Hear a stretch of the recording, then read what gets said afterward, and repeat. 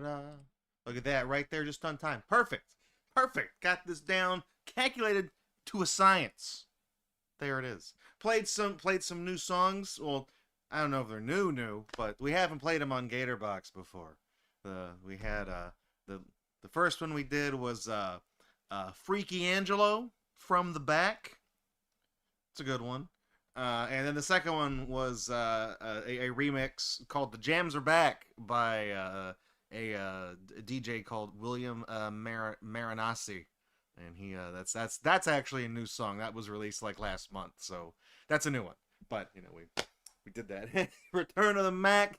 I would have played that one, but we would have got copyright flagged. Now that we're broadcasting to 3 different platforms at a time, I don't really know. I don't really know who gets angrier about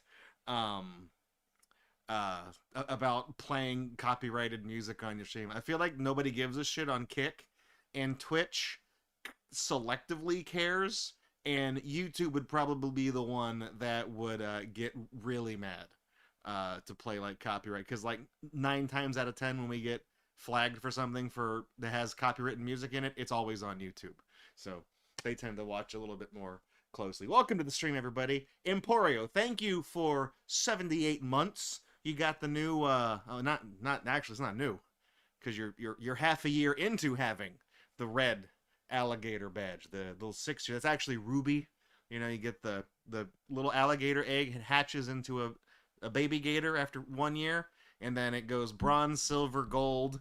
I think like sapphire, ruby, emerald, amethyst, I think is the order. It gets increasingly.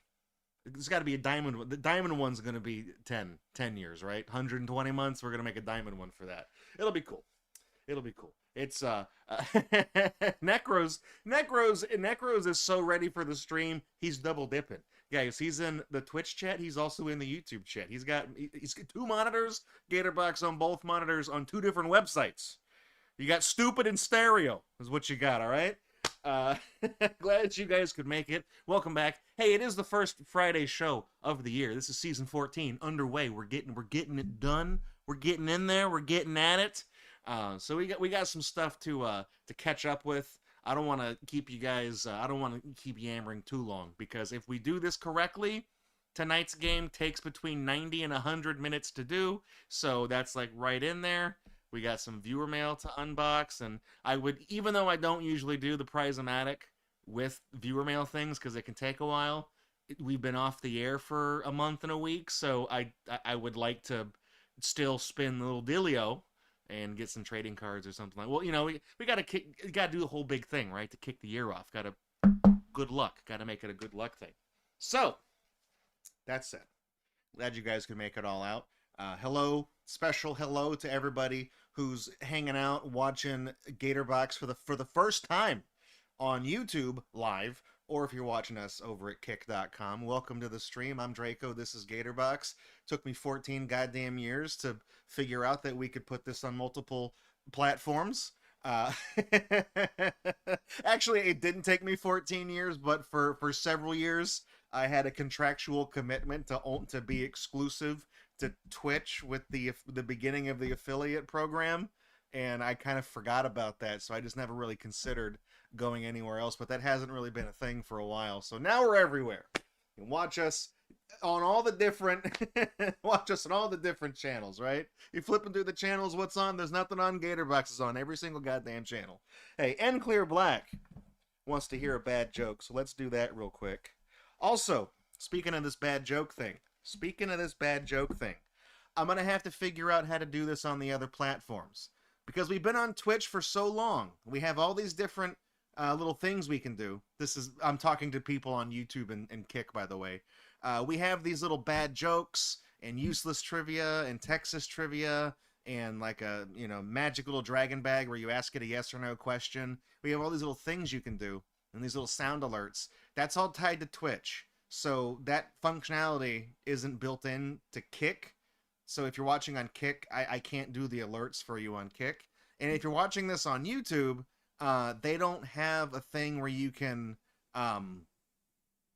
do sound alerts and stuff on YouTube. That's only a Twitch thing. So there's some pros and cons to every platform, but you have my word that if there's something funny that you can do on YouTube and Kick, or there's an alert or something that's specific to those two platforms, I will make every effort to include those with everything else, so that no matter where you watch the show, we can do goofy stuff and make little funny sounds appear and all that. So this whole bad joke thing, this is In Clear Black redeeming his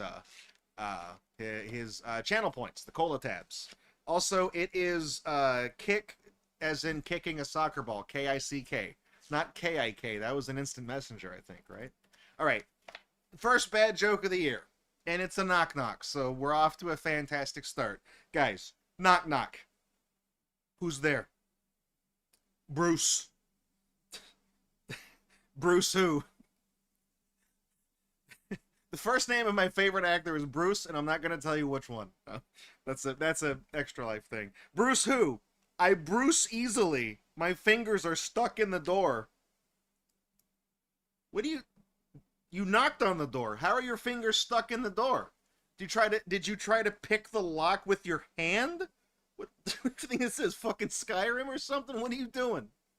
Get your fingers out of my door. It's... There's a lot of Bruces out there, right? You got Bruce Campbell, you got Bruce Willis, you got Bruce Springsteen, you got Bruce, just Bruce, the name of the shark from Jaws. A lot of Bruces out there. You know, there's probably more than that. Zahando was asking the dragon, is it kick or kick? He asked the same question to the dragon. Yeah, Bruce Lee. How could I forget Bruce Lee? The star of the hit kung fu movie My Name Called Bruce. Can't forget him, man. Also, yeah, Zahando, Bruce. He's a stand-up comic, right? He's a big black guy, a big stand-up comic. Bruce Almighty. He's not. That's a character. That's Jim Carrey. That's a movie, but his name is Bruce. Yeah, that's there you go. So Zahando asked, "Is it kick or kick?" And you know what? That's the best possible answer. The Magic Dragon just says, "Sure, why not?" That's definitely understood the question there. Gotta ask it yes or no. All right. So those of you that are new to watching Gatorbox, welcome again. This message is for the folks on YouTube and Kick. Everybody on Twitch you guys have seen this show a million times, exactly 400 times, because actually IMDb hasn't updated yet with all of the 2024 episodes, so I think I've hosted 441 episodes of Gatorbox, only counting the Friday shows. So for the past 441 times, you guys know the pattern by now. But for those of you that are new, I open every stream with a little thing called GatorUnbox. See, that's GatorBox is the channel. That really worked out to our benefit. I didn't think about that ahead of time, being like, oh, we could do GatorUnbox, right? That's a thing. That's just a coincidence, a good one. But I like to open something before the streams. This dates back to the very beginning of this channel, when I used to like open up stupid toys and shit from the dollar store and make fun of them while I was waiting for people to arrive to the stream, because I didn't want to like put on the stream and then immediately go on to the game and start talking about shit, because I figured you got to give people like, 5 or so minutes to show up that you're streaming and come tune in so they can catch up. So I didn't just want to start talking about stuff. So I started opening up stupid toys and movie coupons and things like that. But then there were people who would show up to the stream and they would miss that part, and they'd be like, oh, damn, I missed the unboxing. That's my favorite part. And I'm like, that's just the throwaway part. Why do you even care about that? So now, that's why we play music for 10 minutes before the stream starts, and then I do the unboxing, because that's just part of the show now, and then we play the game. So that's the way it works. So in the off time, from the end of December throughout January and the first 2 days of February, I don't stream in January. I take it off to work on other things and get caught up. So there's been some viewer mail that has showed up to the Gatorbox post office box. We do have a command in chat that will tell you how to send stuff to the stream, but I don't know if Nightbot is working on Kick and YouTube yet. So that said, there should be a link underneath the stream. Like if you look at the profile information that says send stuff to Gatorbox, and it has a little PO box address, that's the information in case Nightbot doesn't work on the channel you're watching on. So we have some stuff that, oh yeah, Zahondo's right. There's been some legendary unboxes in viewer mail. A lot of the stuff that's behind me on the shelves of glory are things that we have unboxed that were just you know, memorable classics. So we did that. So we had something show up over the break, and I honestly thought this was a scam. Well, I don't want to pick it up yet. I honestly thought this was going to be I thought this was a scam. What a lot of you guys like to do is you'll go on like AliExpress and you'll spend, you know, $20 on just stupid bullshit. $20 gets you a lot on AliExpress. And then when it asks for the delivery address, well, y'all just put in the post office box, my post office box, so it shows up at my place, and then I open it on the stream and figure out what the hell y'all's problem is picking the weirdest shit to send me. So this is an AliExpress thing, but I thought it was a scam at first because I got an email about it that I placed an order. And I'm like, I didn't place an order. I thought it was junk at first, but I'm like, I didn't place any orders. Like, what the hell is this? So I opened the email and I looked. I wasn't going to click any links. Rest in peace, low tax. I didn't click those links. But I opened the thing and I'm like, what the hell is this? It confused me because I was like, I didn't buy anything. Is this like a phishing attempt? And then I slowly pieced it together because there was like a name on the order and it's not my name. And I'm not going to repeat that name because I don't want to dox somebody live on the air. I don't want to reveal the power word. And it was their name and it was my address. But when they placed the order, they fucked up and they also put my email address for the Gatorbox show as the email address on the AliExpress order. So when they submitted the order, they paid for it, but I was sent the receipt from the order, which told me what they bought me, and it spoiled it. So that said, let me explain what they bought. They bought me a grappling hook, right? A grappling hook. Sounds pretty cool. Here's the catch, though. It cost them $2.62. Free shipping on the grappling hook. And I clicked onto the link in the receipt to look at the page of the item, and it's just a grappling hook in a white void. There's nothing in the shot to give it like a size reference, and it doesn't say in the title of the page or anywhere else in the description how big it actually is. It's just a picture of a grappling hook, and it's $2 and change. Free shipping. So I'm like, what the? I came to two conclusions. I'm like, it's either a grappling hook, and it's this big.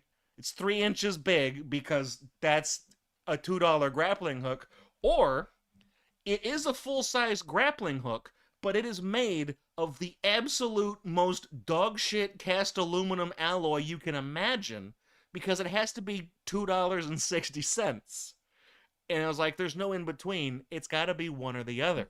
Turns out, it's a 3-inch grappling hook. It's a little one. It's muy pequeño. It's a very tiny little grappling hook. So let's take a look at this little grappling hook. This is I noticed it's got like it has like a little batarang in here, but this is like a part that clips on. It clearly clips on to something. This is, does that come off? There's like a little rubber band here, but it's like hooked in. How do you? Okay.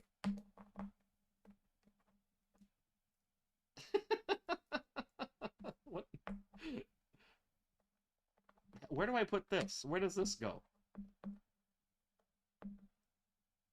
I'm so confused. What? Okay, so you push this down, and then does this go? No, there's like a little notch here.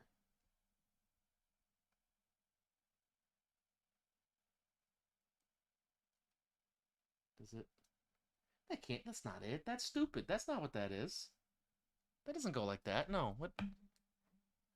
Is Bandramon is asking, is this some kind of BDSM hanger, or is it a grappling hook for your Barbie? It's too big to be a Barbie, but this really, well, it's like a G.I. Joe, like a proper G.I. Joe, original G.I. Joe size toy. But I was trying to think, like, I wouldn't even trust this to hang a birdhouse. You put this in a tree, it just fucking fall off and break. Okay. I feel like I'm missing something very obvious here. Because this is clearly some type of hook. There's like a little, you guys see it on the cola can right there? There's like a little hole here. And I don't know where this part goes. I get the impression that it, like, it clips into the bottom? There's no instructions, by the way. This is... Yeah, cheese toast, if you know what this little bottom piece is used for, please tell me. I have no idea what I'm doing. I don't know where the piece goes.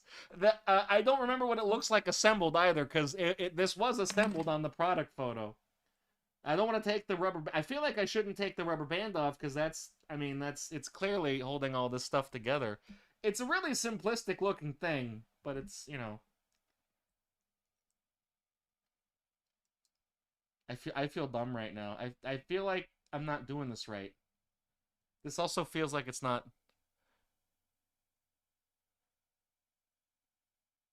The bottom piece goes in the top, so it has a plus shape. That's what I thought. It goes like... But it's like this little notch on the bottom here isn't wide enough to accommodate... Unless... No, that's not... it points down. Yeah. Okay.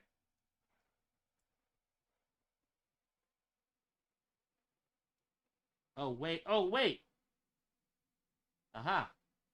There. That's what it is. That's what it looks like. That's what it... Yeah, that's like the little... Oh, this doesn't even... The teeth don't really line up. Who would have thought that a $2 grappling hook from China would be absolute shit? There it is. I mean, it looks cool. It definitely, like, that's the...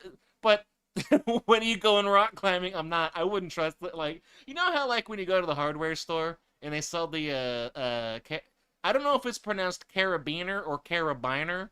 That's one of those words I've only ever read, and I've never heard it pronounced before. But those little, like, clips that you can snap on with the little hook, they're made for your keys. You're not supposed to rock climb with those. And they even tell you they're, like, not meant for rock climbing. It's rated to carry, like, 5 pounds before it'll just deform and break. This is the same thing. But you can see how, like, if you just set this down and you completely remove the background and this is floating in a white void, you can see how, like, it's very easy to lose any frame of reference for how large this thing is. Because when you hear in grappling hook and you see it and it looks like this cool little military Batman thing, you're thinking like, oh yeah, this is the kind you can, like, shoot from a little gun up to the top of a building and, like, climb the side of the bank with. You know, like, oh, it's badass, like a secret spy gadget. But then it's like, that's how big it is. It's a stupid little... I wouldn't trust it for anything. It's neat looking though. You know, maybe I can do like this and hang it off the ceiling fan and put it on the little pull chain for the light for the ceiling fan, so I can just like that.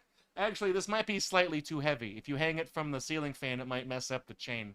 I did that once. I had like a stuffed dragon, like a beanbag, hanging off my ceiling fan when I was in high school or middle school or whatever, and it fucked up the chain because it was heavy enough that it was always pulling down on it. This would probably do the same thing.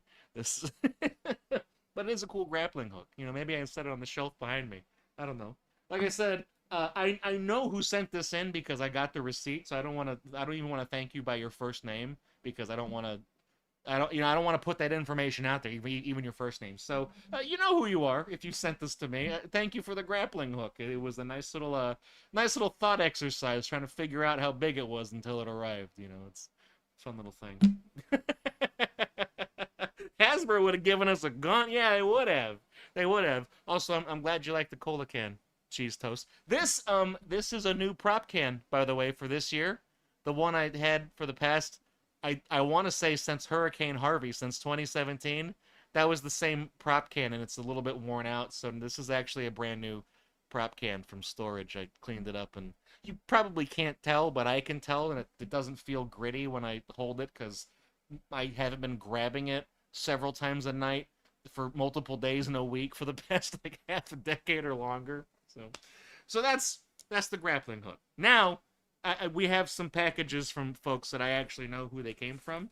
So we have something from Busterkeatonrules, longtime viewer, great guy. It's actually this is a prop can now, but at one point there was actual soda in this. They used to sell this at Walmart. Back in 2014, I started drinking only this on camera as a joke until somebody noticed it, and they were like, "What the hell is what is cola?" And I made up some bullshit about how there are the corporate sponsor for the show, and it doesn't make any sense because this has no actual brand, none. It doesn't exist. Who the fuck makes this? How can they sponsor somebody if they don't make anything? I thought it was funny because this is exactly what it looks like in a TV show when nobody buys the product placement. When Coke and Pepsi won't cut you a check, this is what you put on screen. So that's what you get. And as it turns out, this exact drink has appeared in Better Call Saul and My 600-Pound Life.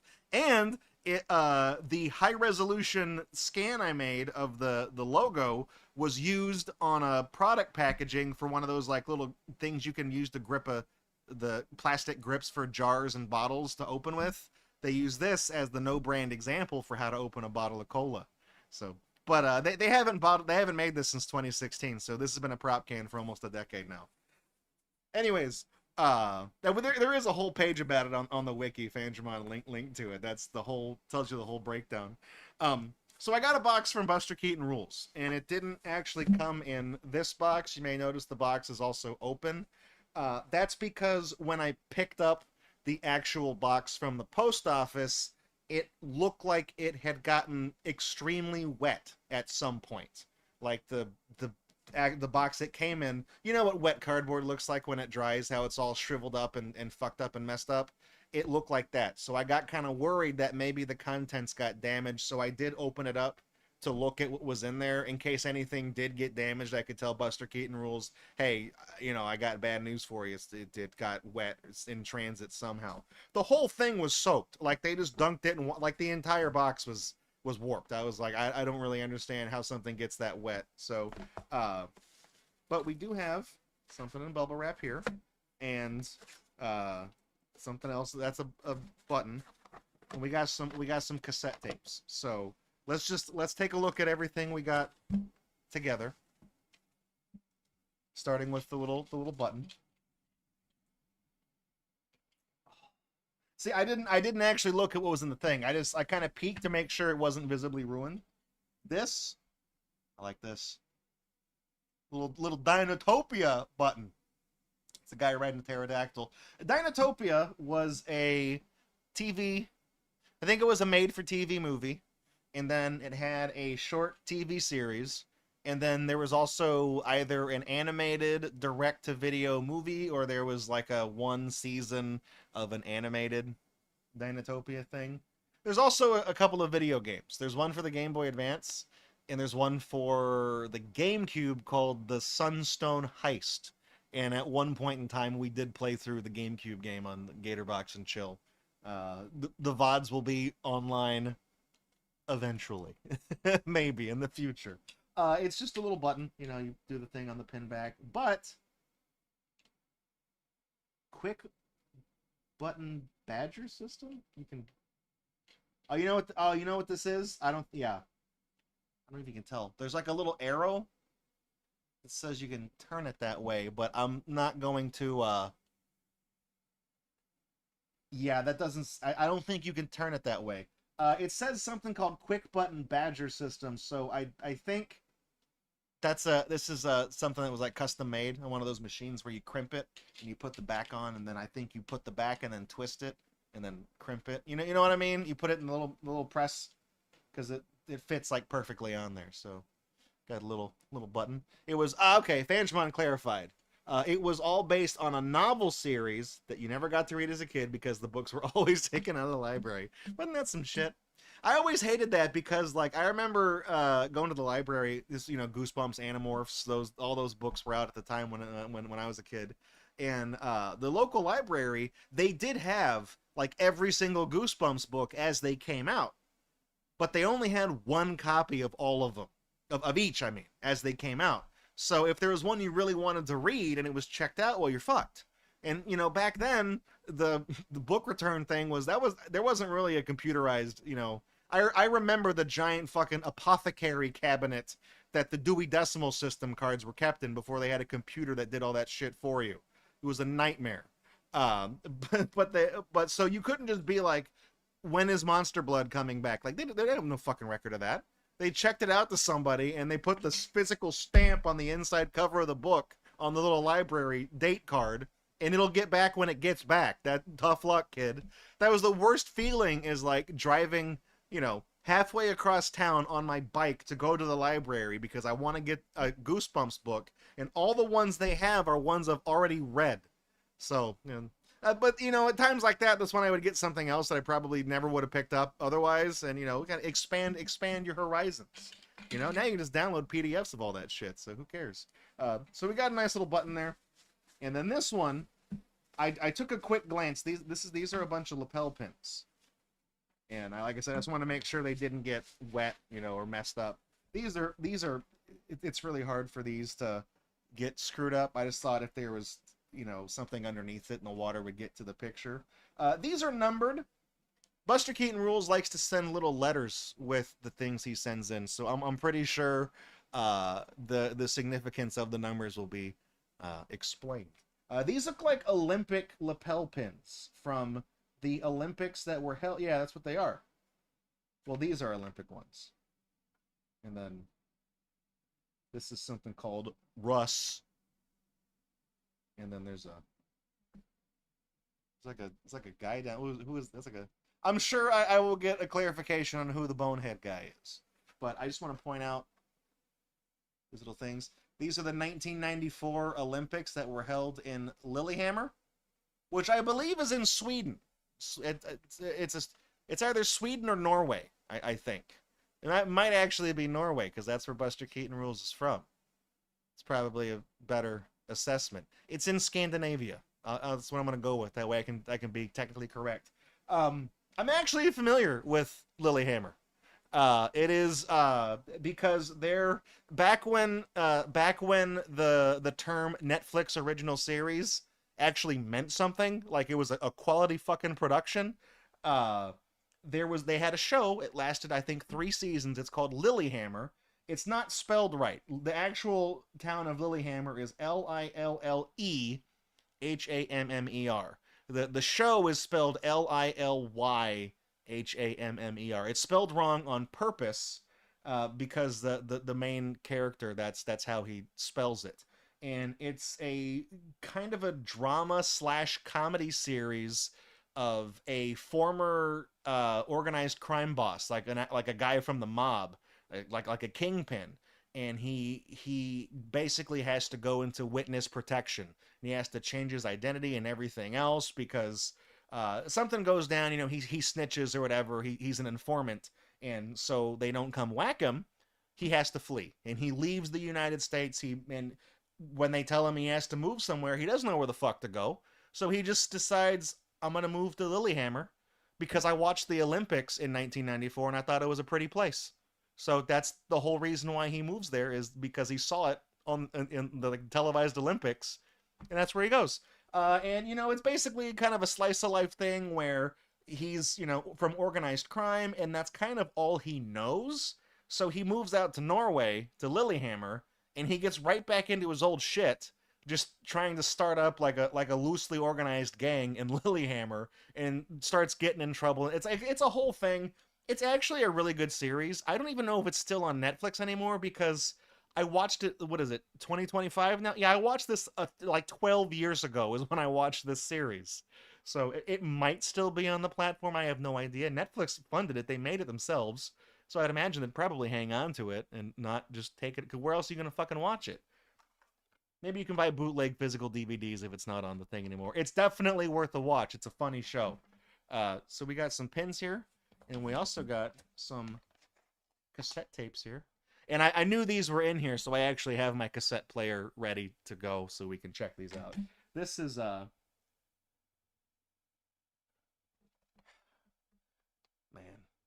what does that say? Vaseline blopper hoppers? I don't know, man.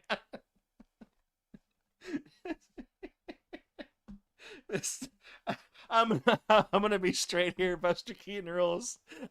I promise I'm not trying to shit on your entire country's culture, but your language looks like lorem ipsum text. It just looks like the type of shit you put down when you got to fill out some paragraphs to see what text is gonna look like on a project before you send it to the printer. That's that's what you got, all right. But yeah, we got some guys playing. They're playing poker or something. What are they playing? I can't really tell what they're doing. They're sitting around a boiler. They're doing shady things, and then we got this here, the same group here. Blah Lish. Look at those guys. Look how cool they are. I can see why they use the. I can I can see why they used the cartoon for the other tape. But these are the things that are in there. Like this, an actual. That's a Phillips tape. Okay, that don't come cheap. You know. I think they still make cassette tapes to this day. We'll take a listen. I like the label on this. This reminds me of that Pex one, that the Prison of Your Mind, that the most famous lost song or whatever it was. This is what that cassette tape looked like. It's a cool one. All right, so we do have a letter. I got a little, and I can definitely tell that the box got wet because you can see the paper is a little it's a little wrinkly. You can see it's kind of. So let's take a look. All right. So okay, I was right. These were sponsor pins. We'll find out who was who, and then I'll show you guys. Greetings from Norway, Draco. long time viewer, first time donator. Put this towards runner's choice. Let's kick cancer's butt. Sometimes I remember that you're into pins and buttons. Sometimes I remember that I've got a small stash of them in a drawer somewhere. Sometimes I remember which drawer. Recently, I happened to remember all these things at once, so here you go. These are mostly from the '94 Olympics, which were held in Norway, to much national fanfare. I am pathologically incapable of even pretending to be into sports, and I still somehow own a load of these things. The top row are sponsor pins from various companies. So we'll go back. I'll show you guys again. So this one, the first one is Hansa, which is a brewery. They make alcohol. This is VG, which stands for Verdensgang, one of Norway's major newspapers. This one, Nidar, a chocolate and candy manufacturer based in Trondheim. The city used to be named Nidaros, which would explain why it's called Nidar. So close to Nidoran. So close to a Pokemon. So 4 and 5 both come from a place called Posten. This is the Norwegian Postal Service. So this one features the little mascots of the post office, and then this one has the Olympic torch on that one. And then of course, you guys know number 6 here. They got the luge right there in the thing. This one is. Uh-oh, hang on. Did the stream get choppy? Let me check.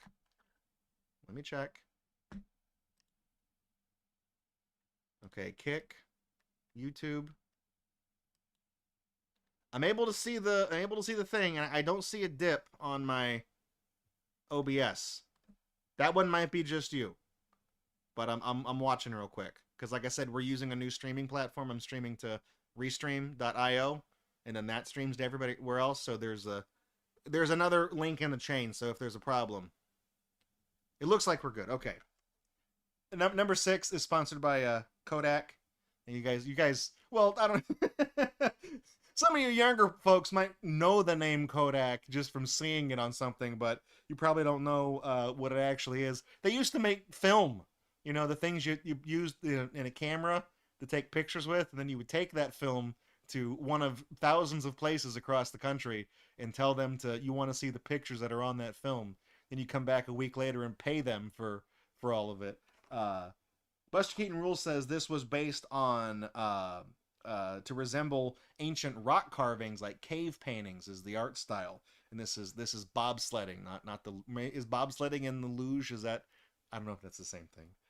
So the ones that are collectively marked number 7 are probably incomplete set, but this is from Statoil, which is a it's an oil company inside Norway. It's a government owned business. So they had all these different medals honoring specific competitors from the Olympics in 1994 that were from Norway. So these people. They look like there's a lot of skiers and skaters.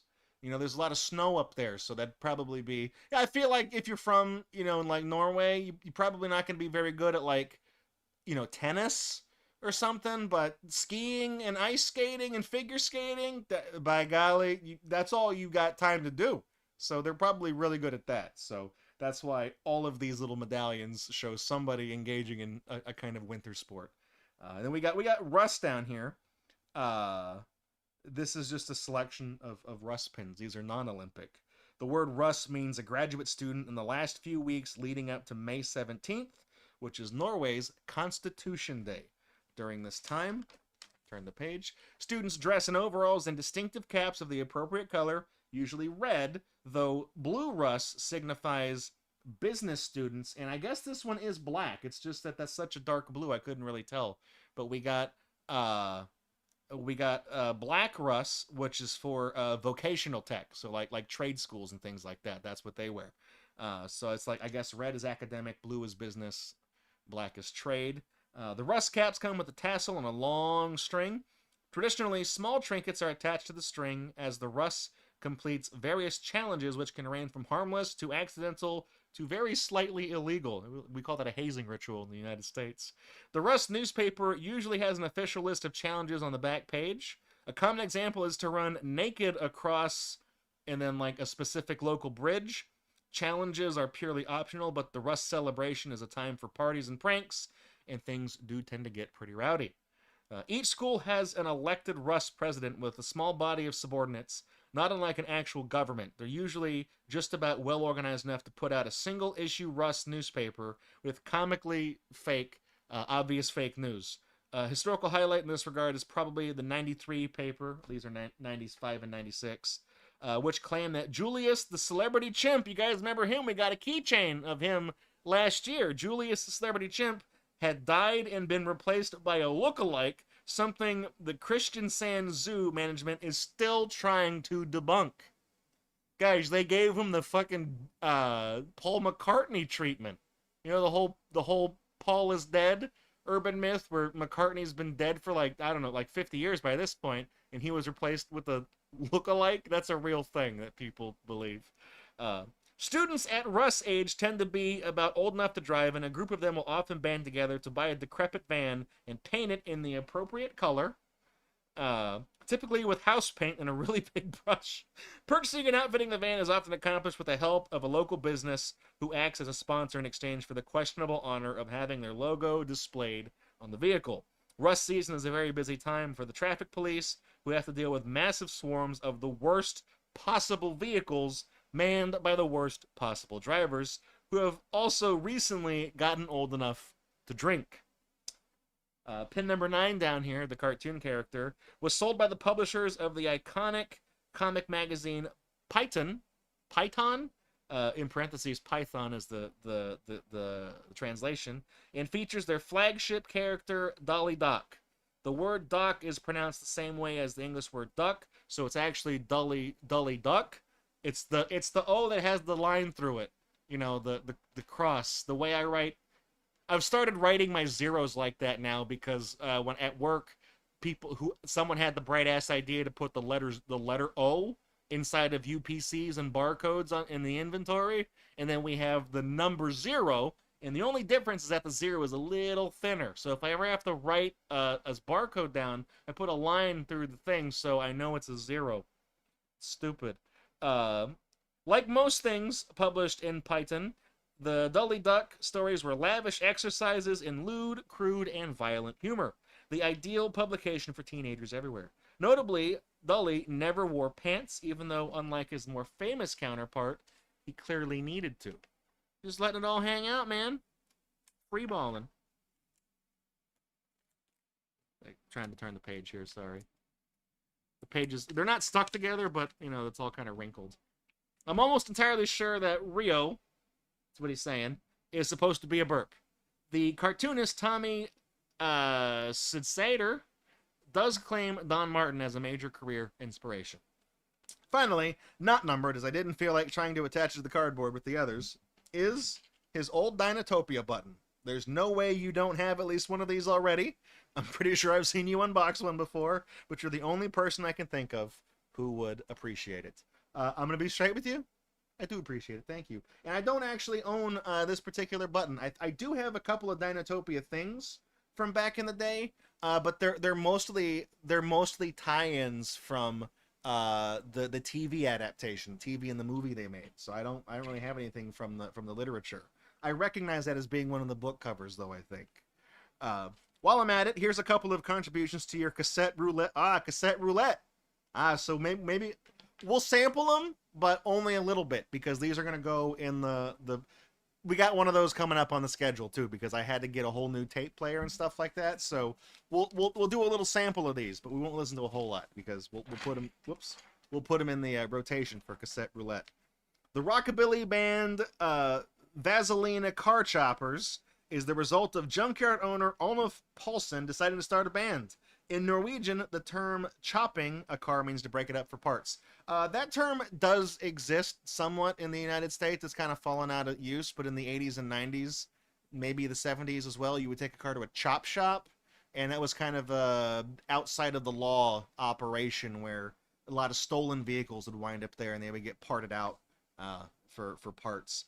From their debut in '79 until their final, so far, breakup concert in 2022, they were constantly at the top of the Norwegian charts. They have appeared in movies and TV shows, notably a very popular Christmas calendar show in 2000.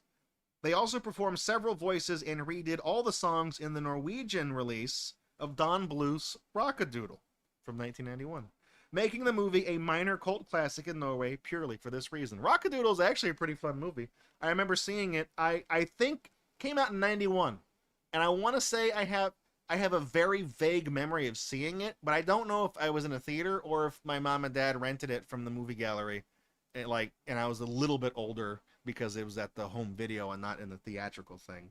I've never seen it since then, though. While they could and did create their own material, they're best known for playing cover versions of iconic American rockabilly songs with comically unrelated Norwegian lyrics. The title song on the album, Blue Lights, is a take on Blue Moon, which has the narrator getting pulled over by the police for drunk driving and having his license confiscated. Five Guys with Wood, that's what that stands for, is a pun on the word friar, which can mean either guys or refer to someone using firewood to heat their house. However, the word ved, wood, does not have the same association in Norwegian that you're probably thinking of. The title song is a Vaselina original. The cover illustration on this album, this one right here, was done by the aforementioned cartoonist Tommy Sidsader, who also created a popular comic featuring caricatures of the band members. That's who's right there. While these stories were occasionally seen in Python, they were mostly intended for slightly more discerning publications and therefore relied less on the gross out factor and more on actual creativity.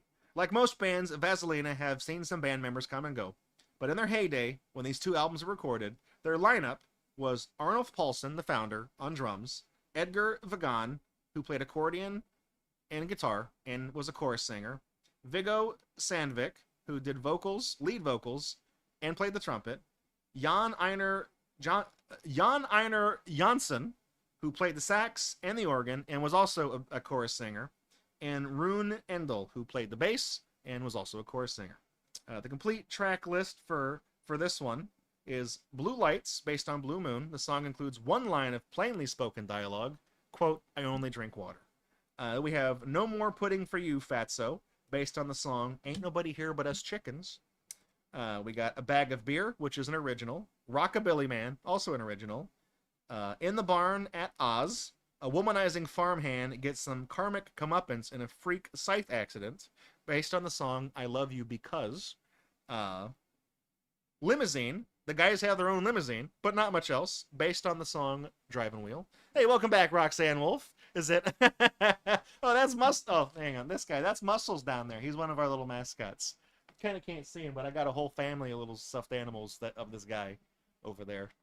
I found him in a charity shop like 13 years ago. He's been part of the stream ever since. Then we have Balls in the Air. The expression normally refers to having several projects going at once, though as the narrator enthusiastically points out, it can also apply to weekends at the nude beach. That is an original song. Got a couple more on this one. The Ring, the narrator reminisces about a long ago date when he was going to propose to a girl, but conveniently lost the ring, based on the song I Just Met a Memory. We had Shiny Myasa? The narrator knows he'll never live down the time he lost his swimming shorts in the lake, based on the song Moody River. Then we have Kiss With Me and Farm in Valdres, which are both original songs, writing it up. We don't officially have any adult artwork of the Muscles alligator, but, you know, it's... I'm not saying it doesn't exist, it's just we kind of can't show that on stream. Then we have the other album. They actually came all the way to Nashville, Tennessee to record this album, he says. We have Five Guys with Wood. That's the titular song. That's an original. Harry Hoover, about the traveling salesman Harry Hoover who sells vacuum cleaners, based on the song Sea Cruise. We have River Perch, based on the song Oh Boy. We have The Pike Comes Tonight, which is the pike is a carnivorous freshwater fish known throughout Scandinavia as the crocodile of the north. The pike, I guess it's a big fish. So it's based on the song The Lion Sleeps Tonight. I sang that when I was in preschool. We have Rolf Paulsen, number 9. This is based on the song Love Potion, number 9, of course.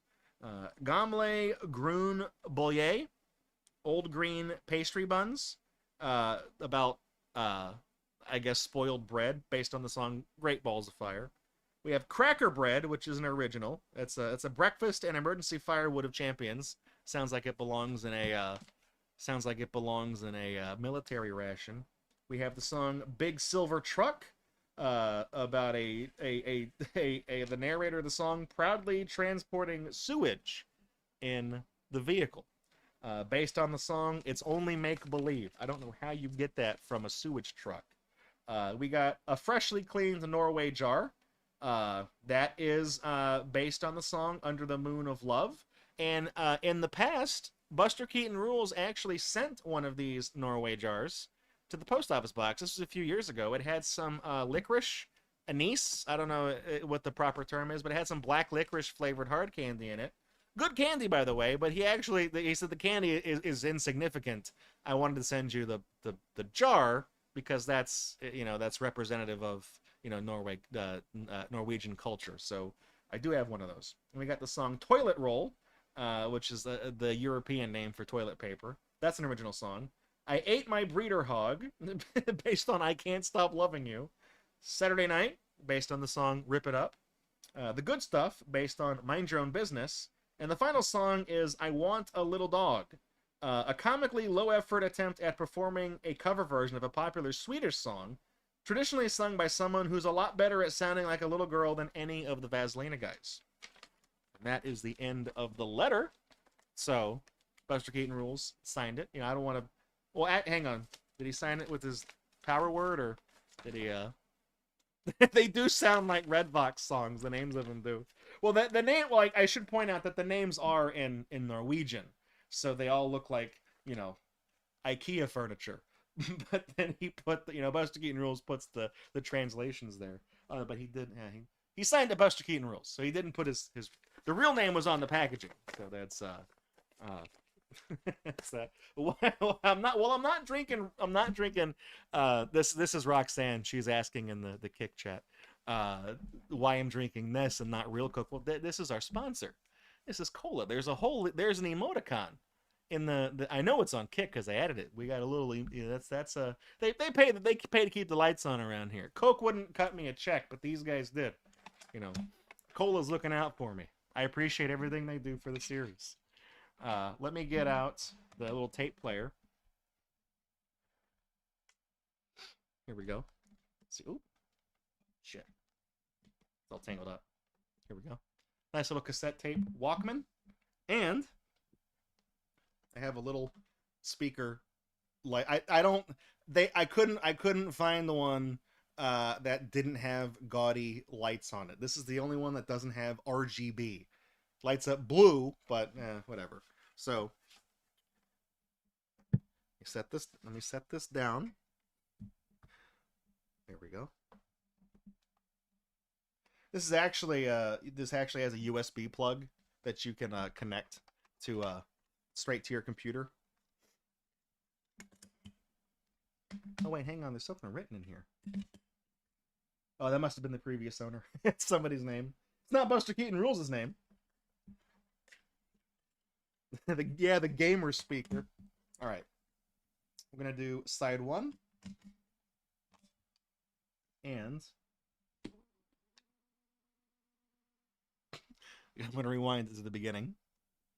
The official Five Nights at Freddy's cookbook. Be still my beating heart. All right, so we're gonna play a little bit of the first song here. This was side 1, actually. I set the letter down. I could tell you exactly what this song was titled again if I get that. So, if I go back to the letter.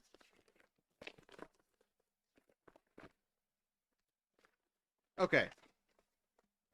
Is this? Yes, this is Blue Lights. This is the titular song. So we'll play a little bit of Blue Lights here. That's my cheap speaker.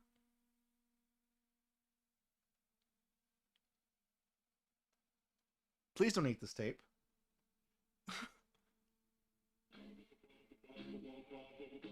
There we go.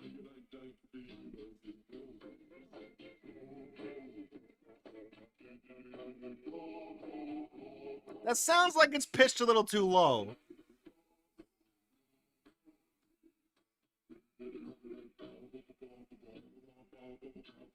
This also is a 40-year-old tape. Yeah, there's some warble there.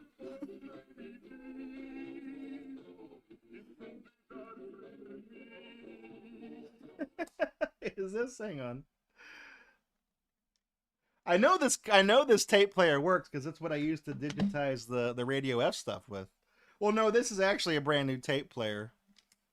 I don't think Let me, I tell you what, there are reasonably new batteries in this, but they are old batteries. Let me smack the tape. I'm not going to smack the tape. Let me get a fresh pair of batteries. I mean, this is a newly manufactured tape player, but it's still junk.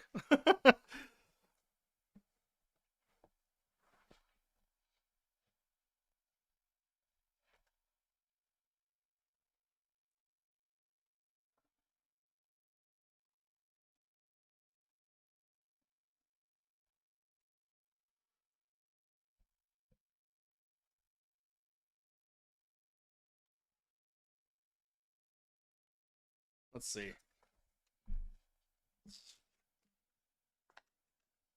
Got some Energizer Ultimate Lithium batteries. These aren't cheap.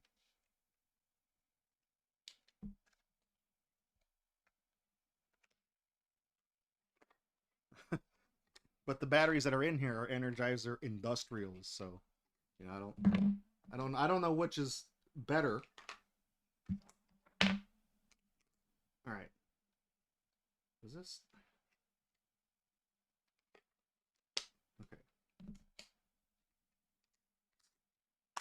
Oh. It helps if I put the tape back in. Let's try it again.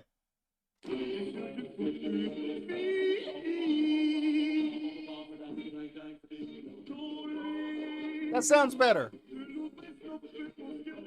I think the batteries were just bad.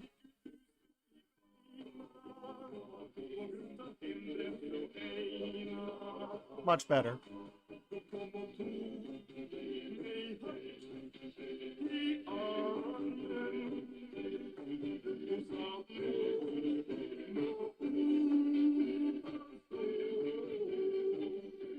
It's not bad. Uh-oh. Is it slowing down again?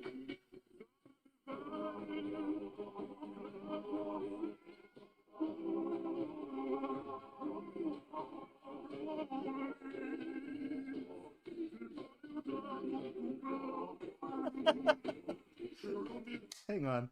Let me see. I have no frame of reference for how this music should sound. That sounds a little off. Let me grab one of my tapes of music that I know what it's supposed to sound like, so I can determine if it's maybe the tape is just old or if it's the cassette player being total shit.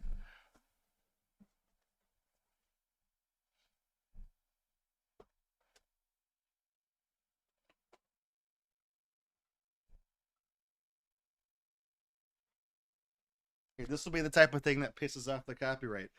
This is the cassette single for Here We Go, Let's Rock and Roll by CNC Music Factory, featuring Freedom Williams and Zelma Davis.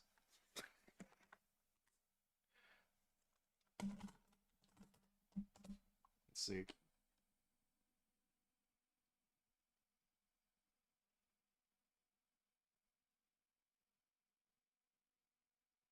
So like I not only do I have this single, I also have like this album and everything like this is from. I can probably just hop into the middle of the song, right? Yeah, that sounds a little weird.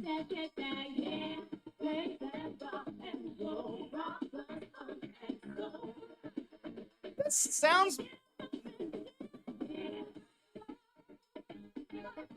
It sounds like it's playing like 7% slower. It does seem like it does sound a little off. But I don't know. It definitely is playing better with the blue batteries in it, not the other one. But let's see if the other tape, you know. It could also, I mean, well, no, I know it is a cheap ass speaker that I'm using, but I want to say that like there I can definitely hear some tape warble on there. So that wouldn't be a artifact of the speaker. That would be either the tape or the player itself. But I did have you know, if you go on Spotify and look up Radio F, the album Blue Spheres, the EP that was uploaded, all the demo recording, that was captured off of this exact player, and it sounded fine. So I don't know, but let's this is Five Guys with Wood. What was the first song on this album?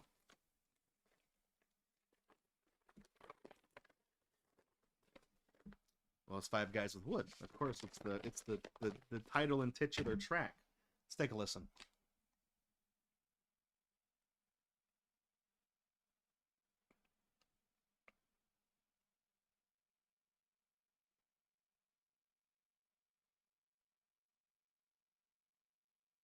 Hang on. Give it a second.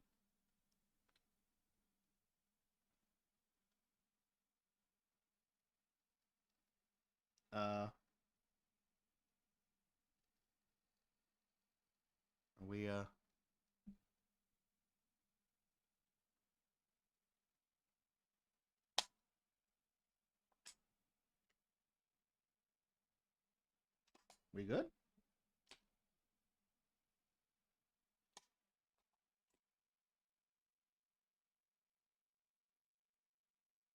Is the I mean, I assume there is something on the tape.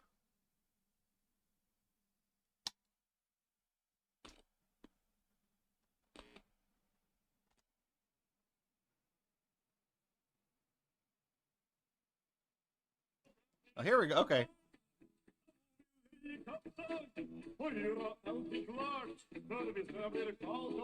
This sounds fine.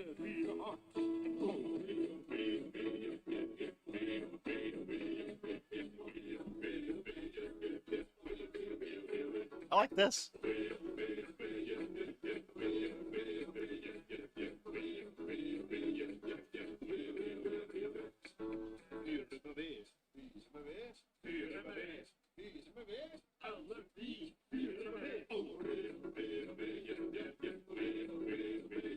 I like it. These guys got charm. They got character.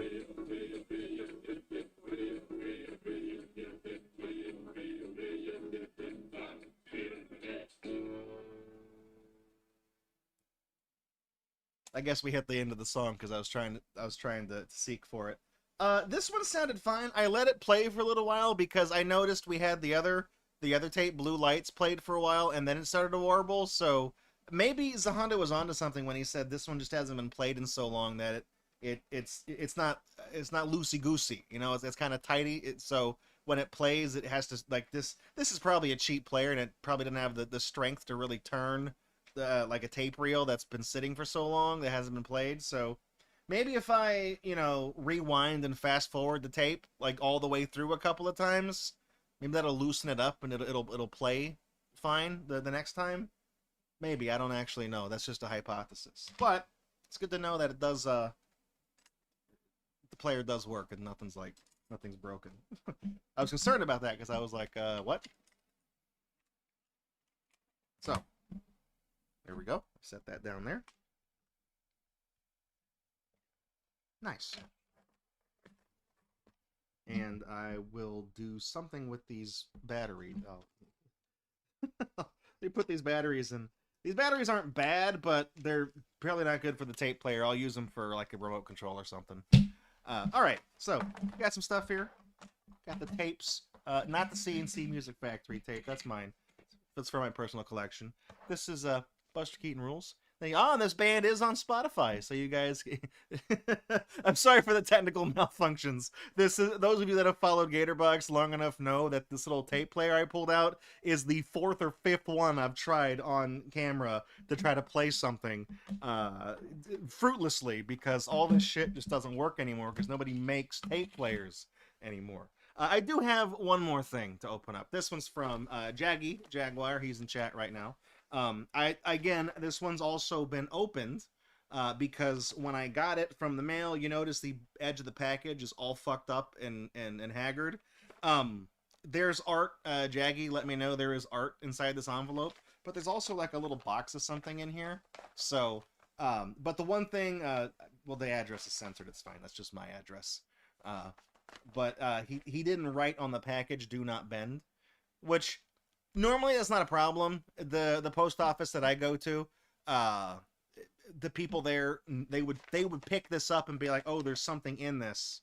I'm not gonna fold it in half and stuff it in the guy's mailbox. We're gonna put the pickup ticket in his mailbox, and he can come in the office and get it."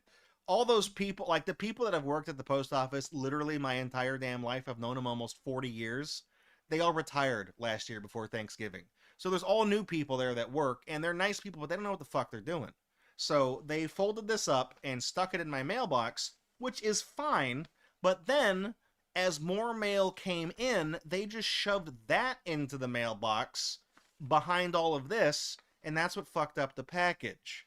So, I got upset about that, because it was, I know what's in this package. So I opened it in the post office when I picked it up because if anything in here was seriously damaged, I was just going to go step inside the office and bitch at them.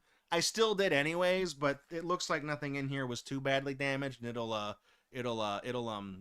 flatten out if I frame it. So I know that this is going to be artwork of Brainy, the alligator. Roxanne Wolf pointed out Muscles down here in the layout. He's actually one of 5 Muscles brothers. I got 4 of them over there. The 5th one is extremely rare. I've only seen 2 of them on eBay, and I didn't win the auctions. So we got one of them. He's wearing a big orange shirt with the University of Florida on the front, and he's called Brainy Gator, right? We got Muscles Gator in the yellow tank top. It says Muscles across the front, and he has a brother, Flex, who has a white tank top. Not the doctor sent that one in. And then I found the Florida Gators one online, the orange one. And then there's another Florida Gators one. He's wearing a navy-colored yarn Letterman jackets. So we got Muscles and Flex, and then the orange shirt one is Brainy. He was the first one. He was the first University of Florida one. He's the smart one. He went to school, right? And then the one in the Letterman is Sporty Gator, or I mean, yes, Muscles Gator. Well, Muscles, Flex Muscles, Brainy Muscles, Sporty Muscles, and then the fifth one is Patriotic Muscles because he's wearing a tank top that says USA. I don't have that one. But the five of them together, they are the Muscles brothers, the Muscles boys, like the Spice Girls, but better. So I know there's artwork of Brainy Gator in this. That's one of Jaggy's favorite. Look at this guy. Look, you know what? It's not, it's not dinged up too bad. It's not dinged up too bad. But check this guy out. No, wait, this is Muscles. The Brainy one is this. There's two pictures in here. This is Muscles. Look at this is really nice. The thing I like the most about this is that this is done traditionally. It's done in, you can see the back. It's like watercolor markers. So I have a, there's nothing wrong with digital art, right? This drawing of Muscles down there, that was done digitally, and it's great. But I have a soft spot for things that are done by hand on paper, and I just want to acknowledge all of the stuff in the background. We got the $5 tasty hot dog. That's Sam Freddy right there, and we've got the little banner here for Extra Life, referencing the charities we do. We've got the autism creature, yippee, yay. And over here on the sign, this is the Extra Life medal here on the corkboard, and then over here, this is the Beppis dog that I painted. It's a painting I did. It's an emote. There's also a sticker you can get, but it's not available for sale yet. But I did a painting of the dog drinking out of the cup, and it's cola in this one, but the painting I did is Beppis. I'm gonna be straight. When I saw the dog at first, I thought this was a painting of the avatar that Null on the Kiwi Farms uses, the owner of the website, because this is literally in the same exact pose as his avatar. That's what I thought it was.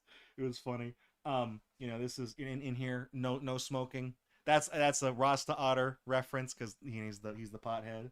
And then down, then he's got the exercise ball, the whey protein to get swole, got some weights down here, the water bottles and all that. But it's I do like all the little references on the wall behind him. I'm gonna set this right here. Like I said, you can see it kind of got where they folded the envelope to stuff it in my mailbox. You can see how it's bent on one side, and then the bottom edge right here is kind of jagged because they stuck stuff in behind it. But if I put it in a frame, it'll lay flat. It'll eventually just be flat from being behind the glass for so long. There's another one in here.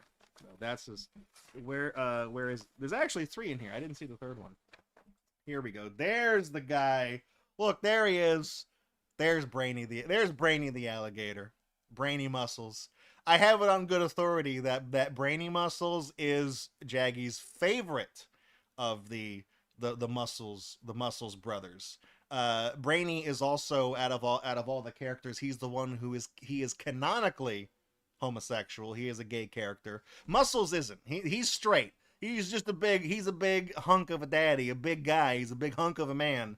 But he's straight. But Brainy, he does play for the same team. So this is one of the, like I said, we have so many mascots. They got something for everybody, right? You can identify with all of them. And yeah, he went to school. He's got the Florida Gators get up going. I didn't realize there was two Florida Gators ones, so it kind of messed up the thing because I'm like, oh shit, there's two smart ones. But the other one has a Letterman jacket, so that way, he has a Letterman because he's clearly good at sports. Maybe he sucks academically, but Brainy Gator, he doesn't have a Letterman. He's got his books with him. He knows how to program. So I don't know. He's going to business administration. He's got a whole degree going. The other guy, with the Letterman, that's why he's Sporty Gator, Sporty Muscles. I got every heart is a different color of the 6-color rainbow there. And then so he signed it on the back. I was I was worried if I flipped it over, he would have written his actual name. It does say Jaggy on the back though. But this, yeah, I said I'm gonna make it high res scans of these. So if I want to use them on one of the layouts and stuff like that, I'll be able to have the artwork. But then I'm gonna put this behind glass. There is one more though that I didn't see this one when I checked in the post office. Guys, it's Rasta otter, legalize it. This is you can it's hanging just out of, you can see it on the other camera angle, but we got there's a watercolor marker drawing of Rasta otter up there that Jaggy did, and he's got a lot of pizzas in that one too. But this is the guy right here wearing the Rasta hat, the trademark hat. I actually have a really big stuffed otter that one of my colleagues was supposed to be knitting me a big hat for it, but she kind of dropped the ball on that, and she's had like 2 months to do it, and she hasn't done it. So I was gonna have him for the stream tonight, but the hat's not ready, so whatever. But I like this little headshot here. This is like, you know, we could turn this into an emote because this is just like the little head. You know, we could make a little emote out of this one. I like that. Jaggy is a tremendous artist, by the way. He's very talented. I mean, he started watching GatorBox like right when he was like 18 years old. So he's like one of the youngest folks here, and he's already very, very skilled as an artist. Like he sent me this one of all the characters. This is from 2.5 years ago of everybody on the main cast playing games on the couch together. And just in the span between having done that and having done these, like his art is, it's like stocks. That's always going up. It's always good. We also got 2 things in here that he sent in. This one is a Jurassic World Minis blind bag. This one I am going to. You were under 18 when you started watching. That's fine. We don't really do adult pornographic stuff on the stream, so it's fine. We just cuss a lot, so it's nothing you won't hear on South Park, I guess. This is a Series 3 of the Jurassic World Minis. This box definitely kind of got squished in the mail. This one, I'm gonna hang on to this for another unbox, because you know, whenever like Fandramon, whenever you guys send me the little blind bags, if there's multiple in there, I'll open up one of them. But if I only get the one, I hang on to it and they go in the Prizomatic. Or this one I'll probably specifically open. I don't want to put it in the Prizomatic because there's no guarantee we'll ever land on it, and it might just sit there forever. So we'll bring this one back out and open it up proper. And then we also have these little. Oh, this is a pen. I looked at the top. I thought it was a decorative like an earbud, like headphones. He's got books. He's reading Dino Facts. I almost want to say I recognize the company that makes this, but on the back it says Oliver Smith and Company. Oliver and Company? It's like I'm getting left at the movie theater again. Take a look at this pen. Man, they really didn't want you stealing this. This is... These aren't even like the plastic ones they use to attach price tags to clothes with. This is, you know what, can I just... there you go. Work smarter, not harder. I feel like this was like bound in there so you can't steal it, but I would just easily defeat it by going yoink. There it is, see? Shoplifting tips with Draco. On the side it says books. Oh, hang on. Books are dynamite. And you... Oh, it's a clicker. There you go. Yeah, it's a pen. Look at that. It writes. You can keep this at my desk, either here or at work. We actually have a replica of the Kickstarter pen from Your Level Sucks that I usually write with, but this goes in the pen box pile. Hang on, oh, there's a letter in the thing too. Oh wait, no. What is this? Oh, guys. I think it goes this way. It's the NES. It's the Pixel NES. It's one of the bit badges for the channel. It's the green one. They come in all the different colors to match the different levels of Twitch bits. I didn't know you made little perler stuff too, Jaggy. This is really cool. This is, you know what? Do I still have it? Where'd I put it? Oh, you know what? I moved it into my editing office. But for the longest time, we actually had a perler of the original GatorBox logo up on the thing. One of our first original fans on the channel, Mose Delphox, he made a square part. We used to, back when square avatars were still a thing. The Gatorbox icon was a square that had a little jagged line in the middle for teeth, and it had eyes, and it was like an alligator face, but it was a square alligator face. It's a box. It's a gator box. And it was a square avatar, so it worked. And he made a perler of that logo. But we don't use that logo anymore because everything is circles now. So now it's the picture of Ness on a cardboard box texture. So it's still gator box, the texture. You know. I'm trying. I'm trying to make the reference there. But this is one of the pixel ones you get when you donate enough bits in the channel. I can also point out these have also been recycled on YouTube, on the YouTube channel. I know they have a membership function on YouTube, which is like it's like Twitch subscription. It's the paid thing where you get emoticons to use in the chat and all that stuff. The membership badges are actually the little pixel nesses. It's these that escalate in color to match with how long you've been a member on the channel. So if you want one of these on YouTube, I don't know how many months you have to be to get the green one, but if you want them on Twitch, you got to open up that wallet and start donating those Twitch pennies. You'll get it eventually. I don't know the threshold for either one. It's been so long, but and there's also a letter. So let me get the letter. This one's handwritten. Very special. Here we go.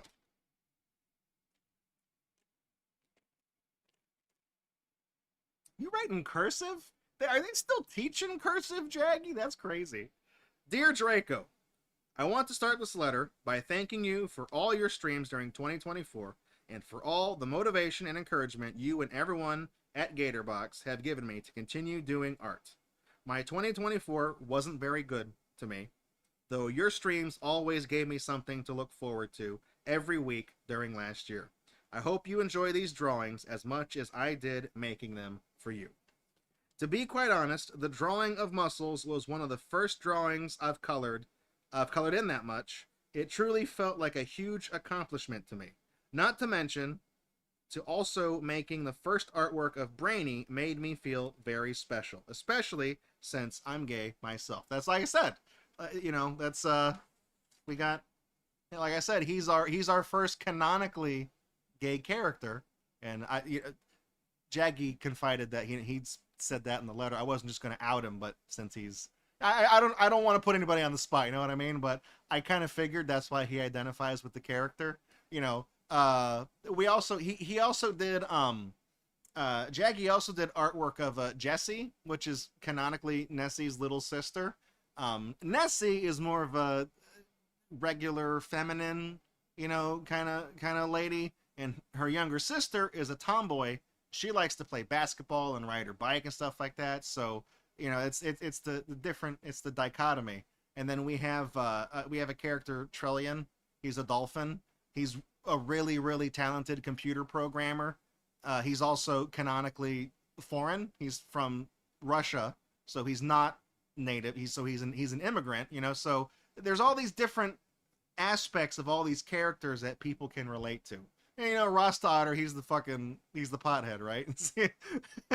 Muscles Gator is the big gym bro. He's health conscious. He likes to work out and focus on himself. Like I said, there's all these different things that you can see yourself in all these characters. And I kind of wanted to make that because I feel like it's nice to have a character that like you can see yourself in, that you can identify with them and be like, yeah, he's me. That's me. I'm like that guy. Or, well, we have female characters too. I'm like them. I'm like that person.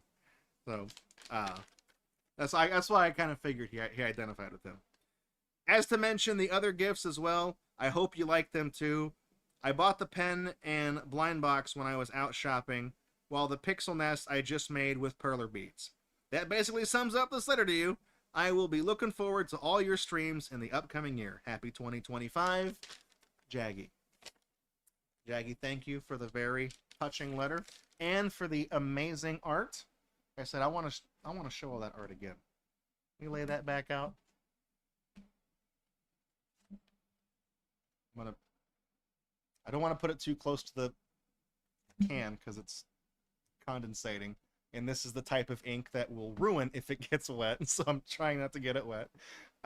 This is fantastic stuff. Like this whole thing, like you see out here, this is just on a white background, but this whole thing is colored in.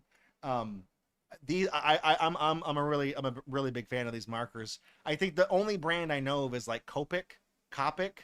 I don't know how it's pronounced. Again, one of those words I've only ever read, never heard. But there's other brands of it. I don't know which ones to use. It's kind of like for me when I do traditional media, I use Prismacolor, the pencils. They also make markers. That's why I specified pencils. But these are like the watercolor markers. Like I said, it's a different medium than what I use, but I still respect the technical aptitude required to be able to do something like this, because I'm not gonna shit on digital art. It's you have to be just as talented to make this as these over here. But you know, when you draw digitally, there is an undo button. Technically, there is an undo button on physical stuff too. It's called an eraser, but if you push too hard on the pencil, you fucked it up, and you really can't. You can only undo so much. So, like I said, I'm really big on traditional media. So I am going to set these carefully aside, away from everything else, so that because they already got bent up. So I'm gonna get frames for them, and then put them in the frame, and they'll flatten them out. So they'll hopefully be in there good and nice. So I guess we can put some of the stuff back up. Not CNC Music Factory though. That's mine. So we kind of went a little bit long on this. I'm sorry. We'll get into tonight's game, but I just want to say thank you again to Busterkeatonrules and Jaggy for sending in all this cool stuff, and the anonymous benefactor who sent in the little grappling hook thing.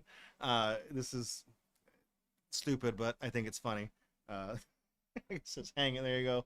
Ceiling fan hanger.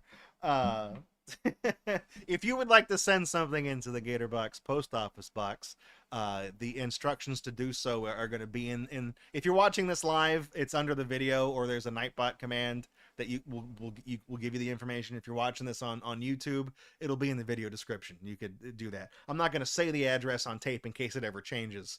I have to go back and fix all these damn videos, so it's just easier to put it in text. We'll do that. I do have more viewer mail. Somebody did one of those, like I mentioned, from AliExpress, when you guys will just put like 20 or 30 bucks worth of crap and then send it to me. Somebody did that because I got a bunch of stuff at the tail end of January, separate from this grappling hook. And I know it's a different order because I only got the receipt from this one, because one person just spent $2 and sent me this. So also, I want to say I think I've figured out who's been doing the routine, the big AliExpress hauls. I think I figured out who's been doing that, because you flash your hand on a completely different website that I also read. So I'll get into that when we do those. I don't know if we're going to unbox that stuff next week, or if we'll do it, save it and not do back-to-back viewer mails or whatever. So we'll see about that. But thank you for sending in all the cool stuff. I appreciate it. I love you guys. I love that. I mean, honestly, you guys can send me dumb shit like this. This is fine. I feel okay to just make fun of this, because I know you sent me this to make fun of it, because it's a $2 crappy, it's a crappy Chinese grappling hook thing that didn't even tell you how big it was. But I also really appreciate like the personal letters and things like that. Like when Busterkeatonrules sends stuff from his side of the globe, and tells me the significance of these guys that look like the fabulous Thunderbirds, but from a parallel universe. You know what I mean?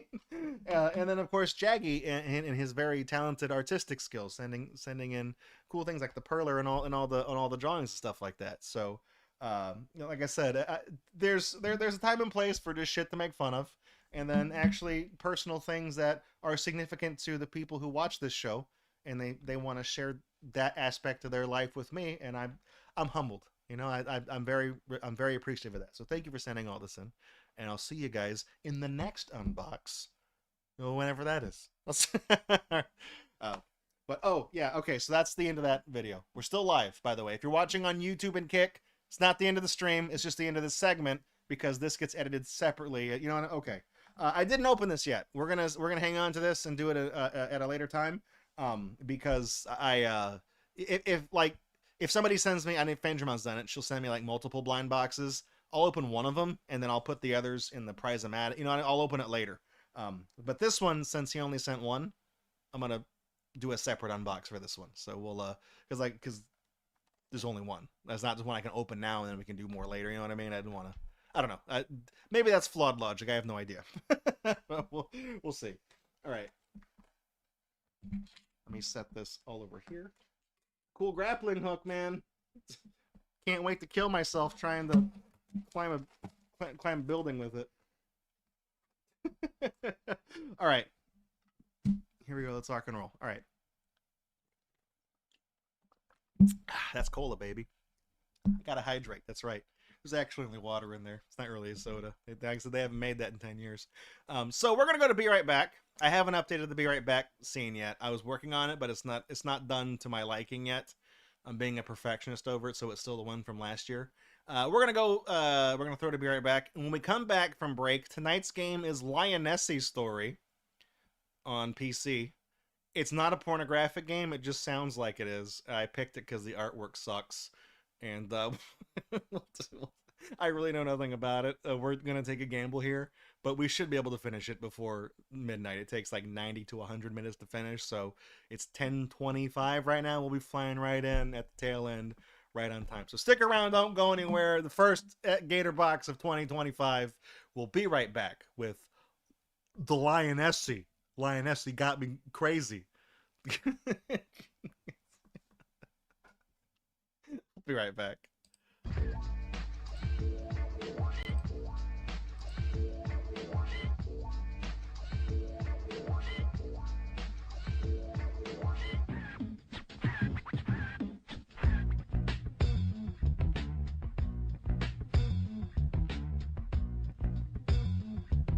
didn't turn my sign on.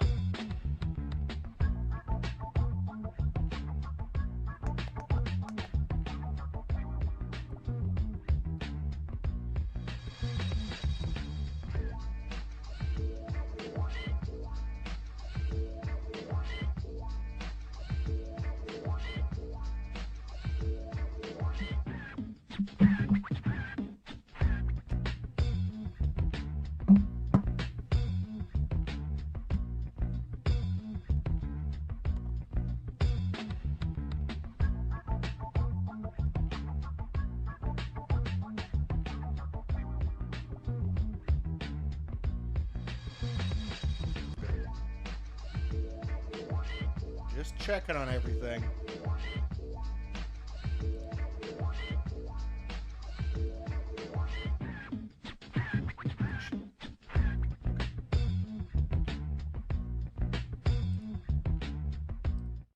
There we go.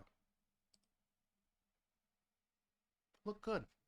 I look good. Look at that. Ah, bellissimo. Guys, welcome back to GatorBox. I'm your host Draco. Now you can see me dead on. It's the first Friday show of 2025. We're back on the air. A lot of stuff to kind of, get through before we get into tonight's game. Got to say a few special thanks. First and foremost, thank you to my uncle who got me the Please Tread on Me shirt, the snake in BDSM gear with the ball gag in her mouth. Like the Don't Tread on Me flag. There's only 2 iterations of this stupid flag that I like. I like this one, where the snake is, like, bound and gagged and says, please tread on me. I think it's funny. I'm not into that, but I think it's funny. The other one I like is just the yellow, and it has and it says, don't underneath it. I like that one, too. It's, no step on snack. Funny, classic phrase, but I feel like this one and then don't are, the simplified version, the you know what I mean? I can't really explain all of the levels as to why don't is funny. It just is. And then this one's funny because I have a porn addiction, That's the punchline is I watch porn. Hopefully everyone's doing good tonight. So like I said, this was a gift, and then also I mentioned it Wednesday when we did a chill stream Wednesday to kind of test all this new stuff out. I want to go through that real quick for those of y'all that are tuning in now because it's the debut of the season. You notice I got a new microphone here. It is on the mount upside down because I flipped it and I plugged it in. It worked. I don't care that it's upside down. it's just gonna be like that, and it's gonna piss off. I guarantee this is gonna piss off somebody because it's upside down, and somebody's gonna see that and be like, Draco, fix your fucking mic. No. You notice the one we had, I used to have a Blue Yeti, the Snow Globe, the condenser mic. I used to have that. I bought that back in like 2014, a decade ago. And the past, I don't know, year and a half, it started getting really crackly, and the audio quality really started going downhill, started going to shit. I guess it's just because it's old. I took impeccable care of that microphone. I had a dust, I don't have it here, but I had a little dust cover I put on it when I wasn't using it. I never knocked it over. I never dropped it. I took great care of it. And it just started, I guess, through using it constantly for the past 10 years. It finally just deteriorated and stopped working. So Just LSD, one of our inductees into the Gatorbox Hall of Fame, he hooked me up with this new microphone and the interface that it goes with, and the XLR cable. It's a real deal. It also has the 1/4-inch jack for headphones that you can use to, actually, like, if you want to record with it and you can hear yourself as like monitors. It does that too. Of course, I'm not using that feature right now, but it's there if I want it. He gave me that. He also gave me a new video card that I'm gonna drop into my editing computer. So I've got that, and I've also got some new parts to upgrade that computer just over the weekend. But Just LST hooked me up with this, so I'm really appreciative of that. Thank you very much. I also mentioned, obviously, at the beginning of the stream, you might be watching us on YouTube or Kick right now, because in the off season, I partnered with Restream.io, and now we're on Twitch, as we always have been, but the official Gatorbox YouTube channel is now being live streamed to, and we also have a presence on Kick. Originally, it was going to be Twitch, YouTube, and Facebook, but the plan that Restream worked out with me, the one that the introductory one, doesn't include Facebook as a connectable source. So I just dropped Facebook in exchange for Kick. Kick is one of those things. It's a website that kind of has kind of a reputation. I'm fine with it. I'm not planning on doing anything based or whatever. But I looked at Kick, and it seems like most of the categories are dead except for like Fortnite and gambling and stuff like that. Their retro games category that we normally stream to has like 100 people at most watching it at peak hours. There's not really a lot of people there. For comparison, Twitch has like 8,500 to 10,000 watching on retro at any given time, so it's much smaller. But I figure, it is better than Rumble. But I figure that's an opportunity. If we can succeed and put out the same kind of great show that we're watching, that we've done on Twitch this whole time, and do that on Kick, we might get a small following on Kick. We have someone who comes in chat. She's been here both the times we've streamed. I say she because their screen name is Roxanne Wolf, and I know that's the character from Five Nights at Freddy's. But I don't know if the person behind the account is female. I just know the character is, so I kind of mentally am just defaulting to that. Could be a guy. Yeah, I'm talking about you, Roxanne. She's watching on Kick. I can see in chat every time she says something in chat, it's got a K next to it. She's in Kick. So it's like, we've streamed twice on Kick. She's been here both times. Thank you for the follow, by the way. The notifications from Kick, Streamlabs doesn't play nicely with Kick, so if you follow, you're a dude who's really like FNAF. Gotcha. Well, you picked a good one. I'm more of a Montgomery Gator type of guy. I don't know if you can tell. I don't know if that gave it away. I don't know. Wonder if he owns a flea market. Assigned female by username. Yeah, that's what it was. AFAC. AFAC. Or no, AFAU. AFAU. I don't know. That's a new acronym. But yeah, like I said, we've just started on Kick. We've already got some folks watching on Kick, so that's fine. Like I said, we always have a dozen and a half or so people on Twitch. If we get those, if that many people watch on Kick, we'll be #1 in the retro category. Like I said, it's not really about numbers to me, but I would like to have more people to hang out with that we can shit post with and goof off with and stuff like that. So, the more the merrier. I can see all your messages, but you guys can't see each other, so it's kind of confusing. So, but that's what we're doing. So thank you, Restream, for letting me onto your platform and working out a year-long little deal with me. to kind of see how it goes. I appreciate it. Rocker, thank you for the. There you go. It worked the second time. Thank you. 50 months, halfway to 100, baby. And 100 is not an annual thing. That would be 108 because that'd be 9 years. So 100 is just whatever. But thank you for 50 months. I appreciate it. I hope you're doing well, Rocker. Appreciate it. Thank you very much. Got the Bezos blaster. That gun is dead. I tried to fix it. Here.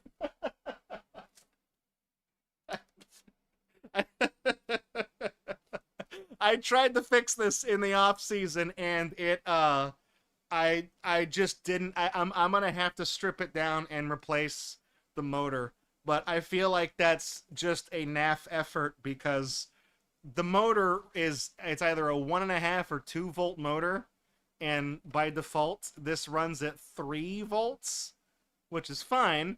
But I stuck a 6 volt flashlight battery on the back of this thing, and that is possibly tripling the voltage. You can double the voltage of a motor and get away with it if you only use it for like short spurts of time. They do it in BattleBots all the time. Tripling the voltage of a motor, though, not a good idea. It's not a good idea. That will cook it really fast. Like literally just turning it on will cook it.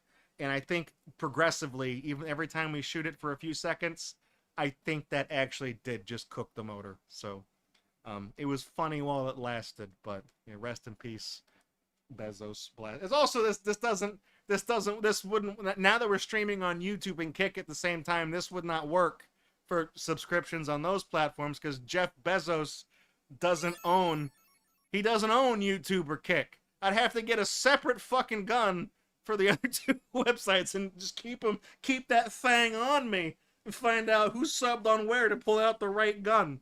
It's a problem now. Necros, thank you for 79 months. Emporio subbed earlier in the stream. They're tied for longest tenured subscriber. Thank you very much. I appreciate it. You just need to make pop off the face, slap a new face on, pop off, whatever. I don't even know who owns YouTube. Who is it? Still that woman, Susan Wojak? Wojak? No, Wojak is the meme. I don't know what her fucking name is. You guys know who I'm talking about. Whatever. But the gun is dead. I'm sorry. I gotta get the bit sign back out or something. I don't know. It was fun while it lasted. Lasted like 2.5 years. So, oh wait, Susan, the Susan woman, she's dead. I don't know. I don't know if that's a good or a bad thing. Am I supposed to be happy with that news? I don't know. Well, if she's dead, then yes, somebody else would. Oh, she died a few years ago. Shows how much I pay attention. I don't actually know. Susan, I'm sorry. You had a good run.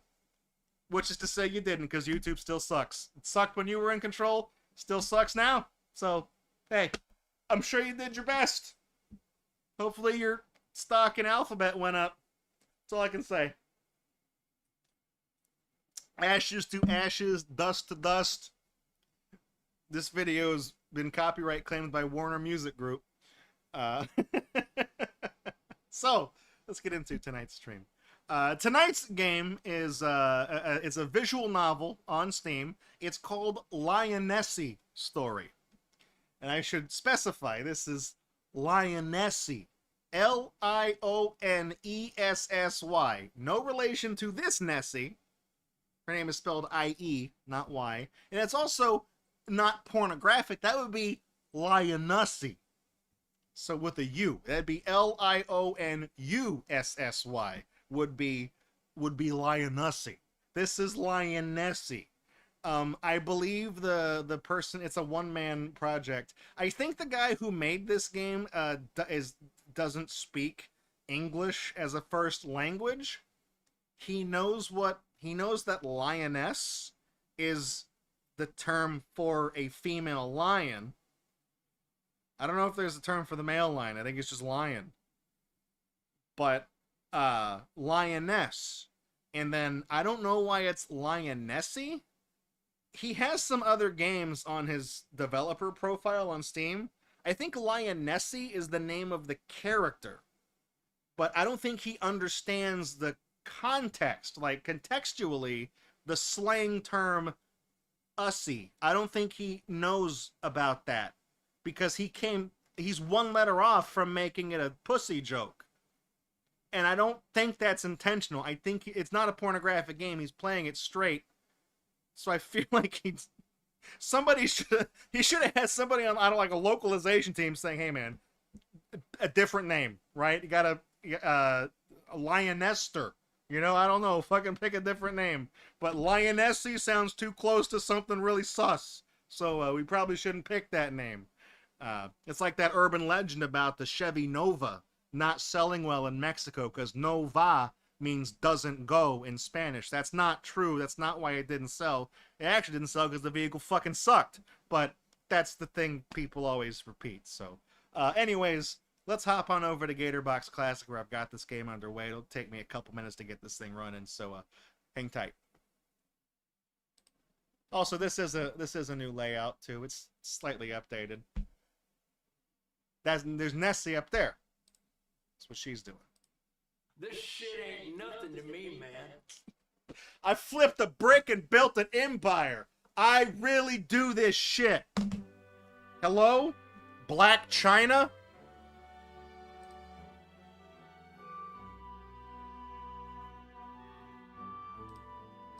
It's free real estate.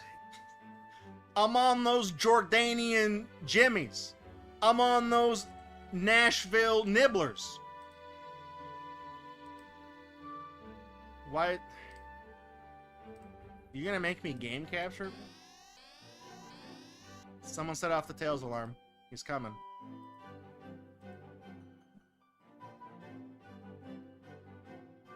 I know you guys can't see it. Just hang tight. Trying to figure out which of these,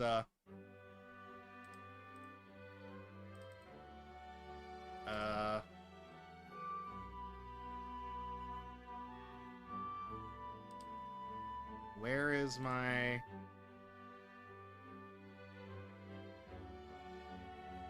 What could possibly go wrong? You know, I don't know, Bubsy.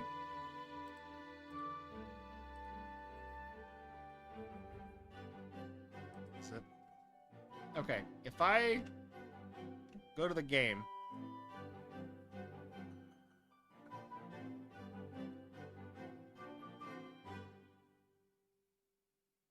No, it's not on the...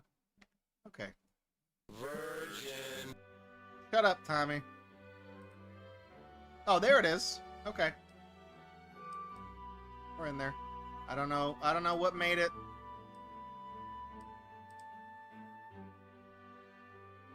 Do I crop off the... Hang on. Let me look at the screenshots. Are there screenshots of this game?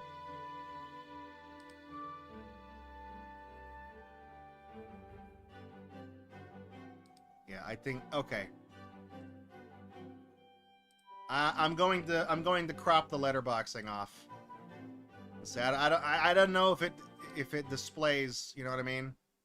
The title screen is 4:3, but I don't know if like the whole game is like that, you know what I mean? Let's see.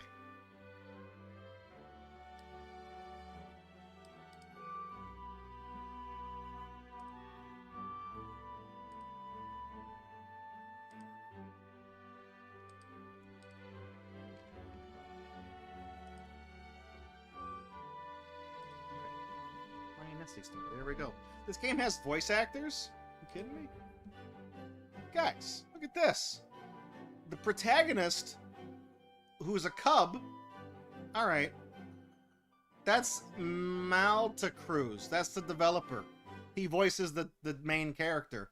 I'm gonna say this is probably an innocent thing, but anytime I see the word cub, like, nowadays, there's a negative connotation with that word.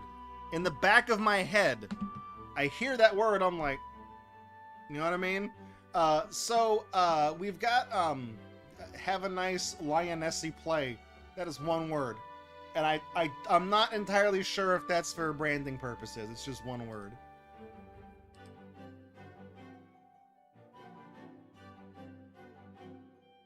Could you guys see the... When I brought up the voice actor...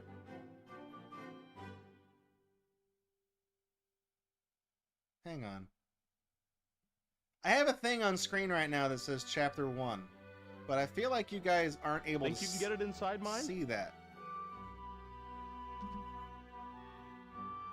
I have a hunch this isn't capturing correctly. I feel like this is one of those games that, like, when it's not the active window, it just fucks up. So let me I can fix this. We're gonna go to full screen capture.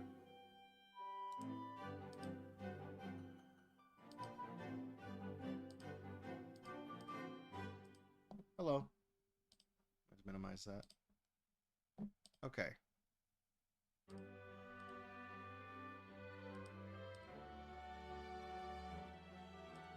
Let me see if that works. If I switch over, it should just say Chapter 1 now, right?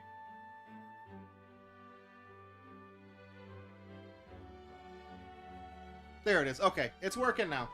It's working now.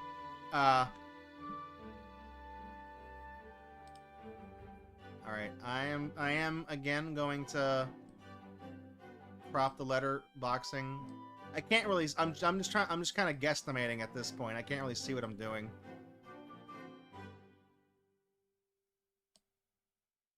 That's gonna be. There's probably gonna be a couple slivers of black on either side, but that's the best I can do because I can't see what it looks like until I switch over to the game. But when I do this, I can't open OBS because it'll. You know what I mean? So let me just make sure it's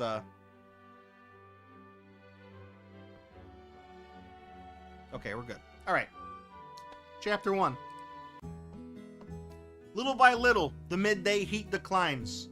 I lie on the grass doing nothing, just wiggling my tail once and again. We're 3 sentences in and I'm already maybe regretting this. The inescapable African sun descended by half behind the ridge of the Great Rift Valley. Brother and sister were playing King of the Mountain, but I felt too lazy because of the heat. I felt like sparing has 2 R's.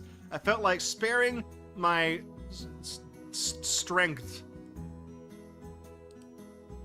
The evening came and the heat ceased. I finally feel like getting up. Yeah, Disney should be taking notes. Lion King 3 right here, guys. We're working on it. Nothing happens for some time. I keep resting, watching the slow descent of the sun beyond the horizon. Lower and lower. And lower. Lower. And lower. And lower it goes. Ba-dum-dum-dum. Da-da-da-da-da-dum. Get low. I'm starving. The smell of these paws seems familiar. Oh, you know, I vetted this game, and I don't believe it's fetish stuff, but the phrase, the smell of these paws seems familiar. I don't like the implication. I feel like I'm so fucked in the head from being exposed to, like, the worst possible people on the internet all the time for, like, the past 20 years that I read that sentence and I'm like, I'm out. But look at that, man. That's...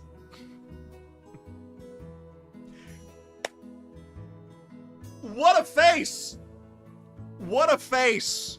What? Jesus Christ, man. What's going on? The eyes aren't right. There's something wrong with the eyes. The lions have the right, they got the slit pupils, right? Like a normal cat where they, you know what I mean? Like these are human eyes. I don't like them. It's a face only a mother could love. Motherfucker, that is the mother. Who loves that? Her mother? Look who's there. It's a lion cub. Mom. Oh, man. Oh, man. I don't think... They're not going to show anything, right? They better not. I checked this game.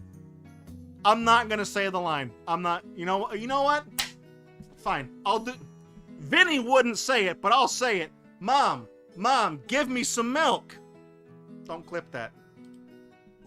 I've just arrived. Let me lie down. Please don't please do not show,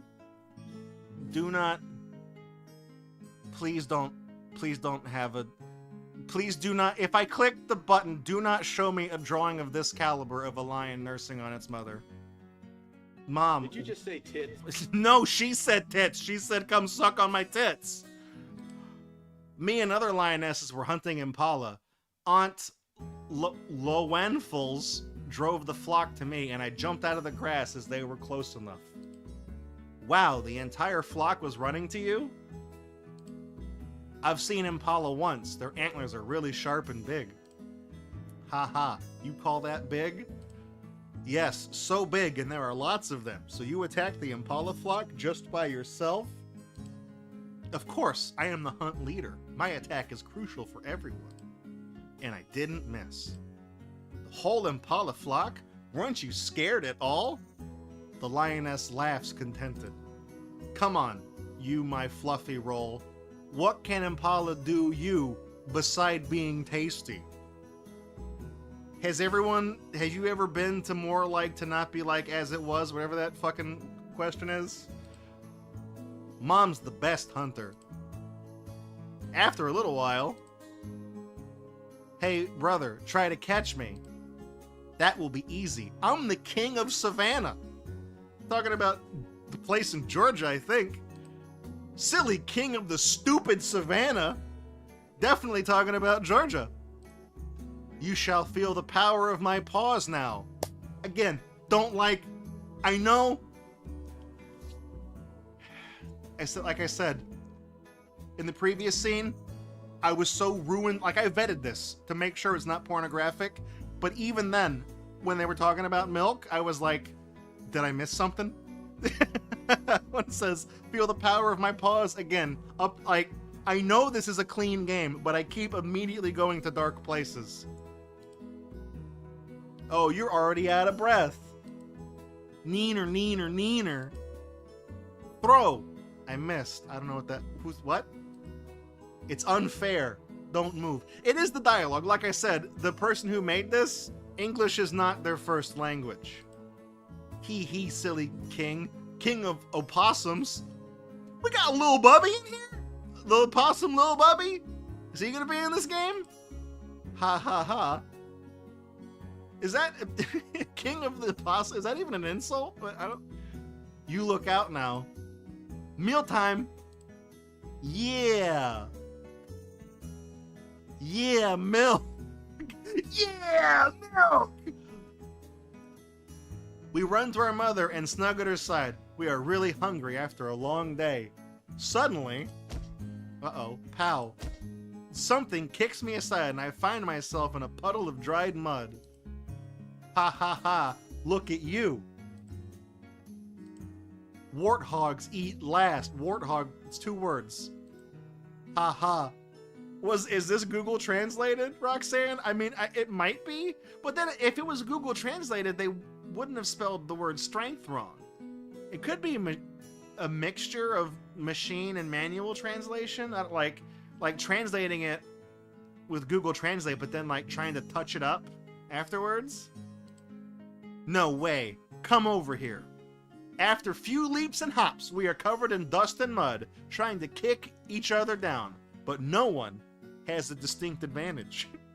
Hey, stop that. So noisy. So dirty.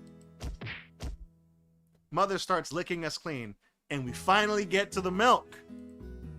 After we finally get we finally get to the milk, as like it's a place, like NSYNC getting to the show. After stilling our thirst and hunger, we don't want to play anymore, only to lounge on the warm earth. Some time passes. Mother left while we were sleeping. After the meal, we don't want to do anything. Hey, youngsters. I start to sound like JonTron. I do appreciate his sense of humor. We kind of have the same mannerisms. JonTron and I were we were raised on the same... He's my age. We were raised on the same kind of content. His voice is unusually excited, which promises something interesting. Guess what I've got for you? I don't want any more milk. Who's talking about milk? Look at you. You're quite grown up. I don't get the point, but, well, it is so. What about you two? I guess it is so. Well, of course we have grown up. He. That's So we'll see about it now. Here, you're first. My first? Pray? Uh-oh. Mother throws a half-dead surrogate to the cubs. Its paws are broken by Mother's forceful bite. It is barely breathing. 'Cause I am barely breathing. I can't find the air. Don't know who I'm kidding. Imagining you care. Yeah, but still alive.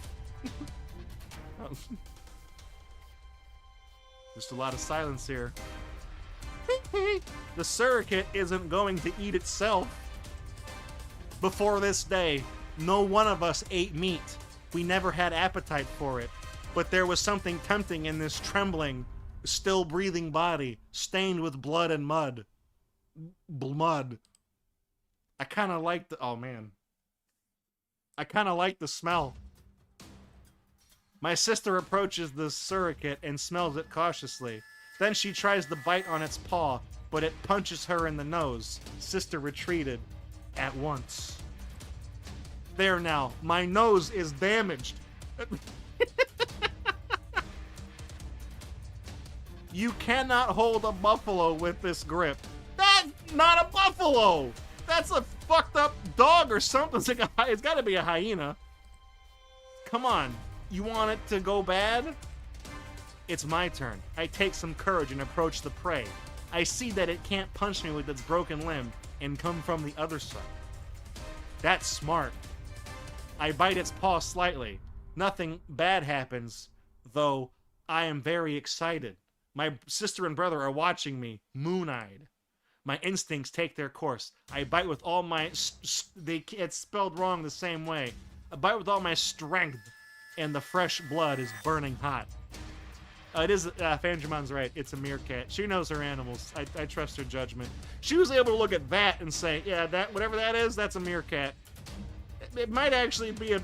The lions look fucked up, but that animal might actually look jacked up like that in real life.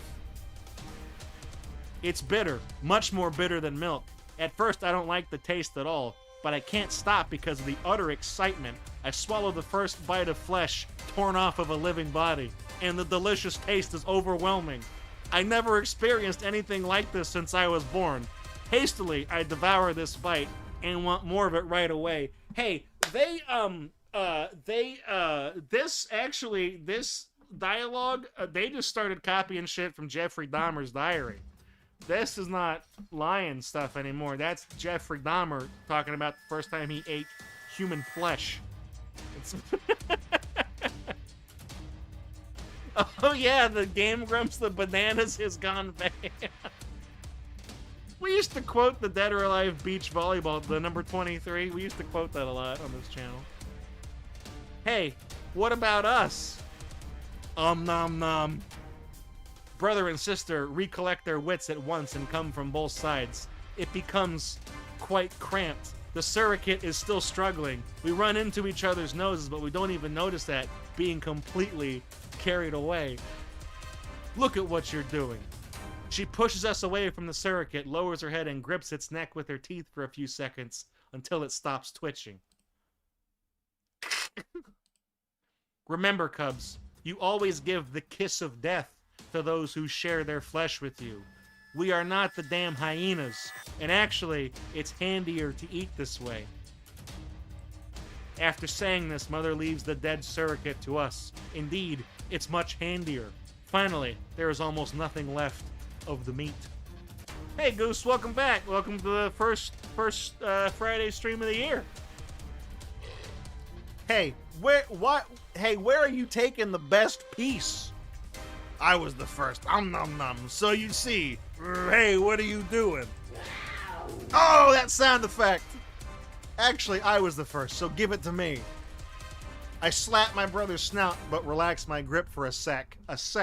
So he snapped the last piece and ran into the bush. Ah ha ha ha. Stop it. It's not the drought season to behave like this. Just now, the Kickstarter music kicked in. Just now I realized how tired I am. I lay down next to my sister and mother to fall down into a deep sleep. A wonderful new taste is still filling my mouth. That's the taste of new caffeine-free Diet Pepsi, you guys. All the flavor of regular Pepsi, none of the sugar. Paw. This is info. They're telling us now that a surrogate is a small rodent populating almost the entire African continent. Would have been information to know prior to when we first came to the scene and they used the SAT word surrogate. Then they could have been like, here's what that is. Instead, you read 2 paragraphs of weird lion fan fiction where they eat stuff, and then they say, oh yeah, here's what that actually is. Something pokes me gently. I feel sleepy. It's someone's snout. I guess it's mother. No, I want to sleep. It pokes me again. Oops, it's not mom. Who could it be now? Unknown lioness. Wake up, sister, son. What a sleepyhead you are. It's our aunt. Aunt, even. However you want to pronounce that word. Who's there? Hi, sis. They rub their noses in greeting. Oh, who's that? I've never seen other big lions before. I feel curious and intimidated at the same time.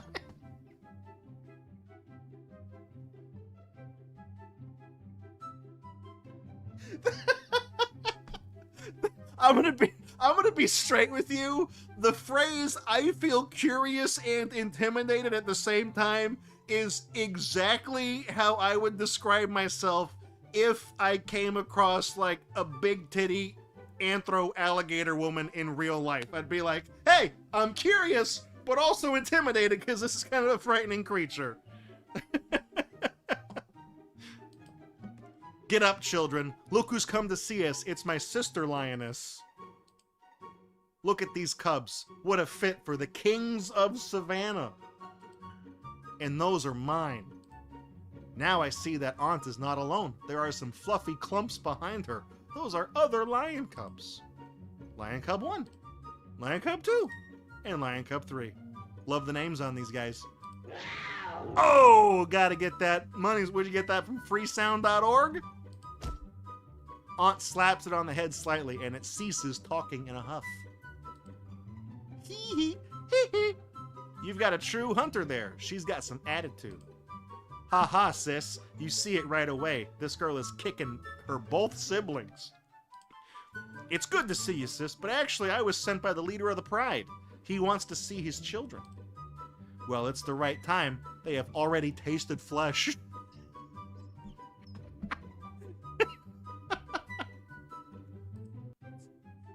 Oh, they still look like innocent fluffies. They are going to become good hunters. Where is the leader? He has eaten his fill. Now he is resting under the big oak near the spring. He just came back from patrolling his lands, and he can't wait to see the cubs. He's got many new scars on his face, but everything is all right. He's keeping the pride safely. Our leader is always winning. By any chance, did this leader also recently say that the wall got 10 feet higher? If we're always winning, are we getting tired of winning? Is that...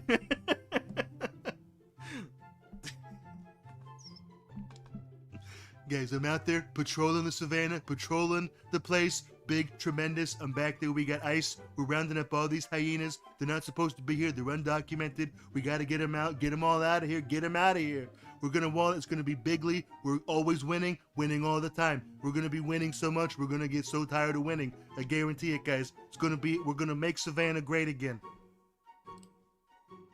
I'm going to win too. You are going to get slapped again. Oh, you're going to get slapped again. Come on, you iron paw. She's so cute. Mother nuzzles the cub. The lion cub is a bit afraid. What a cutie. Murr. Oh, there's no you, so it's not the weird sexual one. Will you become the new hunt header to replace me? Oh, come on, sis. Your attack is unfailing, and you are still young. You are flattering me. The moon is sometimes full and sometimes thin. Who knows? Time is running fast. I'm glad to see you. We shall go hunting when it gets dark. Let's go to meet the leader of the pride. You've heard me. It's time for you to meet your father and the rest of the... So these kids never met their dad? He just, like, hit it and quit it, and he just, like, fucked off for however long? Don't be shy. They are excited, just like you. These lions divorced.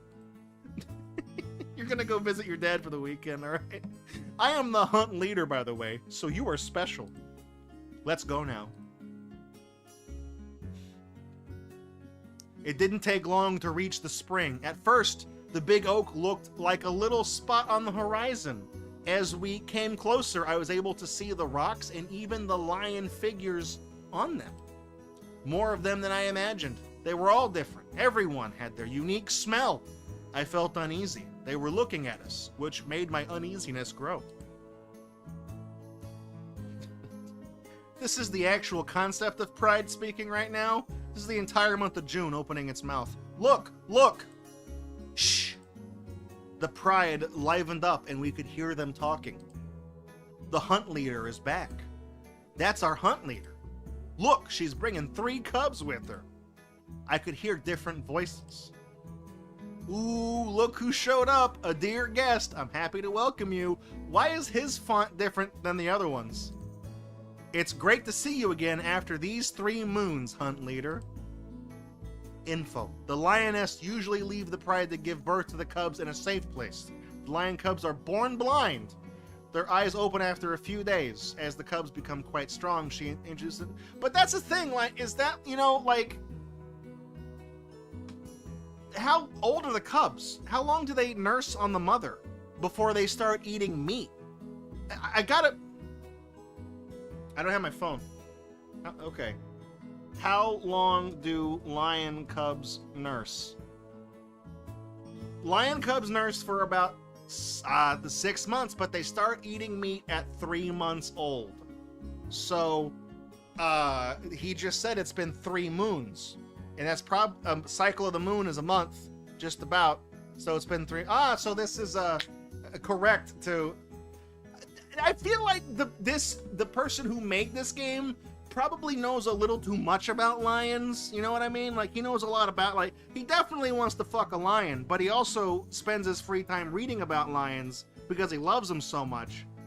It's the reason, I mean, it's the reason why I know so much about killer whales and alligators, I guess. Basically, I'm just saying it takes one to know one. I can sniff this shit out from a mile away. It is known that the hunt leader brings plenty of meat. I would hope so. Otherwise, they'd suck at their job. Oh yes, our leader gets the best pieces. We see who's the boss here. Hey, he does get the best pieces, because that lioness on the left, definitely a piece. You guys know what I'm saying? The lionesses usually hunt and kill the prey, but the lion chases them away and eats first until his hunger is satisfied. If there is not much meat, it can also happen that lionesses remain hungry. Some noise and chuckle rise up in the crowd. Tee-hee! Yeah, that's our hunt leader. You've brought those lovely cubs with you. Let them come closer. Mom pushes us with her nose that we are now in the center RE of the circle. I feel uncomfortable and yet curious about all these lions. We could not hold the leader's piercing glance and reverted our eyes. All the pride, listen to me. These cubs belong here. This dude's got the Leno chin going on, man. Raise and protect them as if they were your own children. Yes, of course. After the official introduction, we move to a new place. From now on, we are going to spend most of our time here or close nearby. Everything seems unfamiliar, but right now I'm too tired. This kid sleeps a lot. Chapter 2, that's it. Done. Wrap it up. I like how there's an option to save, in case we want to come back to this. I wake up after the midday nap still feeling uncomfortable. The big pride is always bustling. Everybody is running around, playing, making noise, growling or howling. after the first interest passed off. Nobody seemed to care about us. Actually, I was fine with that. In the pride, I could reckon like 7 other lionesses, 2 or 3 young lions who still had no mane, and about 10 lion cubs. Mother, who was resting in the shadow, finally got up. Well, now you are part of the pride.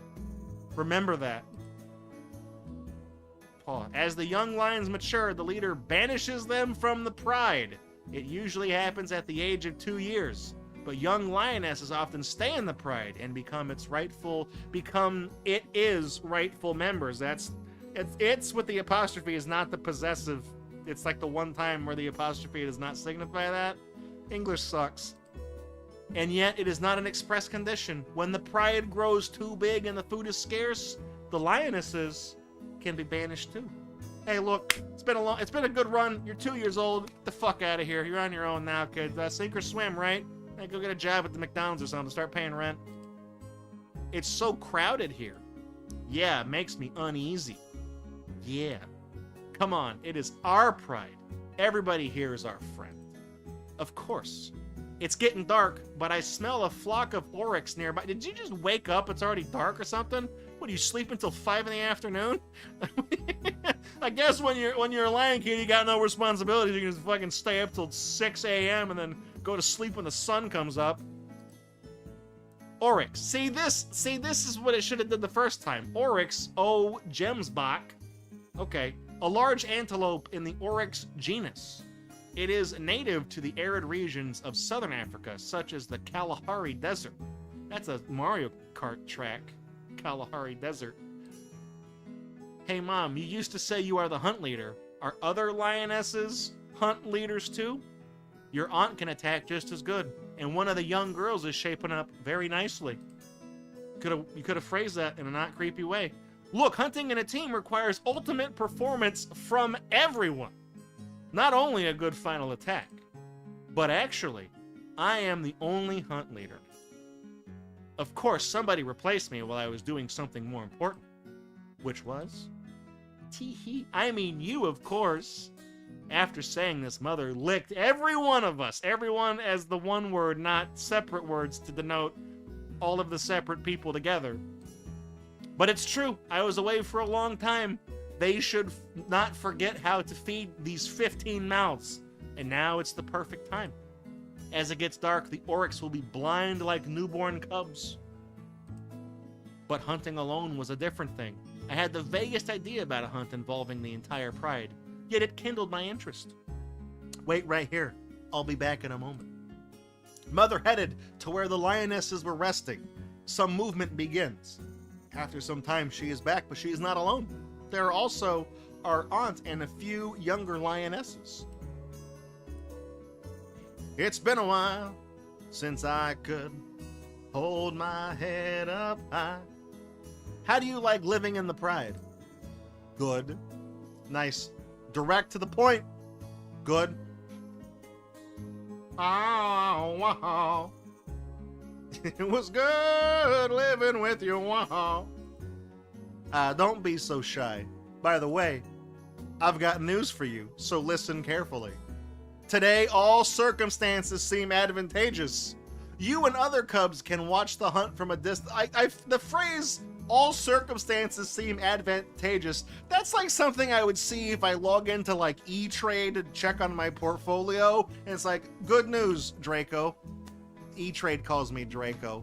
Looking at your portfolio, everything you've invested in, all circumstances seem advantageous. You're gonna make money today. When we give you a sign, get quiet and wait for us where we've left you. Come in our direction only after we call you. Info. Lions use various sounds with specific meaning. One of them signifies danger. The second permits the lion cubs to approach the prey. Those signals are similar in all lion populations and are used like a language. The more you know. So follow me now and don't split from the other cubs. Let's go. Yeah, we're going to a hunt. Calm down a bit. You're going to watch a hunt and stay quiet. If one of you scares the prey away, he will be thrashed soundly. Fucking hell, man. I'm gonna annihilate this. There's like 15 of them, so you can afford to kill a couple, right? It's less mouths to feed. Stealth is another important thing you should learn. Without it, you won't be able to hunt down a thing. Though lions can move at a very high speed, they cannot match their prey on long distances. So lions have a chance of catching something only using ambush. Let's go. We're setting out. Transform and roll out. Yeah, okay. For some time, we walked through the savannah so far from the spring that we could not see it anymore. Then it changed to a stony landscape, and then to fields of grass. At first, the way seemed quite entertaining, but the lionesses were far ahead and much faster than us, frequently coming back and hurrying us up. And when I was totally exhausted and indifferent, we can smell the oryx from here. The wind blows from their sides, so they can't notice us. You wait here and don't even think of making noise. Don't breathe, don't fart, don't talk, don't meow, whatever lions, the lions meow. About an hour passed, but this time seemed endlessly long to me. The lionesses still lingered with the attack. I was already able to discern the oryx flock in the distance, but the lionesses seemed completely disinterested. It was hard to tell if they were crawling towards the prey or just lying around on the ground.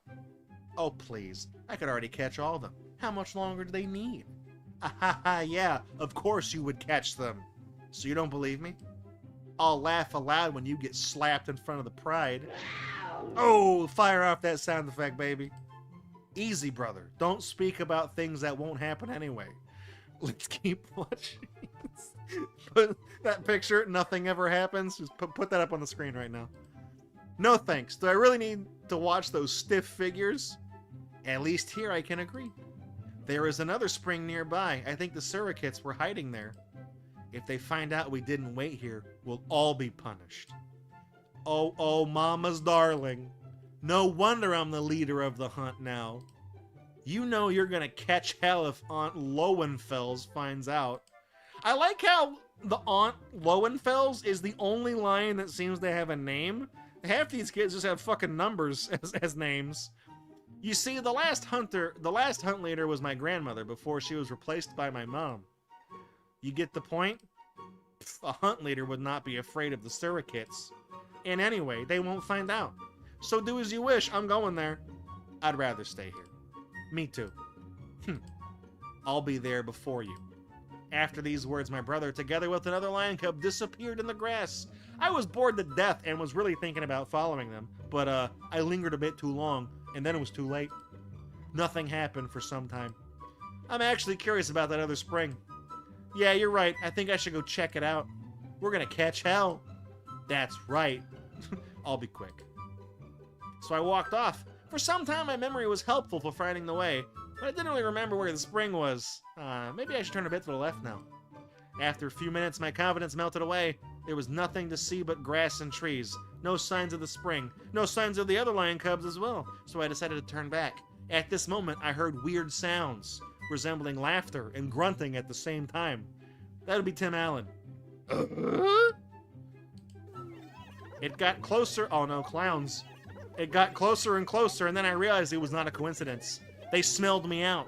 Hiding didn't make much sense, so I ran where I thought the other cubs were and cried for help. Please, hear my voice. Please hear my voice. Then I glimpsed the flickering shadows. Those were not the lionesses of the pride. Uh-oh! Ah! Hey, what a nice smell we got here. A sweet little piece of meat waiting for us. Come closer. Those first two sentences, that's actually how people say hi to each other at furry conventions. Oh, that guy looks like he's definitely seen better days. Sweet fresh meat wandering all alone. You're gonna regret your next step, you corpse eater. Actually, in the hungry times we're unable to hunt, the lions eat carrion too, but they do it reluctantly and mostly at the threat of famishing. Ha ha ha, look at that, the snack's got some guts. Hee hee, come here, little kitten. Roar!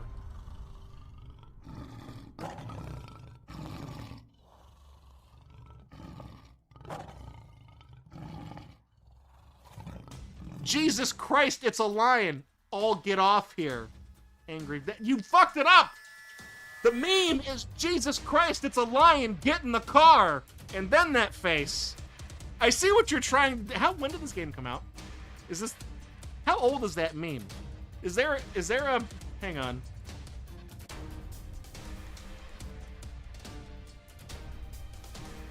Is there a pay, yeah, okay, know your meme. Jesus Christ, it's a lion, get in the car. From the year 2006. This meme is almost 20 years old. Hold on. It was a short and cruel fight, which looked more like a slaughter because hyenas don't stand a chance against the grown-up lion. They didn't even try to attack him.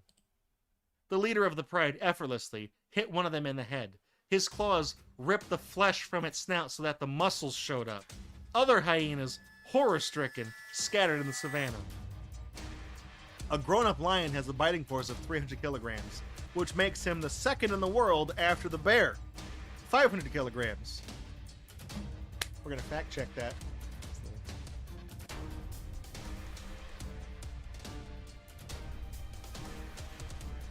Ooh, guys, guess what? Lion's actually in at least third place because the American alligator, 1360 kilograms. Get fucked. You just got fact checked. PolitiFact determined this statement to be false. Ah, there we go. We're back to Kickstarter now. Finally, it got quiet. I was shaking. Shouldn't you and the other cubs lie still and wait for the signal from the hunters? But you did well. It was the right decision to call for help. He licked me, and his expression changed. Again, phrased really weird. It's all right now, and we kicked away these scavengers. Tee-hee, corpse eater. That was funny. That's my boy. That was good. What's your batya? What is batya?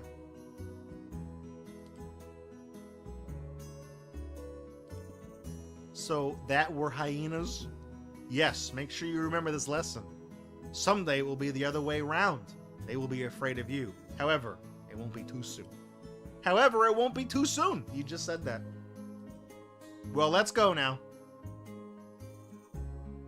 We walked in silence. It turned out I was not far away, just running in circles around the spring. Soon I could see the others. Yeah. Somebody must have put on a DVD. We watching an MGM movie? Step away from the meat. The lionesses made way reluctantly. Nobody seemed to know about that accident with hyenas. I didn't want to get skewed, so I didn't talk about it. Some impatient lionesses still try to get to the meat. I was instinctively attracted to it too, but after the fear I just experienced, I was happy with the fact I'm still alive. Get away now. I'm not done with my meal yet. They are kind of too skinny this time. We are leaving. Relax. Just relax. Our job is hunting them, not eating. I like this leader of the pride. He's like a blister. Shows up after the hard work is done. Nobody dared to answer with a roar. Probably we should look for more oryx. Chapter 3. Day passed after day. From that time on, we often went to the hunt. That case with hyenas taught me not to stray away from the pride and not to look for adventures.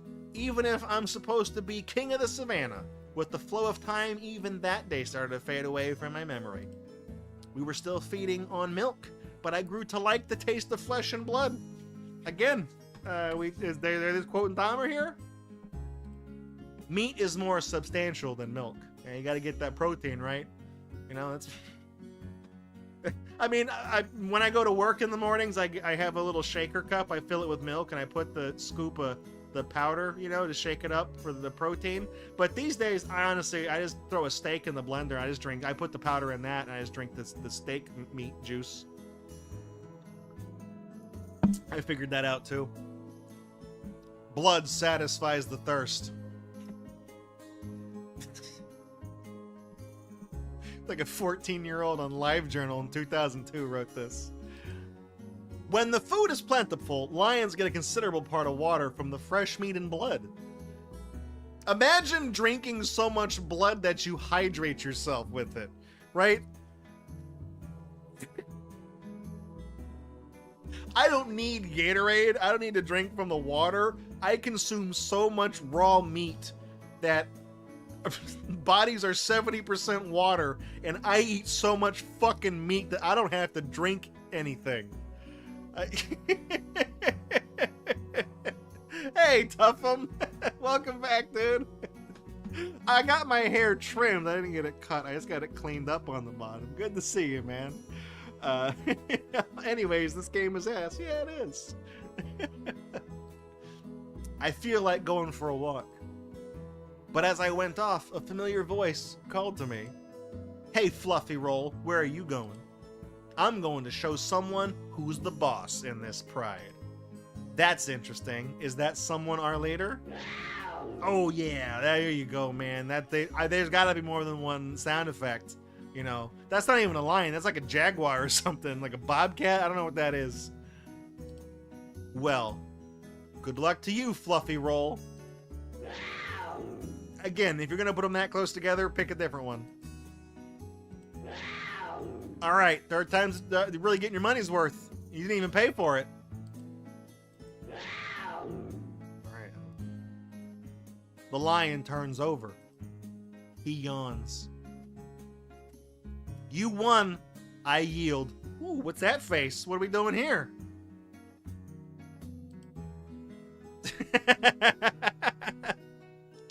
I said that might be the sound of a jaguar. Jaggyjaguar in chat says, jaguars don't sound like that. I'm going to be straight with you. I'm going to take his word for it because that's literally in his username. He might be the expert here. I'm going to assume he is. Fluffy Roll is the winner. You grew up. No wonder you were claiming a place near the gazelle. Fluffy Roll. That's right. I got tired from this fight and turned back. Nothing was going on. Time for a nap. That's how I am at work, you know? Doing stuff. I'm caught up on stuff. Hey, nothing to do. I'm gonna go fucking lay down in the receiving room, you know? Go slip behind the key cutting machine and just fucking crash out. As usual, early evening in the savannah, the lions become active after their daily sleep. Hey, cubs, it's time for you to do something. Something? Eating? A good idea. I'm hungry. I'm not quite awake. No, no, no. If you don't hunt, you don't eat. We never hunted. Yeah, we ate all the time. What, should we stop now? Haha. Okay, I'm just joking. But someday the things will be like this. All of you will become big enough to kick down a buffalo just by yourselves. Oh, actually, nobody in our pride is able to do it alone, except our leader, maybe. But you're going to be stronger than us when you grow up. So what should we do now? If we don't eat, then what? I'm confused. Today you can say you are going to have your first aidless hunt. I like how, what font is that? That's like bold, and it's like two pixels bigger, and it's like a different lettering too. Whoa, ain't it dangerous? Aidless? What will we hunt then? Today you will hunt me! Ah ha ha ha, get ready. Catch me first. So, all what you must do is jumping on me from behind. That's how she got knocked up to give birth to these cubs. Somebody jumped on her from behind. Just jumping? Not that simple. Do it so that I don't notice you. Because if I see you, I will jump on you. Hee hee. Shall we begin? Uh-oh, we got far voice.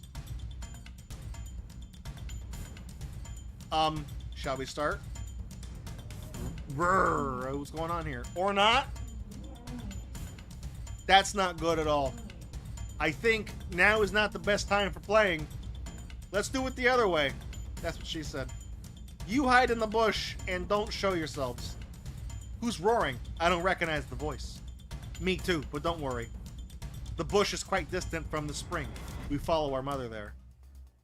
And from there we can clearly see the spring without being seen.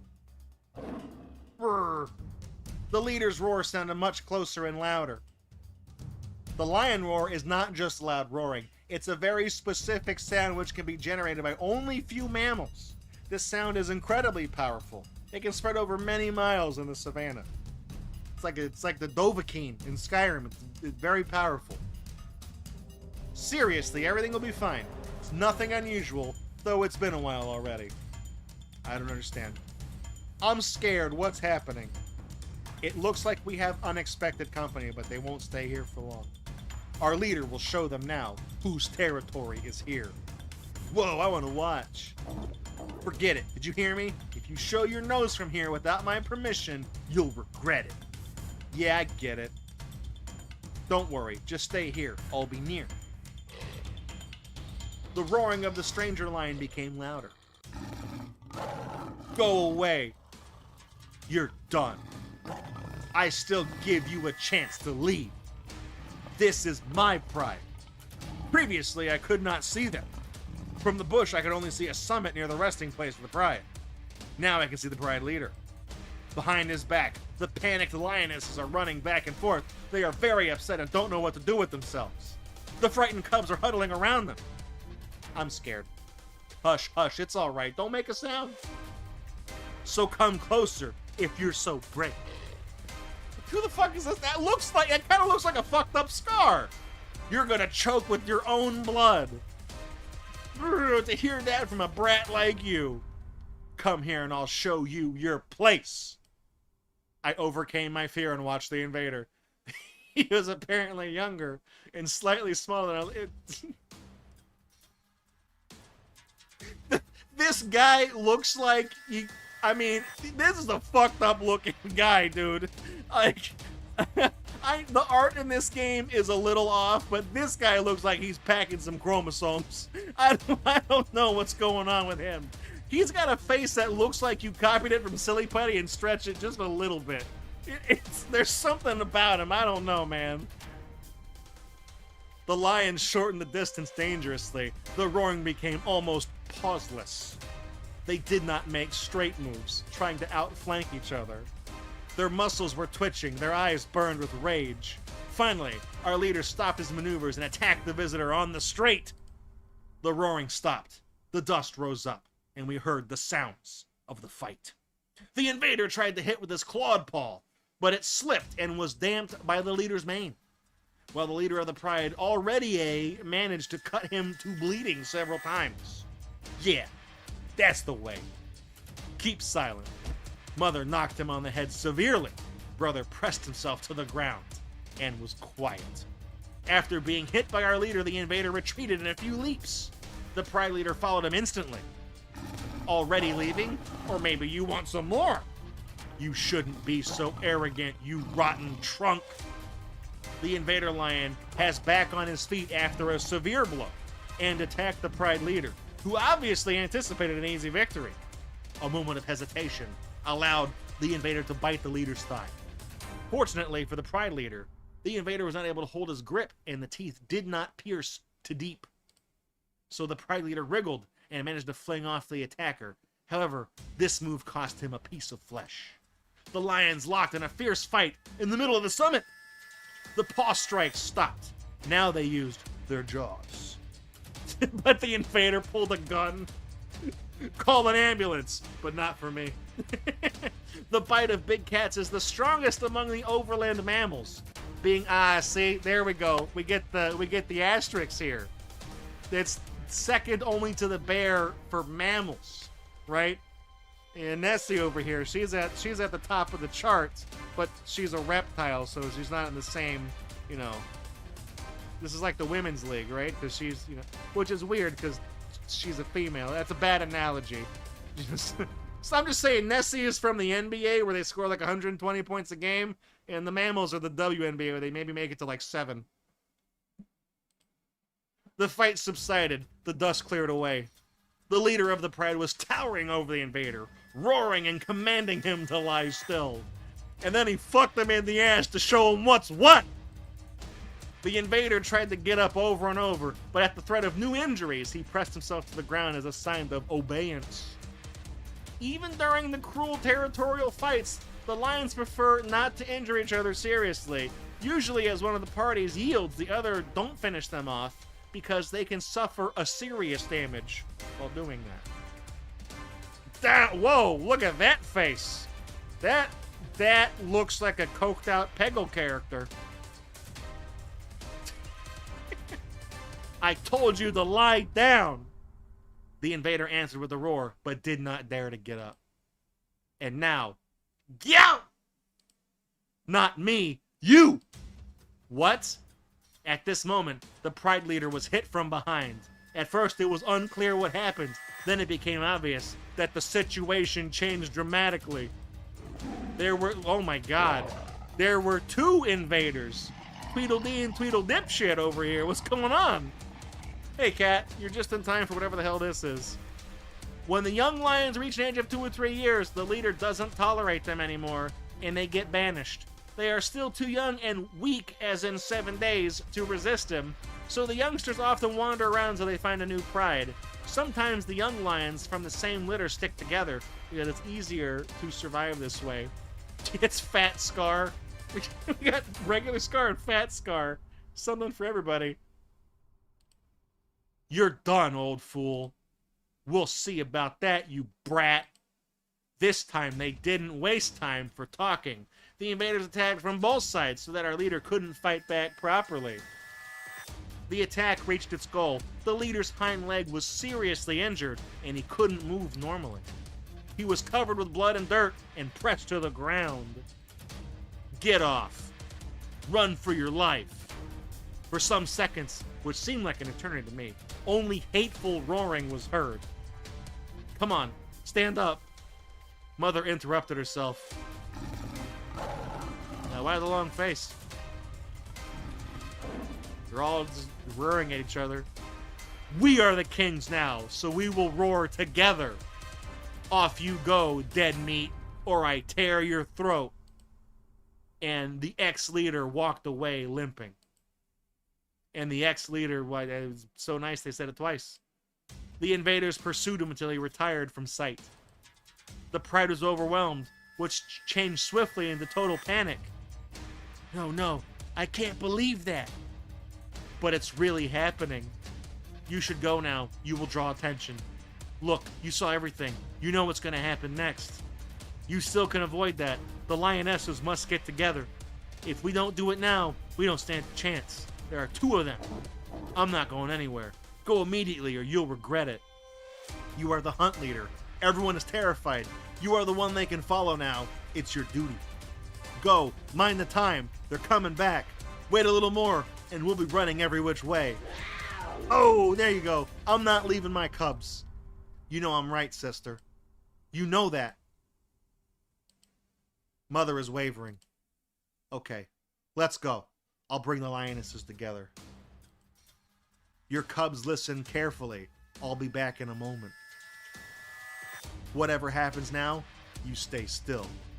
Make no sound. Don't run away. It'll draw attention. Come. They are close. Hey, Seth! Thank you for the raid.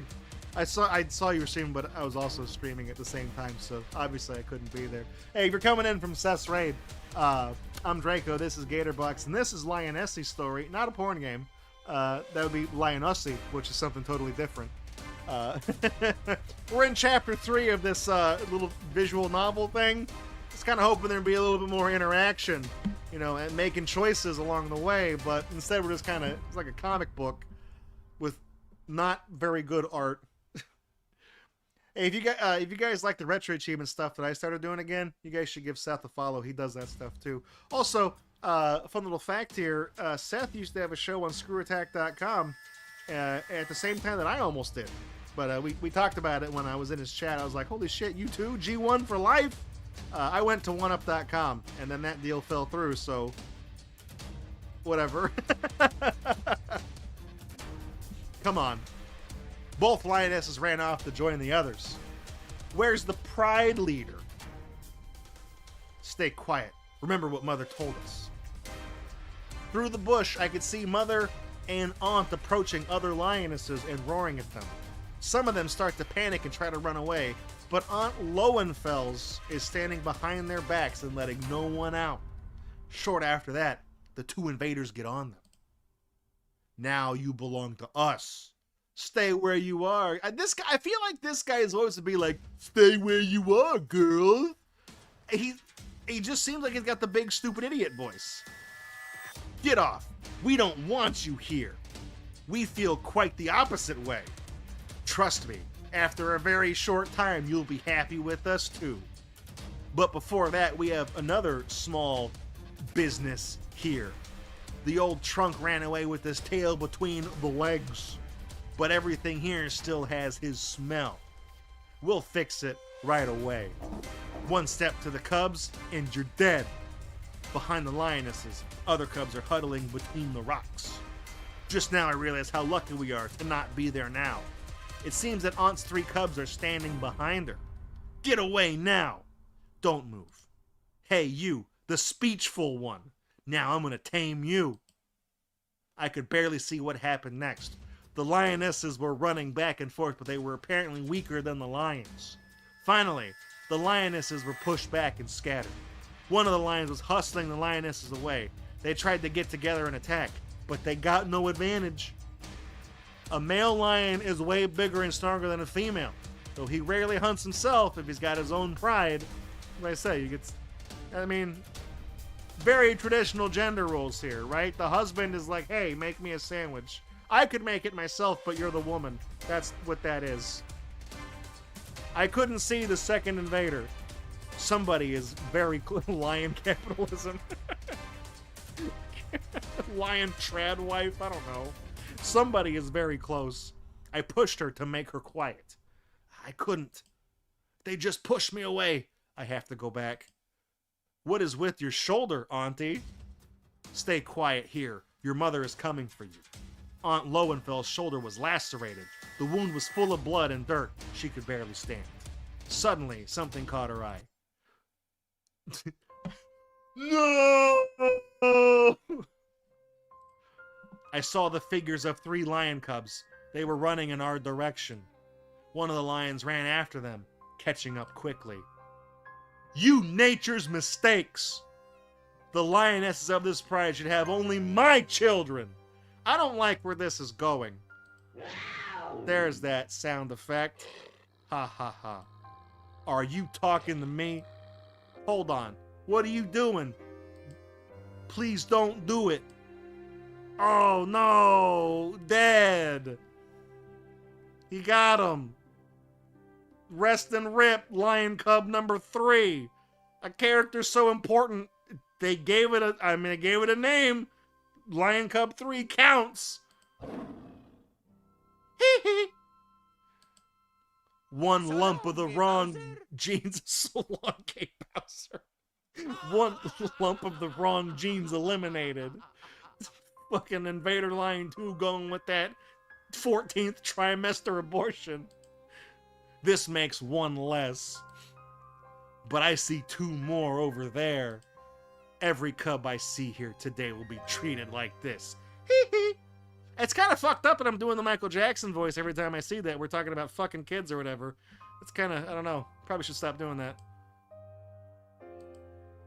Aunt Lowenfels was too far away to change anything. She was petrified. Sister, no. You are going with her. Eee! She's dead. I can't believe they got her. So I disposed of 2. There's 1 more. A lion cub cannot escape from an adult lion. Don't. Just 1 bite. Oh my god, his face. What? Why has he got the creepypasta bleeding out? Why is this? That's a lot of damage. That is a lot of damage. Nothing. Guys, lion cub with the neck lacerated. A little bit of flex tape. Right on there, baby. Good as new. Stop the bleeding. The last cub stopped moving. No. No, no, no, no, no. Aunt ran off to the lion, but it was too late. As she was close enough, he kicked her down with a single blow. But where is the second lion? He managed to scatter the lionesses. A shadow showed up in front of our bush. If he smells us, we're dead. Nobody move. Be quiet. This really tense moment. You smell that? Who farted? The shadow covered the narrow pass. Me and the other cubs pressed ourselves deeper in the underbrush. The bush behind us was too thick even for a grown-up lion, not to mention the cubs. Follow me, quick. Nobody asked questions. For some time, we just ran somewhere, I didn't know. It was hard for me to keep up, but Mother pinched me again and again. I was out of breath and could barely walk. Mother carried me or other exhausted cubs in her teeth, but she could not carry the three of us at the same time. She was sober, she could pull that off. I looked behind and saw the familiar Pride residence far away. Now it seemed distant and inaccessible like never before. We've never been so far away, even during the hunt. We got a 4th chapter. I really thought it'd be a 3-act play. About an hour passed. Kickstarter music. Good as new. Nothing bad happened. About an hour passed. We continued our exhausting trip under the scorching African sun. I was so tired I could barely move my paws. Dried, sizzling hot earth burned my feet, and the hot stones were even worse. Only sunbathing lizards seemed to enjoy the day. My tail dangled, picking up on every hubble. I felt numb and had no power to go on, but my small body kept moving, crossing an endless, pan-formed valley. Brother and sister did not much better. Mother had to stop frequently to let us catch up with her. During these stops, she desperately fought with the flies, swarming around her snout. They were annoying as hell, but she couldn't do anything about it. My brother and I caught up with Mom and waited for Sister. I can't do it anymore. Mother took the sister's nape with her teeth and carried her, although Sister was not so small to be carried easily for hours. The neurobiologist found out that there is an area in the feline tentorium responding for equilibration and body positioning in the space. As a result, when the lioness carries a cub like this, the tentorium commands the body to relax and to take resting position, which in turn makes transportation easier. This feels like it was copied from like a Nat Geo or something, because the phrasing, what the fuck does tentorium mean? That's like a Wikipedia word. I don't know if that is. But this thing is the reason, if you get a binder clip, you know, those black binder clips, and you put it on the back of a cat's neck, it'll just stop moving. It's probably not a nice thing to do, but it's funny. I wouldn't do it. I'm not going to do it to my mom and dad's cat, but I've seen it. Look it up on YouTube. I was out of breath and my paws refused to move. I was trailing further and further behind my brother. I lost sense of time, so I couldn't say how long it's been since we escaped. Though it felt like eternity, the white sun was still burning high in the sky. The vapors of hot air were waving, deforming the landscape. You could also, I would recommend using painter's tape for this and not like, you know, really, really sticky tape. But if you put a big strip of tape on the side of a cat, he'll walk sideways because it confuses him. Then Mother changed direction and moved to a big acacia tree that was on our way. The tree gave an abundant shadow where we could hide from the scorching sun. Acacia, a big tree, wide space spread, spread, in tropical and subtropical areas, including Africa. Apparently the wood is really popular for making like kitchen utensils and stuff. You know, it's... With my last, again, spelled wrong the same way for the 3rd time, strength, I followed the others to the tree and fell down in the shadow. I was incredibly exhausted, and still I wanted to hunt the flickering spots of light created by the swinging branches. After following them with my eyes for a little while, I fell asleep. The sun started its descent towards the horizon, and the unbearable heat faded away. Half asleep, I could hear my brother's voice. He was angry and sore with the events he just now began to realize. Well, just like all of us. I got up and joined them. My body was still exhausted with our trip, all stiff and dusty and with sore feet. What happened to the other cubs? You're almost like, I'm almost reading this like Christopher Walken. What will happen to Aunt Lowenfels? How so? How so? There was no answer. Mother was silent. She looked at him and withdrew her eyes. Sister is just clinging to the tree. She's frightened with what happened. Maybe we should return? You are the hunt leader, after all. But Brother's voice wasn't confident. Come here. Hush now. We can't change what happened. I chose life, but the way back to the pride is closed for us, I'm afraid. But what about the others? What about your sister? What will happen to them? I don't know. Although I've already seen something like this when I was very, very young. It happened when the leader of the pride conquered his place. So the pride existed before him? Yes, it is so. The pride existed long before the person you know as our leader took the lead. My memory is like a veil dividing those days from the present, so they don't seem real anymore. But it is true. I assume that the pride is much older than a single lion or lioness could imagine. My memories are very vague, but I'm sure that this turn of events doesn't definitely mean the end of the pride. Of course, the pride includes the leader, lionesses, and fluffy roles, like you, but it's still something bigger than just all these lions. It's rather like, in a way, it has its own life, and we are all just leaves on its branches, just like these small acacia leaves beneath your feet. They are not a part of acacia anymore, but the tree will see many moons in the future, thin and full. Anyway, escaping was the only option for you. I don't really understand. You don't mean that we can still go back? I won't do that. Never. And I won't forgive. No way. He will not forgive. He will not forget. He is Legion. Expect him. Shh. It's all right. ALL. All right. It's over now. I don't understand. What do you mean, the only option for us?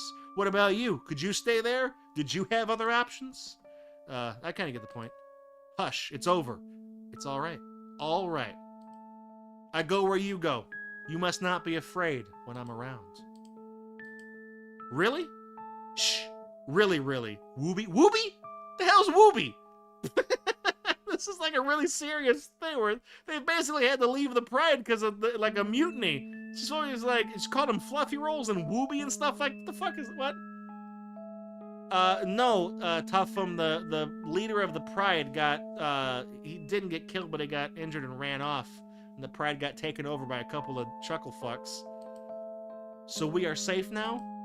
Mother wanted to answer something, but her eyes focused on something else, as if she was looking through me. What's wrong? Mother pricked up her ears and got up. She didn't answer. Uh-oh. Uh-oh!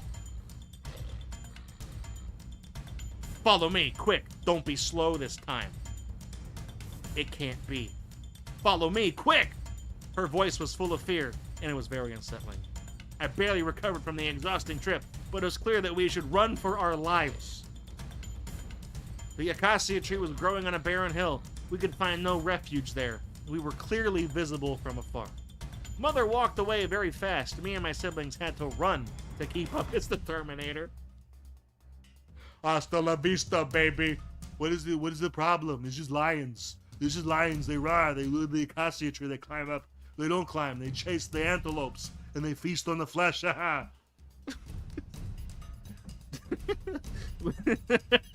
My name's Arnold. I'm here for the Lionessy.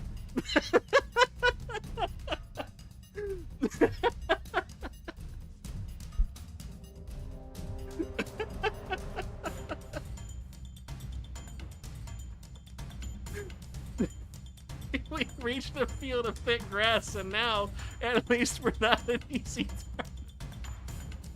I can barely sense and hear the others trying to stay close to them. The branches and sun-dried grass were whistling and whipping my face and paws painfully. I heard my mother's voice. Faster! Go faster! We're almost there! I had no idea what our destination was, but I kept running. It sounded so close this time. I thought they were going to snap my hind leg. The pursuers were close. Mother sped up, so did I. The wind made my eyes tear. I didn't think where my brother or sister were. The most important thing was to keep running and to not stumble. Suddenly the grass grew thinner. I noticed Mother's silhouette and ran out of the growth at full speed. What I saw there was very strange. I never saw anything like this before. I've never been here. A vast land was covered with water and shimmered in the sun. It was beautiful, but at the same time I felt instinctive aversion to water. And you know, cats don't really like that. Some of them do, it's weird. I did not want to approach it, but Mother obviously directed her steps there. I looked around and saw brother and sister by my side. And somehow I was sure that they had the same feeling about water. We came very close to it. Its spectacular bottomless mass attracted and intimidated me. In other words, booty had me like. My heart sank into my feet. Fear and distaste I felt with every single muscle became almost unbearable. This was an enemy. This thing was unnatural. It was something that must be avoided, and I didn't want to come any closer. I can't explain this. This knowledge is somehow locked in my paws, my bones, my blood. Water is an enemy. Water is evil. Water is danger. Water is gross. Either it or me. Guys, dihydrogen monoxide kills thousands of people every year. Did you know they put that shit in nuclear reactors? Did you know that Hitler drank dihydrogen monoxide? Ban that shit. Get rid of it. Get it out. Write it. Yeah, have Trump sign the EO. Make that the next thing. Kicking trans women out of sports. Kicking the illegals across the border. Banning dihydrogen monoxide. Fucking sign all that shit. That's gotta do it. But then Mother did something I was afraid of. She stepped in the water. Also, yeah, Necros is right. They might be afraid of water because there might be Nessie's distant relatives in Africa. She went deeper and deeper until her body disappeared in almost entirely. Just her head was above the surface. She moved on and on. We were alone. We were about to distinct the shadows of our pursuers in the long grass. It will be finished very soon. I was completely lost in dismay. So were brother and sister. We stood at the water's edge and dared not to wet our feet. But then sister made the first step, and nothing bad happened. One more and one more, until the disgusting liquid embraced her, leaving only the head. She couldn't move forth, striking out her paws for the bottom. She hesitated a bit, and then she swam. Effortlessly, as if nothing were wrong about it. My fear grew on, because now only me and my brother were the targets. Two unwelcome lion cubs. Though, it's supposed to be two pieces of meat to be attacked. My heart raced like mad after the run in the grass. Every beat made something terrible closer, something that was going to destroy us both. You could even say, destroy us all! I shut my eyes and dipped my paw in the water. The despicable cold substance wrapped my paw like getting under my skin, but I moved on slowly, feeling the surface line dividing my body in two parts. I moved forward, fighting with my disgust. I could not see sister nor mother, only the sky because I had to throw my head back. My feet did not reach the bottom anymore. I had no idea what to do. Small waves splashed into my eyes and mouth. I pushed myself forward. I was completely inside this cold and wet hell. It was devouring me, sucking out the words. You know, a while back I visited Oregon in the winter, and that actually, what's on the screen right now, that is how I would describe the state of Oregon at that time of year. Splash, splash, up, forward. I was sinking, and when water closed above my head, I began to move my paws convulsively. I thought it was the end, but a moment later I could snap fresh air. I was not quite aware of what happened just now, but suddenly I was full of joy, although it seemed impossible to feel anything like it in this hostile, cold environment, but it was so. I proceeded, swallowing water and moving my paws. Sometimes I got underwater, but I came up again and again. I had no idea about the direction, just moving forward. Water was everywhere, but far ahead there was a thin yellow stripe of the opposite shore, and Mother was there. It put new heart into me, so I went on, fighting with disgust and repeating, "It isn't happening to me." And finally my feet hit the water on the other side. Everything was so unnatural, it made me forget why I'm here and who was pursuing me. Mother looked at me with great gladness. "You did well, you wet, messy, fluffy roll." Sister was there too, overwhelmed and still wet. I hope they're talking about the water. I looked back, expecting to see my brother's head above the water. It wasn't there, so I raised my glance to the other shore and realized at a small point at the water's edge is my brother. He still lingered at the water and didn't dare to enter it. I understood his feelings completely. But then I saw something much worse than water. Two shadows appeared on a muddy gap between grassland and water. I knew who they were and what was going to happen. Death. "Come on, do it!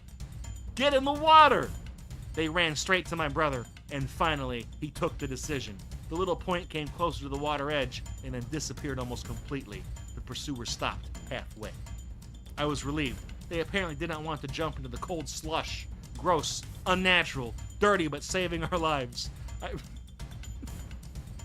That's kind of how I would describe, like, the you know, when you get like Metamucil and you mix it but you don't drink it right away and it continues to absorb water and it turns into like a weird room temperature slushy. That's how I would describe it.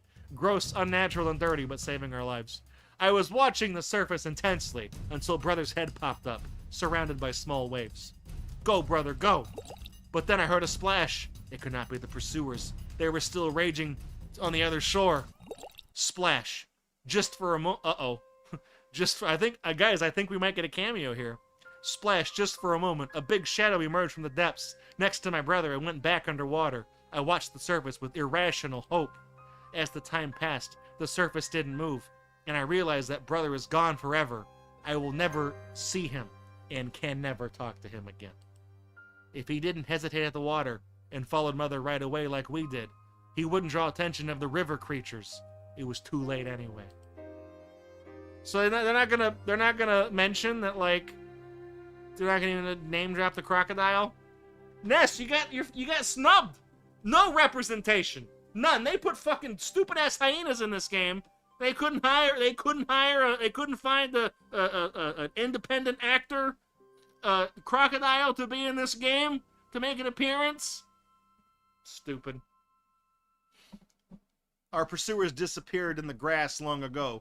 Mother and sister still stood in shallow water as if hoping to see something on the calm surface. Sister shook her head in terror. Nobody dared to confess the obvious fact. That short splash signified the end of our brother.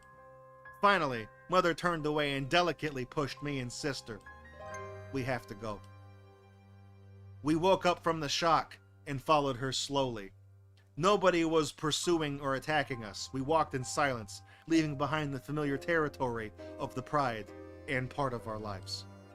Oh, god damn it, how many chapters has we got here? The story could end at any point.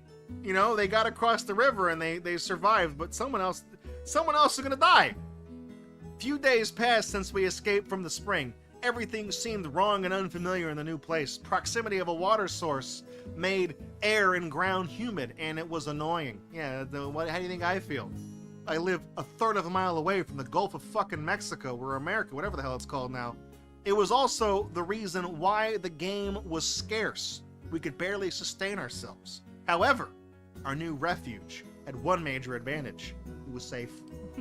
Me and sister were lying on our backs, paws up. We were resting in dry grass near some bushes. The place was close to the river, but dry enough for us to feel comfortable.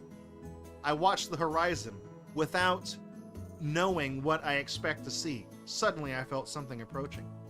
Hey, you maneless fluff. What are you doing? Nothing. Why this face?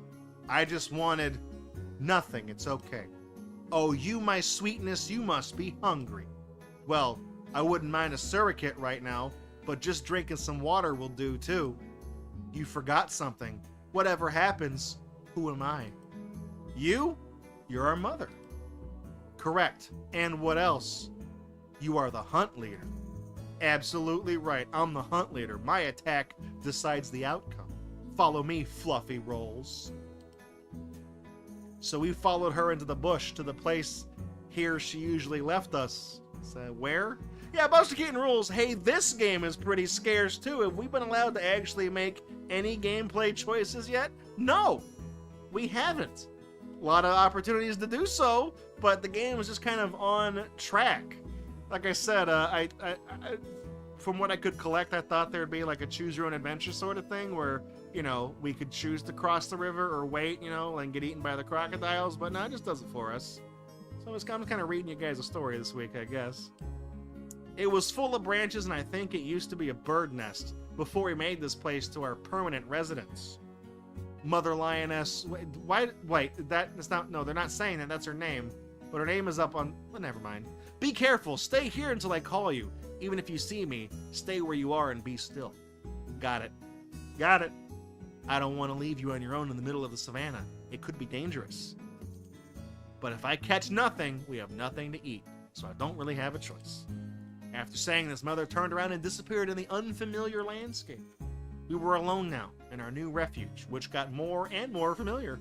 Yeah, it's funny, the longer you spend in a place, you start to recognize parts of it. It's weird, huh?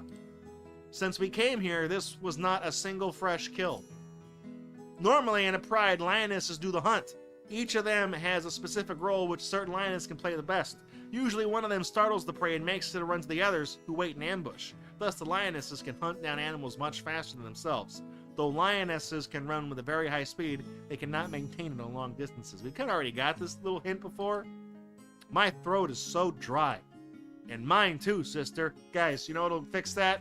Nice cold, crisp cola, right? 50% less calories. Not than the leading brand, just the last formulation of this particular drink, it's 50% less calories. 80 per can. So the last time around it was 160, which is a lot. Nobody is around. I think if we go to the river and drink very fast, nothing bad can happen. I don't know, there's crocodiles in the river. They just ate your brother like 3 days ago. You forget about that? What's the memory span of a lion? But you heard what Mother told us. Oh yeah. But actually, she won't be back until the sun is at its highest point. So if she doesn't find out, it'll be fine. And I'm so thirsty. We'll drink very fast. We left our hide and went to the nearest river. It was really not far away from water. Yeah, well, it's a river. So of course the river's not going to be far away from the water because it is the water. We needed just a couple of minutes to reach the shore. I swallowed the muddy water, grasping. Nothing could taste better in a hot day like this. With every little sip, the sweltering heat left my body, replaced by cool freshness. I don't know, man. Drinking muddy water, I would, it's got to be like, I don't know, like Gatorade. I wouldn't even be picky about the flavor, just any of them. After satisfying my thirst, I looked at my sister. She stood at a certain remove. Sister, come here. Aren't you thirsty? I am. It's so hot today. Then come here. Water is so refreshing. My brother died in this water, and you say water is refreshing. Hey, man, RCS, RCS, sis. That's just, the circle of life. Sometimes it's not always a circle. Sometimes it's a different shape, but it's still an enclosed object. So, point A to point B. Just have a fucking drink of water. Nourish yourself, because at some point, the unyielding wheels of time will grind us all to dust. All right? Water. We walked back slowly and silent. We were almost there when a big shadow covered the sun. The fucking Death Star, man. I knew it. Guys, I'm gonna be straight here. When we started this game, I was thinking there might be a twist where the Death Star blocks out the sun and blows up the entire planet. We're getting there.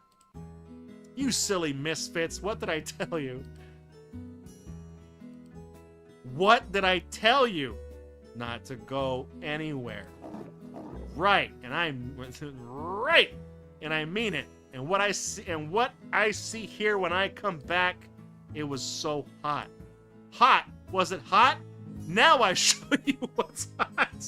No, Mom, no, please don't flash your tits. She slapped me on my back a few times, of course without claws, but even like this, the slaps were not to be taken easy. I smelled hyenas when I was hunting, so I came back right away. It was too risky. Sorry, we didn't know. I don't want your sorry we didn't know, all one word for branding purposes. I want you to stay still here and not leaving the hide until I give you a signal. Is that clear? Yes, it's clear. Yes, it's clear. That's better, nasty kids. Yes, it's clear. Yes, it's clear. But now I'm staying with you. I don't like this smell. It stinks like a hyena's rotten mouth. The rest of the day passed without accidents. We just lay around and did nothing on our new land. Sister tried to play with me, but without food, we had no energy and were not really in a mood to play, so we stopped it soon. On the next day, Mother went with us to drink, and then we stayed in the refuge as agreed. A few hours later, Mother went on a hunt again. This time she was absent much longer. We waited still in the bush. Oh, I'm so hungry. Don't worry, she's still a hunt leader. This time she'll be lucky for sure. They're so scared about the water. They either have rabies or they live in Flint, Michigan. That's can you imagine like living somewhere in the United States where we reasonably seem to have our shit together, and you turn on the faucet and like something that's the color of Dr. Pepper comes out of the tap and you're just supposed to deal with that? You can't even boil that to get, you can't, that's not gonna fix it. I don't even think you couldn't even put that in a Brita pilcher. Brita pitcher. You couldn't fix that. You can't fix that. You gotta pull up all them pipes and just put new ones in. I don't know how you fix that. Yesterday, we just had to stay where we are. We could get something to eat otherwise. You are right, brother. We'll stay here. Several hours passed. The minutes lasted long. It's hard to think about anything except food when you haven't seen any for days, not to mention a fresh kill. Finally, we're able to discern a familiar figure in the grass. Mother walked, relaxed. I don't see anything in her mouth. She has brought nothing. It looks like the hunt was not lucky, after all. Mother called us as usual. You have to wait a little longer, skinny rolls. The landscape is different from the Pride territory, and it looks like game is really scarce here. So there is no food? Well, there are impala. Ooh, I can remember. You used to hunt them with Aunt Lowenfels. That's right, usually she drove them to me, but today, unfortunately, I was alone. I'm fast, but the impala are faster. When we hunt in a pride, only 1 of 3 attempts is successful. For a solo hunt, the rate is about 1 to 7. So several days passed. We were starving. It felt just terrible. Exhausted bodies still tried to use the last resources. That's like Christopher, you gotta read that. So several days passed. We were starving. It just felt terrible. Exhausted body still tried to use the last resources, but there weren't any. We became weak. I preferred not to think what was going to happen when Mother becomes too weak to hunt. And it was impossible to think of anything except food. I even tried to catch a field mouse, with no success. How is there no game around a watering hole? Because these lions are dumb and they don't realize if they walk another couple of miles, there's an In-N-Out burger that they can just go to, and everybody's there. A porcupine seemed an easy target, but when I was about to jump on it, Mother stopped me. What are you doing, pincushion? Even a whole pride should not underestimate a porcupine. But it's so small. I mean, its body. The only thing you get from it are needles in your paw, if you're lucky enough. I don't even want to tell you what happens to the most arrogant kings of the savannah, who think it's only about weight and size. Whatever. Just remember. Hades Flame. I wish brothers survived. They could have cannibalized them. Porcupine may be small, but you should never attack it. Just believe my words. I've seen things in my life. Yeah, whole Mother Lioness here. Yeah, I've watched Homeward Bound. When that dog got fucking whacked by the tail, that shit ruined me for life. I ain't fucking around with that thing. Of course, it's always better to learn from the own experience, but sometimes it just hurts too much. So stay away from it. Now, a lion can catch a porcupine easily, but grown-up lions aren't interested in it. It's almost impossible to bite it without being injured by its needles. The needles are not poisonous, but still dirty enough to make the wounds fester. Adding more to it, lions are unable to pull the needles out. All of this makes Porcupine absolutely unattractive as prey, in spite of his size and deceiving weakness. Unattractive. Not fuckable. No one's fucking the porcupine. So several days passed. We still had no food. We were famishing. Playtime was over for now. Mother smelled hyenas nearby again, so she was reluctant to leave us alone. However, she had no choice but to try her luck again on the barren lands that became our refuge. Talking about the water. I don't need it. I don't need it. I don't need it. I need it! We waited in the habitual hide, watching the horizon tensely, hoping to see our mother return with the prey in her mouth. But there was just grass waving in the wind. Nothing happened. I was very weak, so I tried to save the rest of my energy somehow. Finally, we saw her familiar silhouette. Ah, look, brother, look! I can't see anything. Look, look, look. Can't you see now? She caught something. I could eat a buffalo now. Look what she's got. Looks like it's a warthog. It must be heavy. Of course I know she can carry even heavier things. Ah, here we go. Maximal speed of a grown-up warthog reaches 50 kilometers an hour, while a lion can accelerate up to 60 kilometers an hour, though for a short time. Most of the other animals hunted by lions, like zebras, 65 kilometers an hour, can leave the pursuers behind on a long distance. Warthogs are way slower and an easier target for the lionesses. I'm so hungry, I could eat a whole Octorok. Yeah, okay, yeah, warthogs hide in the rock fissures, termite houses, and yeah, okay. We're not here to learn about warthogs. We're not here about the wart hussy. We're here for the lionessy. Oh, something's wrong. Mother stopped suddenly and dropped her trophy. She was close enough. Normally she would call us from this distance, but this time it was different.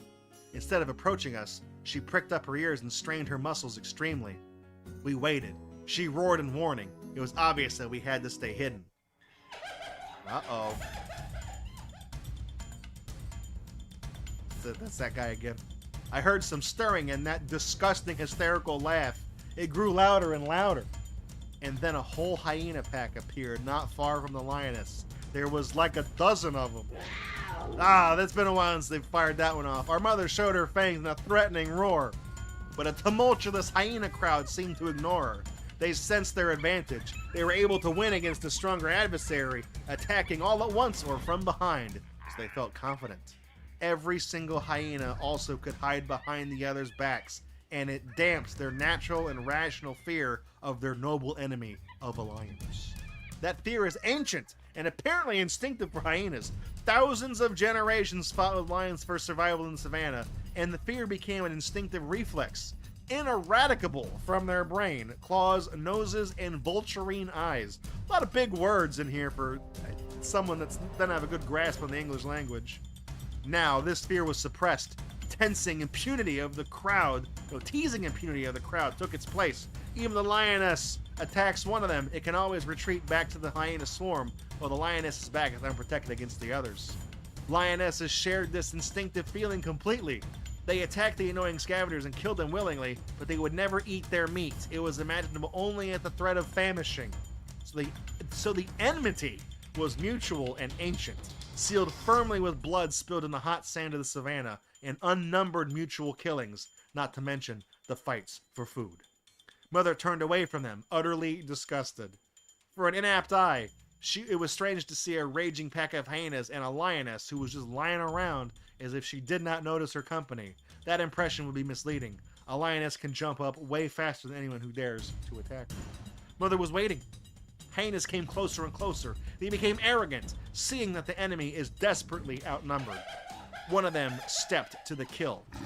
Mother roared at it, so it retreated into the screeching. I feel like that's like they drew the face once, and then they like photo manipped it to change the expression, and it looks really weird.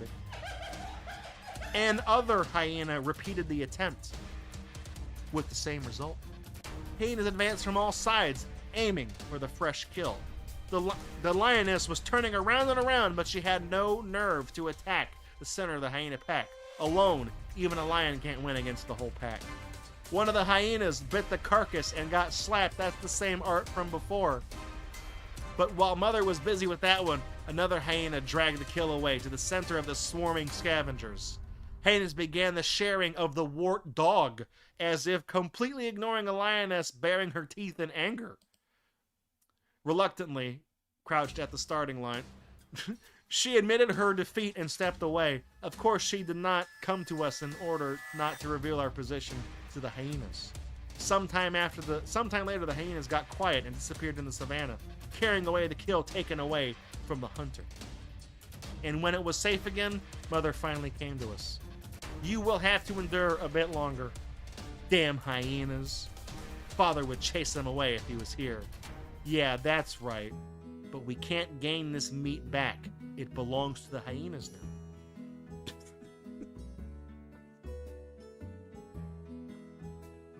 Today, somebody stole my warthog kill, and I was upset until I realized that the overall happiness in the world increased from the person taking my hyena kill. Got that bite cuck comic locked in. All of it? Sister wasn't really hoping for anything, but Mother smiled. If I don't eat, I'll grow weak and won't be able to hunt again. So before taking the hog to you, I ate my fill. That means I'll have some milk soon. Can't pray to me, but you can suck on my nips. Yeah, milk! Better than nothing. We grew up, of course, and everything changed since we left the Pride. We were still cubs, and after so many hungry days, milk seemed a delicacy. It could keep us vital. Sufficiently, we were still hungry, but we were bright and active and even played again.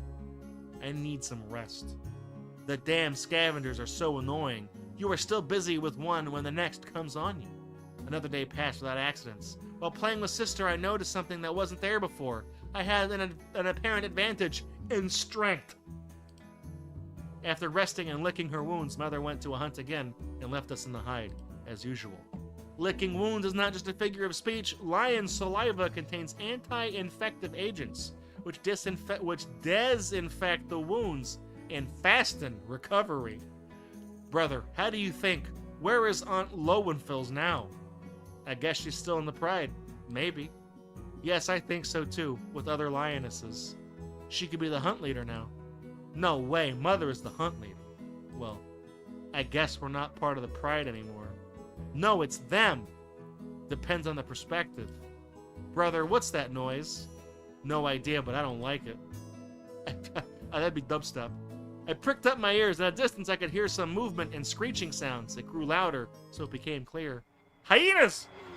Then we got a sight of hyena figures, and no signs of our mother. We flattened ourselves against the grass and watched. Hyenas smelled something. It was getting really bad. They ran around chaotically. Occasionally, they fought with each other. It seemed they moved without any plan. First, they walked in one direction, then suddenly hearing a cracking branch somewhere, they began to screech and seemed to forget their original destination. Watching them from our hide, I came to understand why lions were always reluctant to speak about hyenas. Still, I remembered some of their words. It was unlikely that hyenas attack a grown-up lion. They are not bound to a certain territory like us. Other inhabitants of the savannah prefer not to contact them, but as they are always around trying to steal someone's food, as they see a sick or wounded bull or lion, the whole pack has fun torturing them. They also possess plenty of stamina. Such a pack could hunt the fastest animal for days until it collapses. Their liking for carrion was overrated, but they still were skillful hunters. Sometimes lions took away hyenas' kill, but now we're at a disadvantage. I'm scared. Shh, they'll hear us. One of them took a bone from the other's mouth. It resulted in a fight accompanied with wild cries, gaggle, screeching. One of the fighting hyenas came too close to our hide. We held our breath. What's that reek? I could think a lion threw up in here. I like that smug fucking face he's got. Look at that. And what are their roles? Ah, there we go. Been a while. She roared. We saw her running to us. Now the hyenas noticed us too. We pressed ourselves to the grass. Again, you're already pressed to the grass. How low can you go? So that they can't take us out easily. This time, Mother did not hesitate. She jumped in the middle of the hyena mass and bit one of them in the neck. They knew the difference between fighting for her kill and for her cubs, so they retreated. They will die anyway because of the winter rains or of the sun. They are famished anyway. They can never harm us. We're back to Kickstarter. I was crawling very close to an impala, and then I sensed it. I knew you were in trouble. But now it's okay. It's all right. 2 L's. It's over.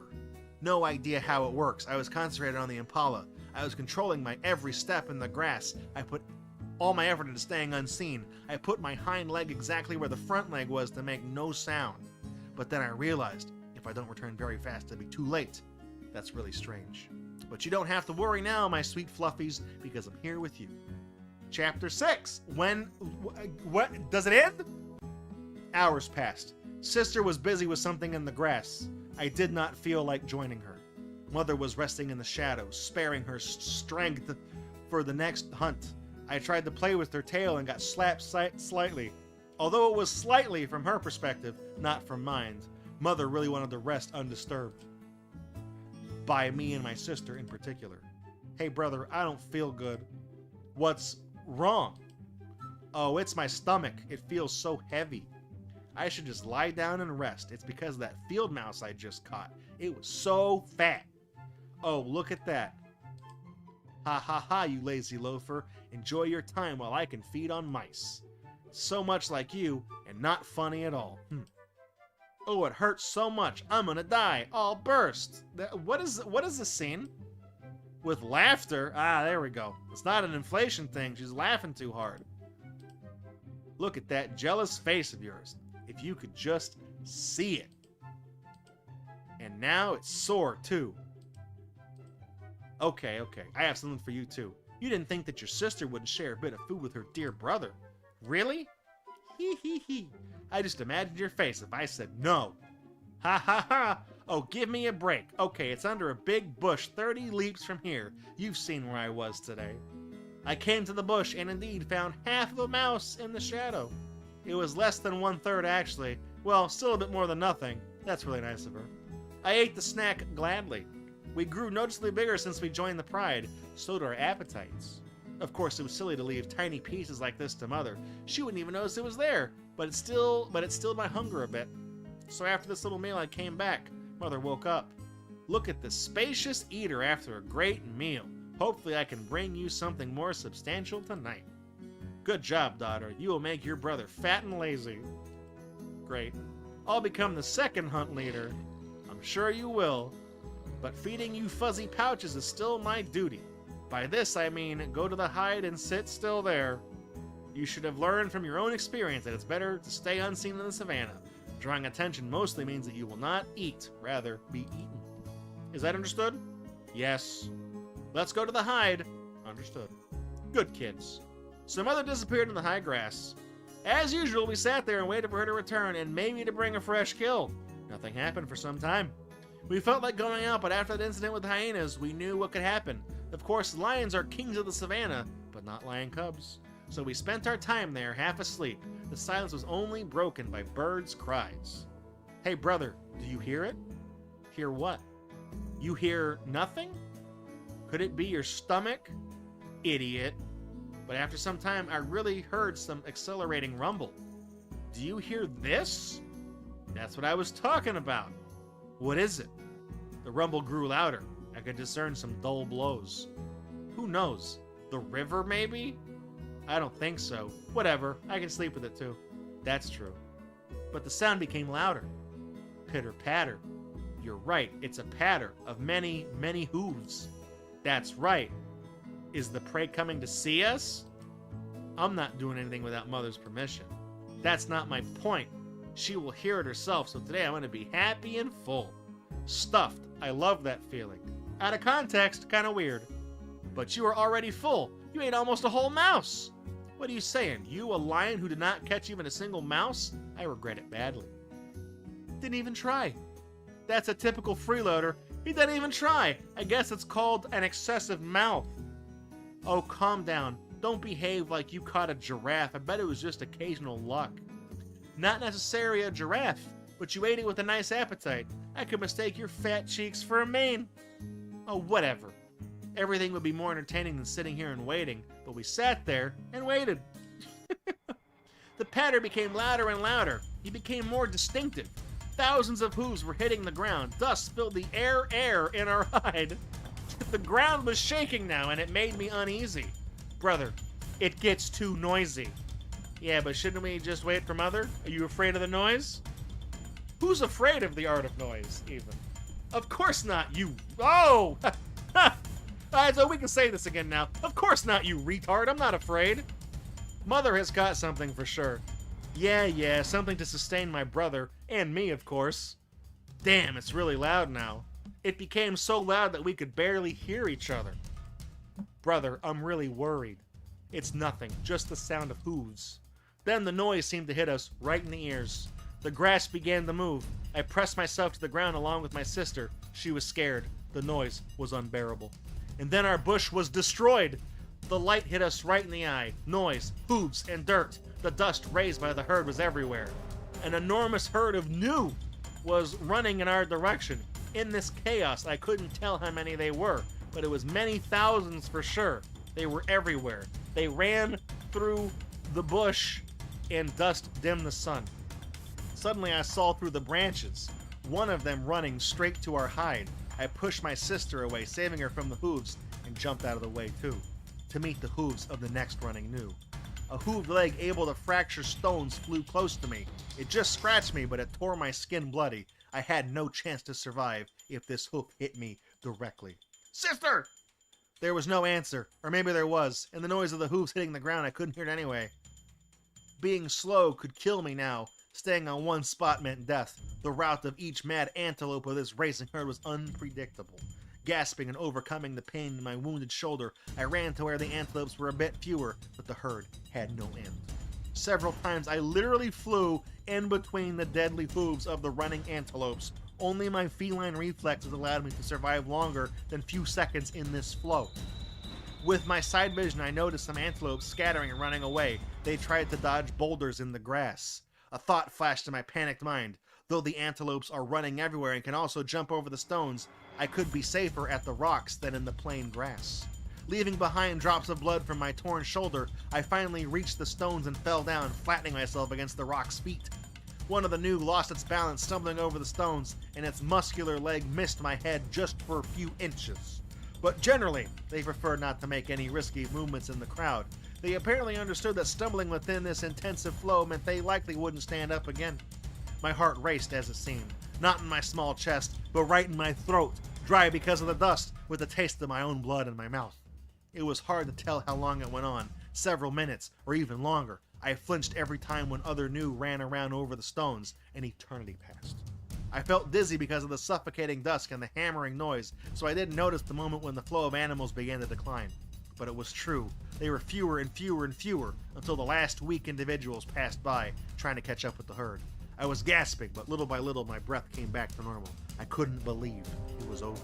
I slowly recovered from the shock, and only hoped that sister survived. This thought made me leave my refuge and look around. The pillars of dust in the air didn't clear away. To my own surprise, I was still able to estimate my location roughly. In such a chaos, it was too difficult to run far away from the usual hide. Pain in the shoulder was intense, but I walked through the clouds of dust, feeling sand particles on my teeth. I came closer and closer to our refuge, or rather, our ex-refuge, because there was not much left of it. Oh, hang on. Hades Flame did a little bit of digging here.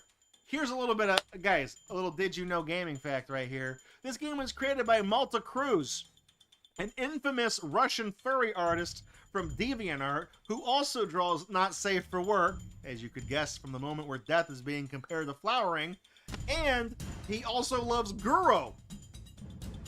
Would explain a lot of the references to blood and gore and all that shit. Hey, Rotor Baron, you're just in time to catch the end of this shit that's actually kind of fetish fuel, I guess.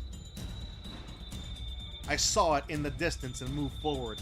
Thick dust took away all colors with a U. The landscape turned brown and gray, and the sun was dimmed.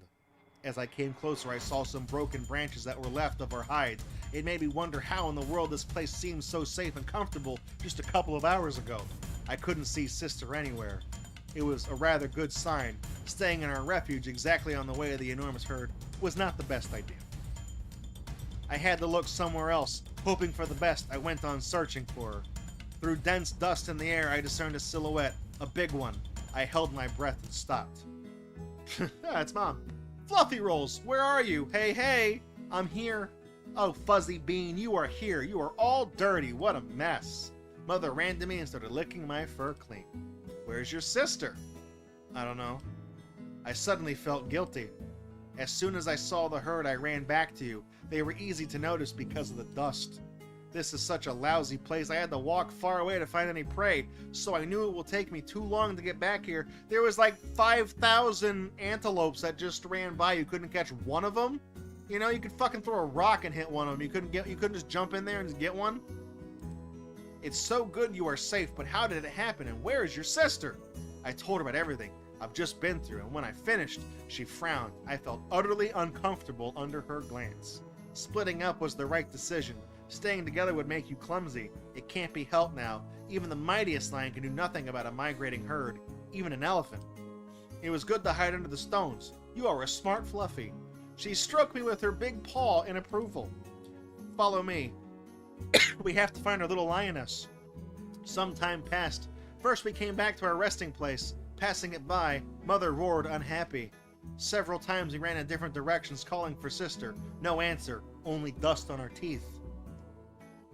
All we are is dust on our teeth.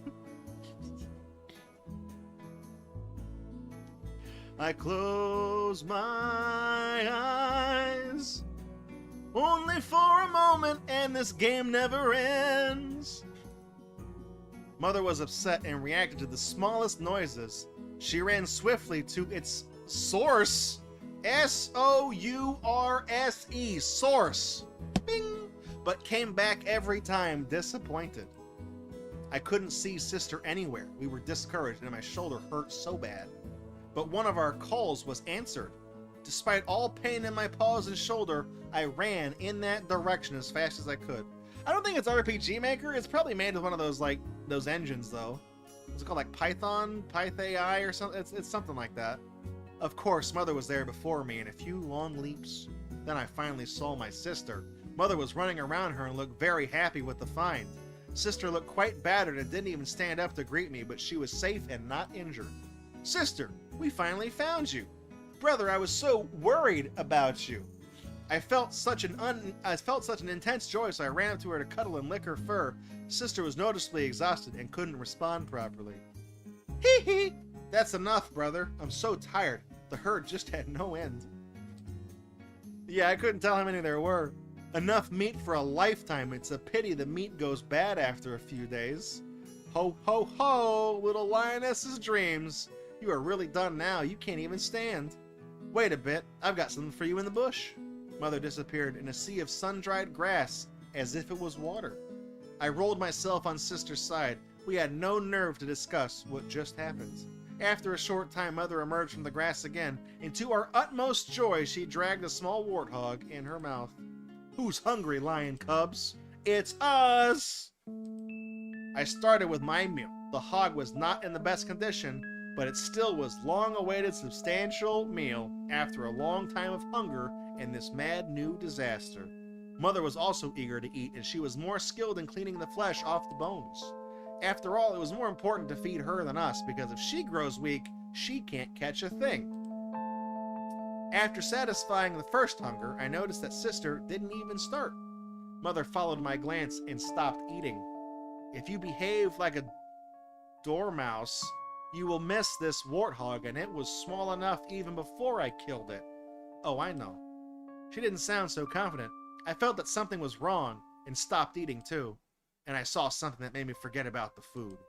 Sister crawled to us, using only her forepaws, just like Mother dragged the hog to us. Her hind paws were limp like faded plants. Little lioness. Mother was at her side in a moment. She began to cuddle and to lick her.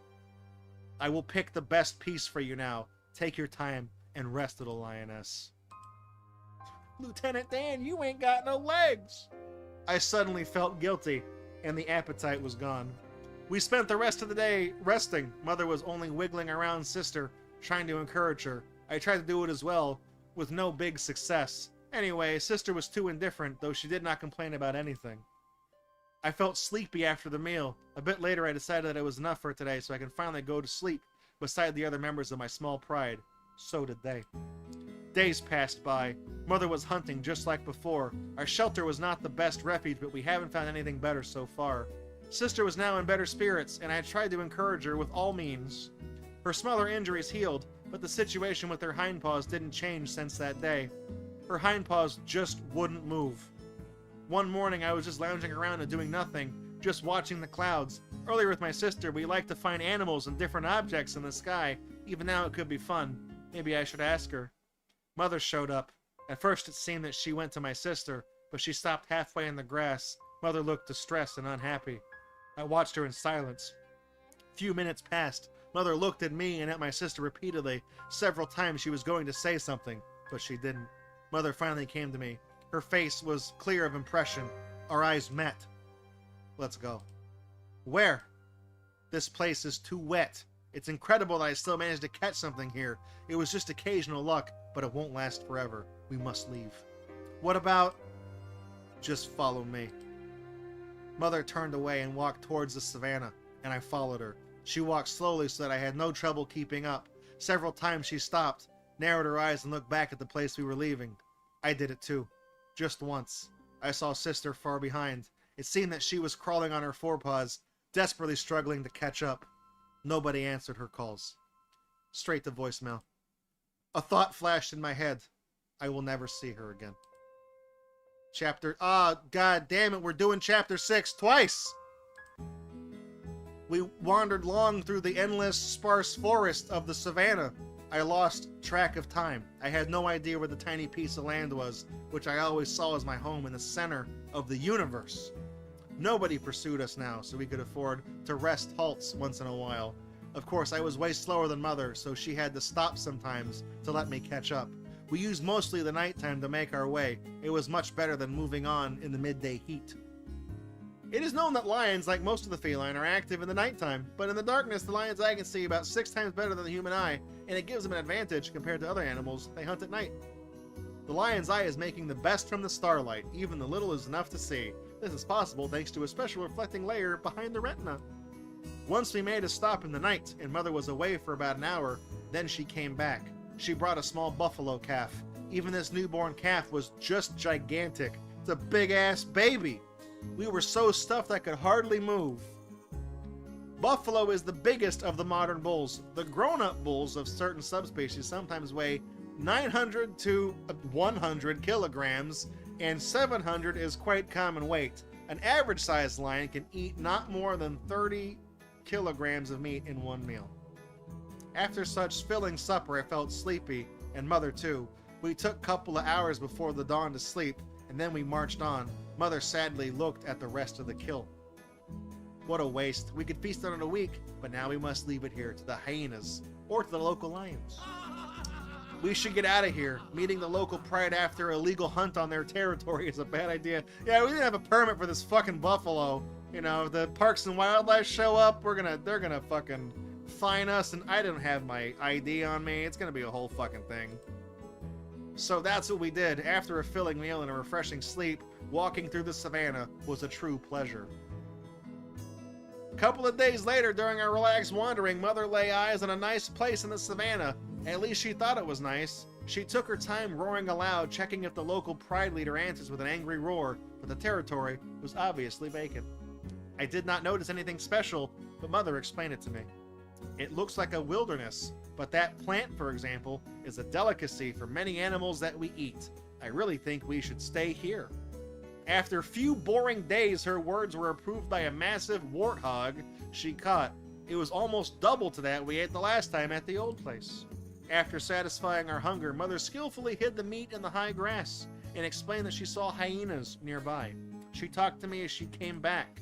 You believe me now? This place is a treasury of easy game. Easy game? I'm talking like fucking Candyland easy. Oh, and now I see you managed to increase your volumes, my lonely little cub. Shouldn't we start with your hunter education soon? You don't want to be a freeloader forever, do you? Hell no. Hee hee. Then you'll get a chance to show your hidden talents, but first you just watch the pro at work. Ho ho ho, Santa Claus. For now, just watch and remember. You remember and understand how you should crawl so that Impala won't smell you until you're at a distance. 7 body length is also spelled incorrectly the same way as strength. This clumsy, fluffy pouch has so much to learn. It's free real estate. It is. Yeah, no one's here. It literally is free real estate. Have I already told you? You position your hind paw exactly where your forepaw was. Otherwise, you'll step up a damn branch, which will scare the entire flock away. You have. Many times. Ha ha ha, what an arrogant underage bump of fur. You could at least pretend that I haven't. Just for your information, I was the one who invented this trick. Yeah, I invented the trick of not stepping on branches. I invented that. Trademark.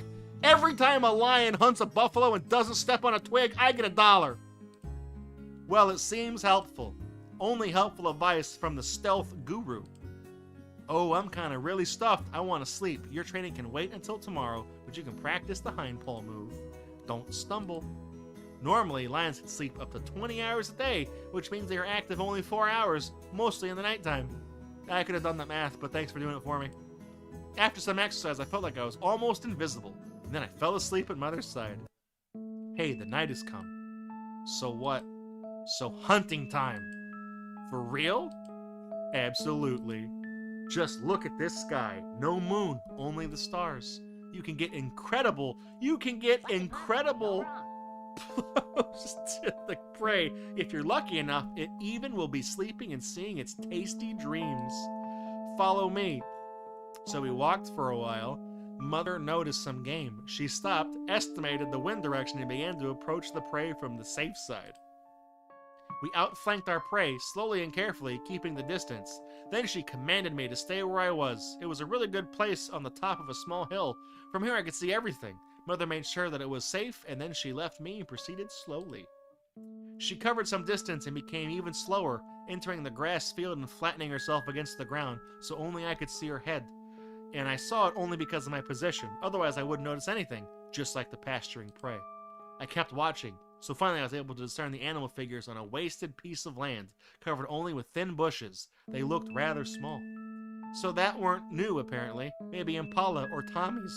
They were peacefully feeding on the bush leaves, looking out here and there. Even a lion couldn't see more in the starlight from this distance. Thompson's gazelle is named after explorer Joseph Thompson, and is sometimes referred to as a Tommy. Thompson's gazelles are recognized as the most common type of gazelle in East Africa. Were they somewhere else in this, earlier in the game? I don't know. I realized I was so busy with watching the prey that I lost Mother out of sight. She had to be in 50 meters from the gazelles, but I couldn't see her. If she maintained the same speed, she would need just a few minutes to approach the prey. Exactly. But I knew that closer she got, the slower she moved on. When escaping from a predator, impala are able to do gigantic leaps. Those can reach up to 3 meters in height and 10 meters in length, not 10 inches. 10 inches would be the wingspan of a pterodactyl. That's an old reference. That's a throwback. In the next 10 minutes, nothing happened. The night even lacked some usual sounds. Yeah, every time they say impalas, I think of the Chevy. Every time they say it. Out of the sudden, all shadows scattered and ran in diverse directions, puffing and making lots of noise. My eye caught a shadow in the middle of the herd. It had to be Mother. Her first attack failed, but she provoked panic and made the animals run chaotically. Lucky for her, one impala chose the wrong route and wore running too close to the lioness. A moment later, the lioness was on her way to cross its path. A short sound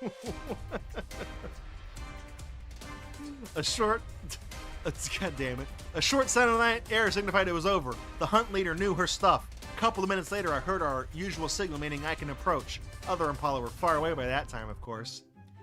The clown music. It's dead. Cue up the clown music. I eagerly covered the distance between myself and the spot where my fresh supper awaited. Mother was there, quite happy with herself.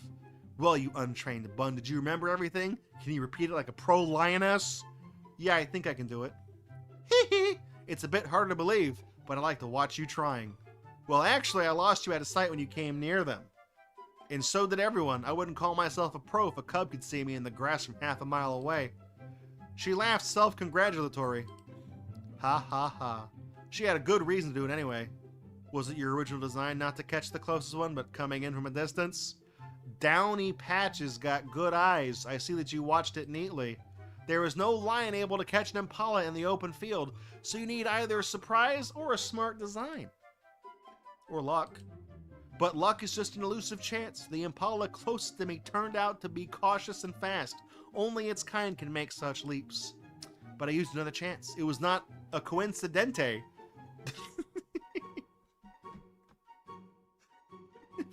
This shit ain't nothing to me, man.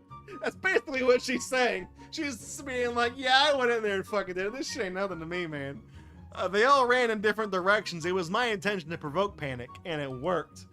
One of them just didn't understand where the lion was, and for a moment, its route almost crossed mine.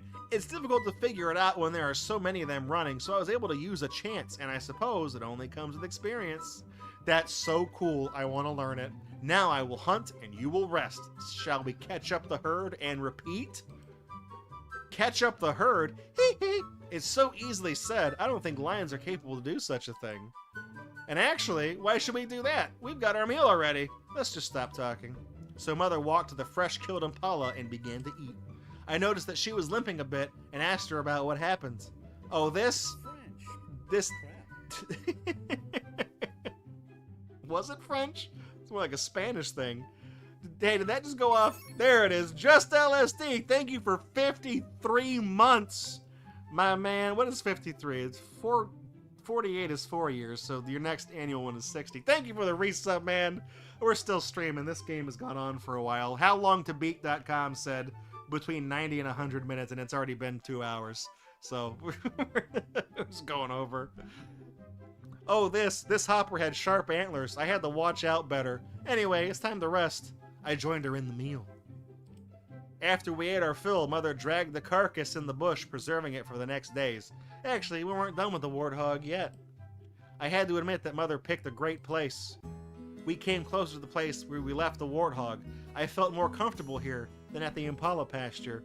Mother had the same feeling. It was shortly before the break of morning. The very first sunlight lit up the mountain peaks. Sleeping time for us. I slept well and woke up in a great mood. We missed all the afternoon heat and woke up in the evening. I stretched out my legs. Mother was still sleeping. I was bored, so I woke her.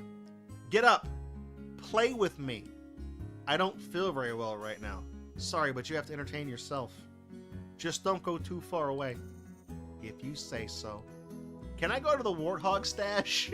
That's what she got. Yeah. Yes, but not farther. And be careful. If you hear any noise near it, that means it was discovered. And in this case, you go back very quiet. Got it. The way to the warthog was fine. It was exactly where we left it. I ate some meat, though I was rather bored than hungry. The meat did not taste as good as days ago, but it was still acceptable. When I came back, I saw Mother licking the wound on her hind leg. Are you okay? Huh, yes, it's not really big. Just a scratch. I survived worse. It's just, I don't feel good, and it's too hot. You're in Africa, man. That's just part and parcel. You know, it's like never under 4,000 degrees. It might as well live on might as well be walking on the sun. Whatever. But at this time, it was not hot at all. It was rather chilly. Uh-oh.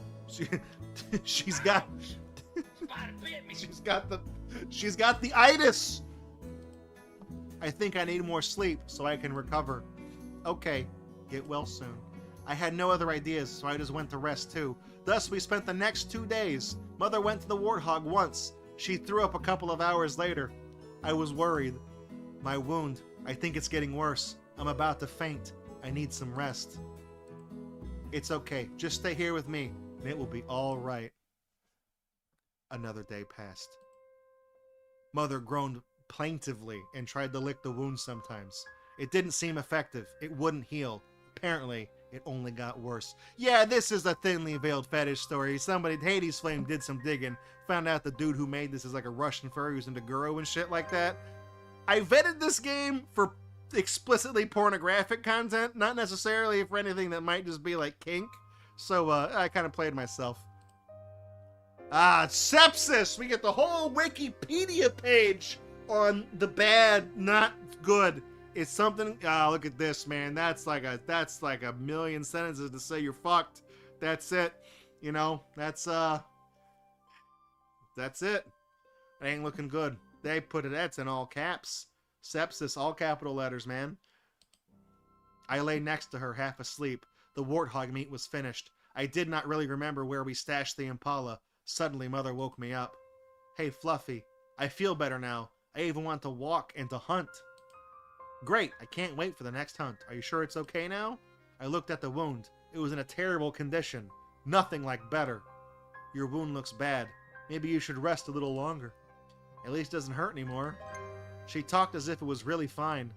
She made a few steps, but it looked like she could hardly stand. And then, Mother just fell down. I ran to her immediately. I'm reluctant to admit it, but it looks like I'm dying. Fucking. Hey, man. I'm reluctant to admit it, but I think I might be dying here.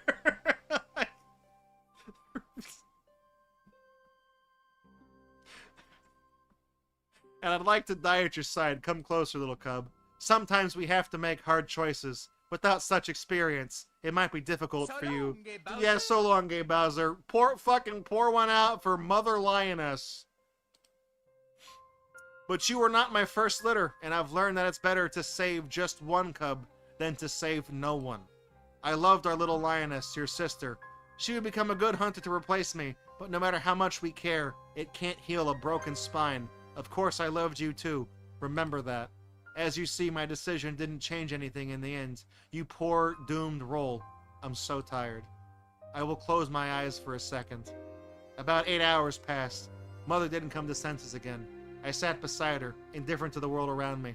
I was completely lost. I had no place to go, so I just sat there and did not move. I sat there until the cold sunrise. Should I maybe return to Aunt Lowenfels? I recalled our escape and rejected the option. After all, I don't remember the way back. 4 days passed. My despair turned to apathy. I just felt more and more hungry. Just for a second, I had a thought that Mother's body is made of meat, just like our praise or even my own. I chased away. Yeah, don't eat your mom. Don't eat your dead fucking mom with the festering wound on her leg.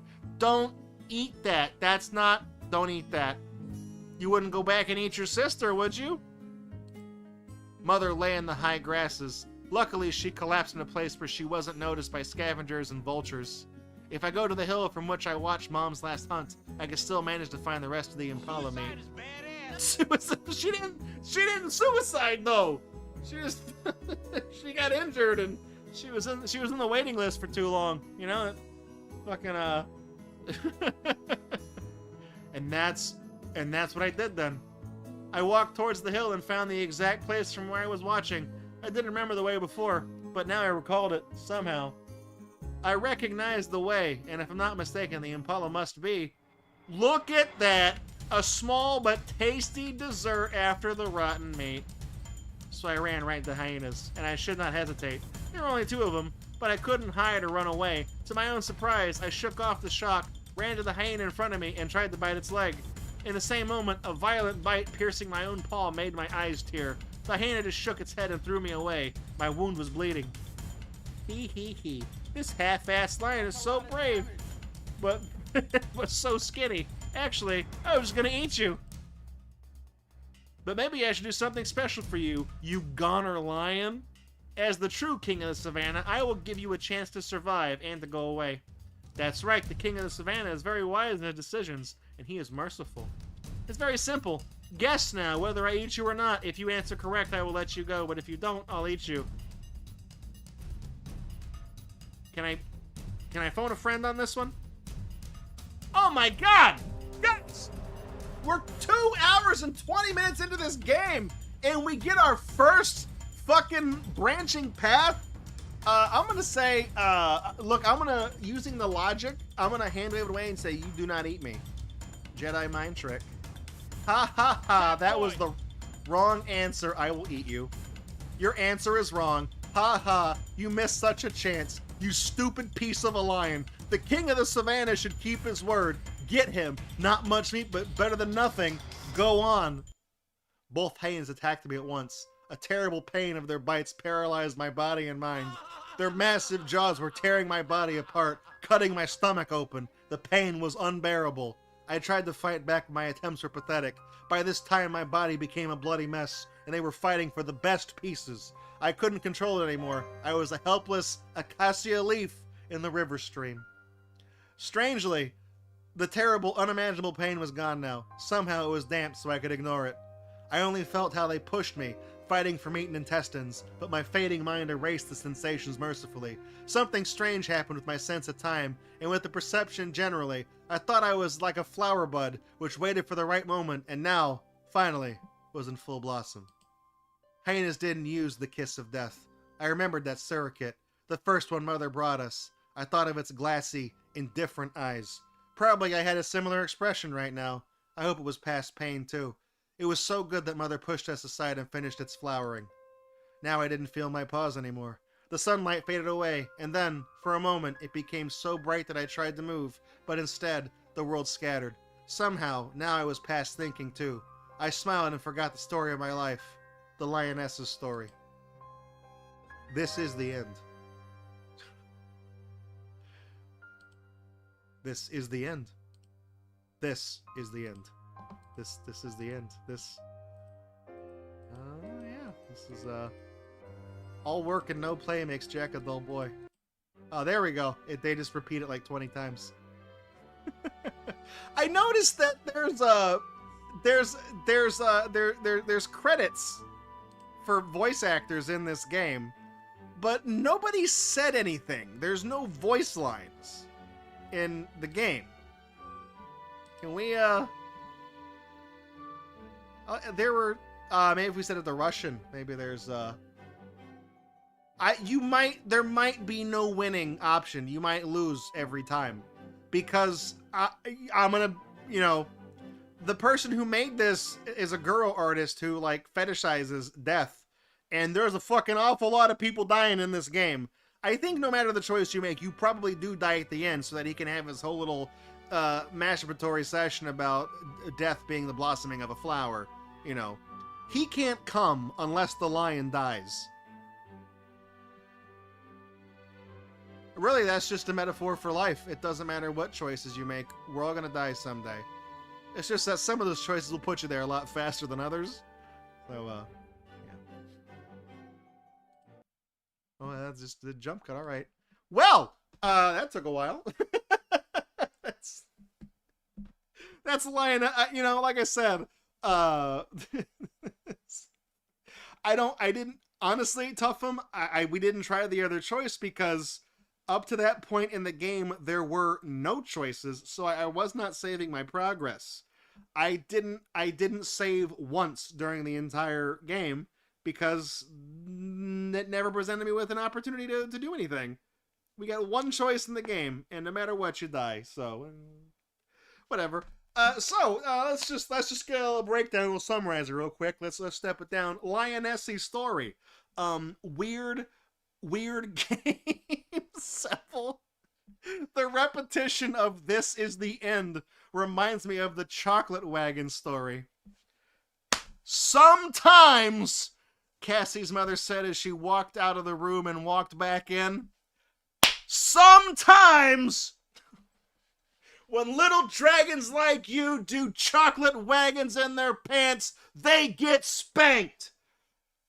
There she's up there. Cassie's up on the shelf. That's why she's there, because of that fucking story.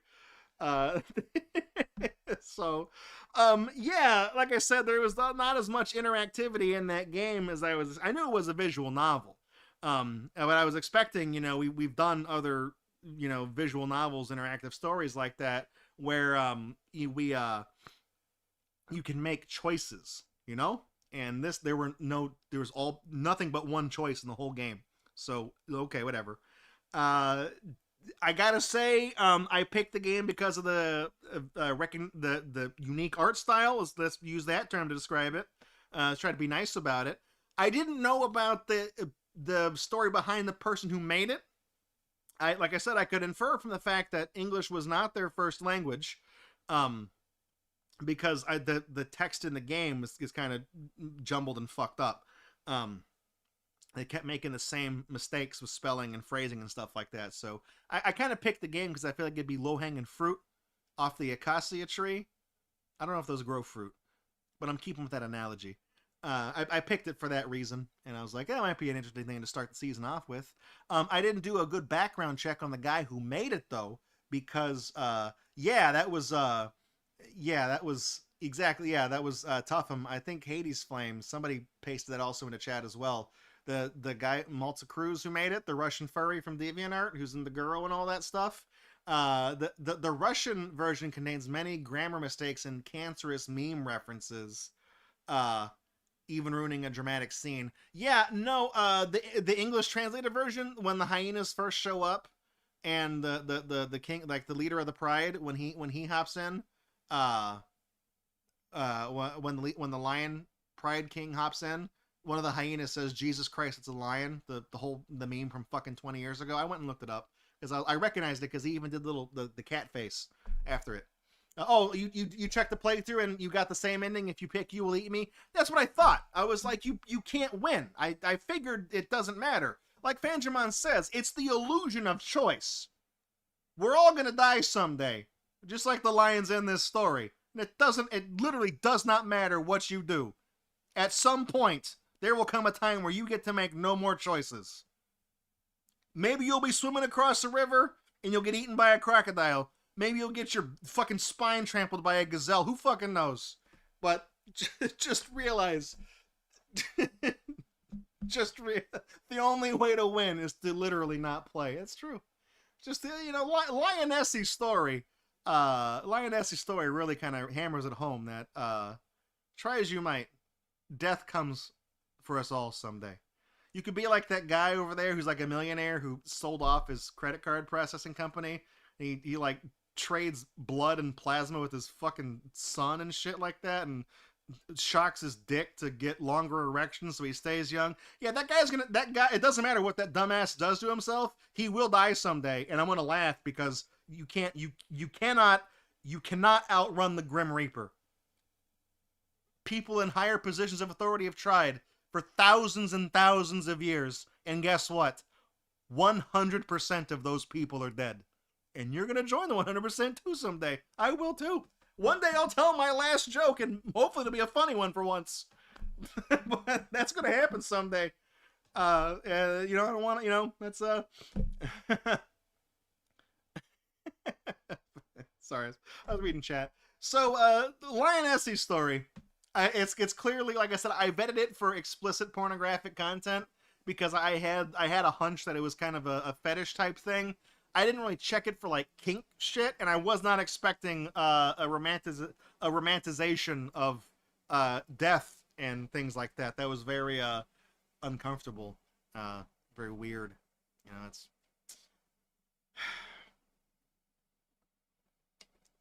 I'd pour one out, but I don't want to stain the carpet.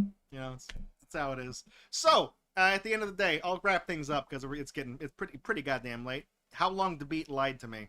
I tried to vet this shit ahead of time. So, would I recommend Lionessy Story? No. Would not. Easy no. The art sucks. The story sucks. It jerks itself off for too long. Everybody dies. It's got cringe old ass memes. That's whatever, man. It's just not. I picked it because I knew it was gonna be bad, but even I was still kind of underwhelmed. I was like, Jesus Christ, it's a lion. Get in the car. I don't know. So what can I say? That's gonna do it for Gatorbox tonight. Thank you, everyone, for coming out. Yeah, I read the reviews on Steam. I knew they were negative, and mine's gonna be not recommended on the Gatorbox curator page. That's not Fun fact, the pyramids in Egypt were more ancient from Cleopatra's point of view than what Cleopatra is to us today. That's wild. That's like somebody posted a BattleBots video or like a robot combat video. There's robots fighting, and it was recorded in 2003. And the song they're playing during the fight is Get Ready for This? No, it's Twilight Zone by 2 Unlimited. And in 2003, that song was a decade old, a little more than a decade old. And I'm like, now it's been like 2.5 decades since that song was recorded. That's wild. That more time has passed since then, and it was an old song back then. Whatever. Hey, thanks for tuning in, Seth. I'll catch you next. I'll watch your stream next time. I'll tune into yours. Thanks for tuning into mine. Hey, thank you everyone for coming out to the stream. Thank you to all the resubs. Guys, special thank you to everybody who's watching on YouTube and Kick tonight. I really appreciate all you guys being here too. We're new on those platforms, so I really appreciate y'all sticking around. Like I said, when people chat and stuff like that, I can see Necros and some of the other folks from the YouTube chat. It all gets piped into one thing, so I can interact with everybody.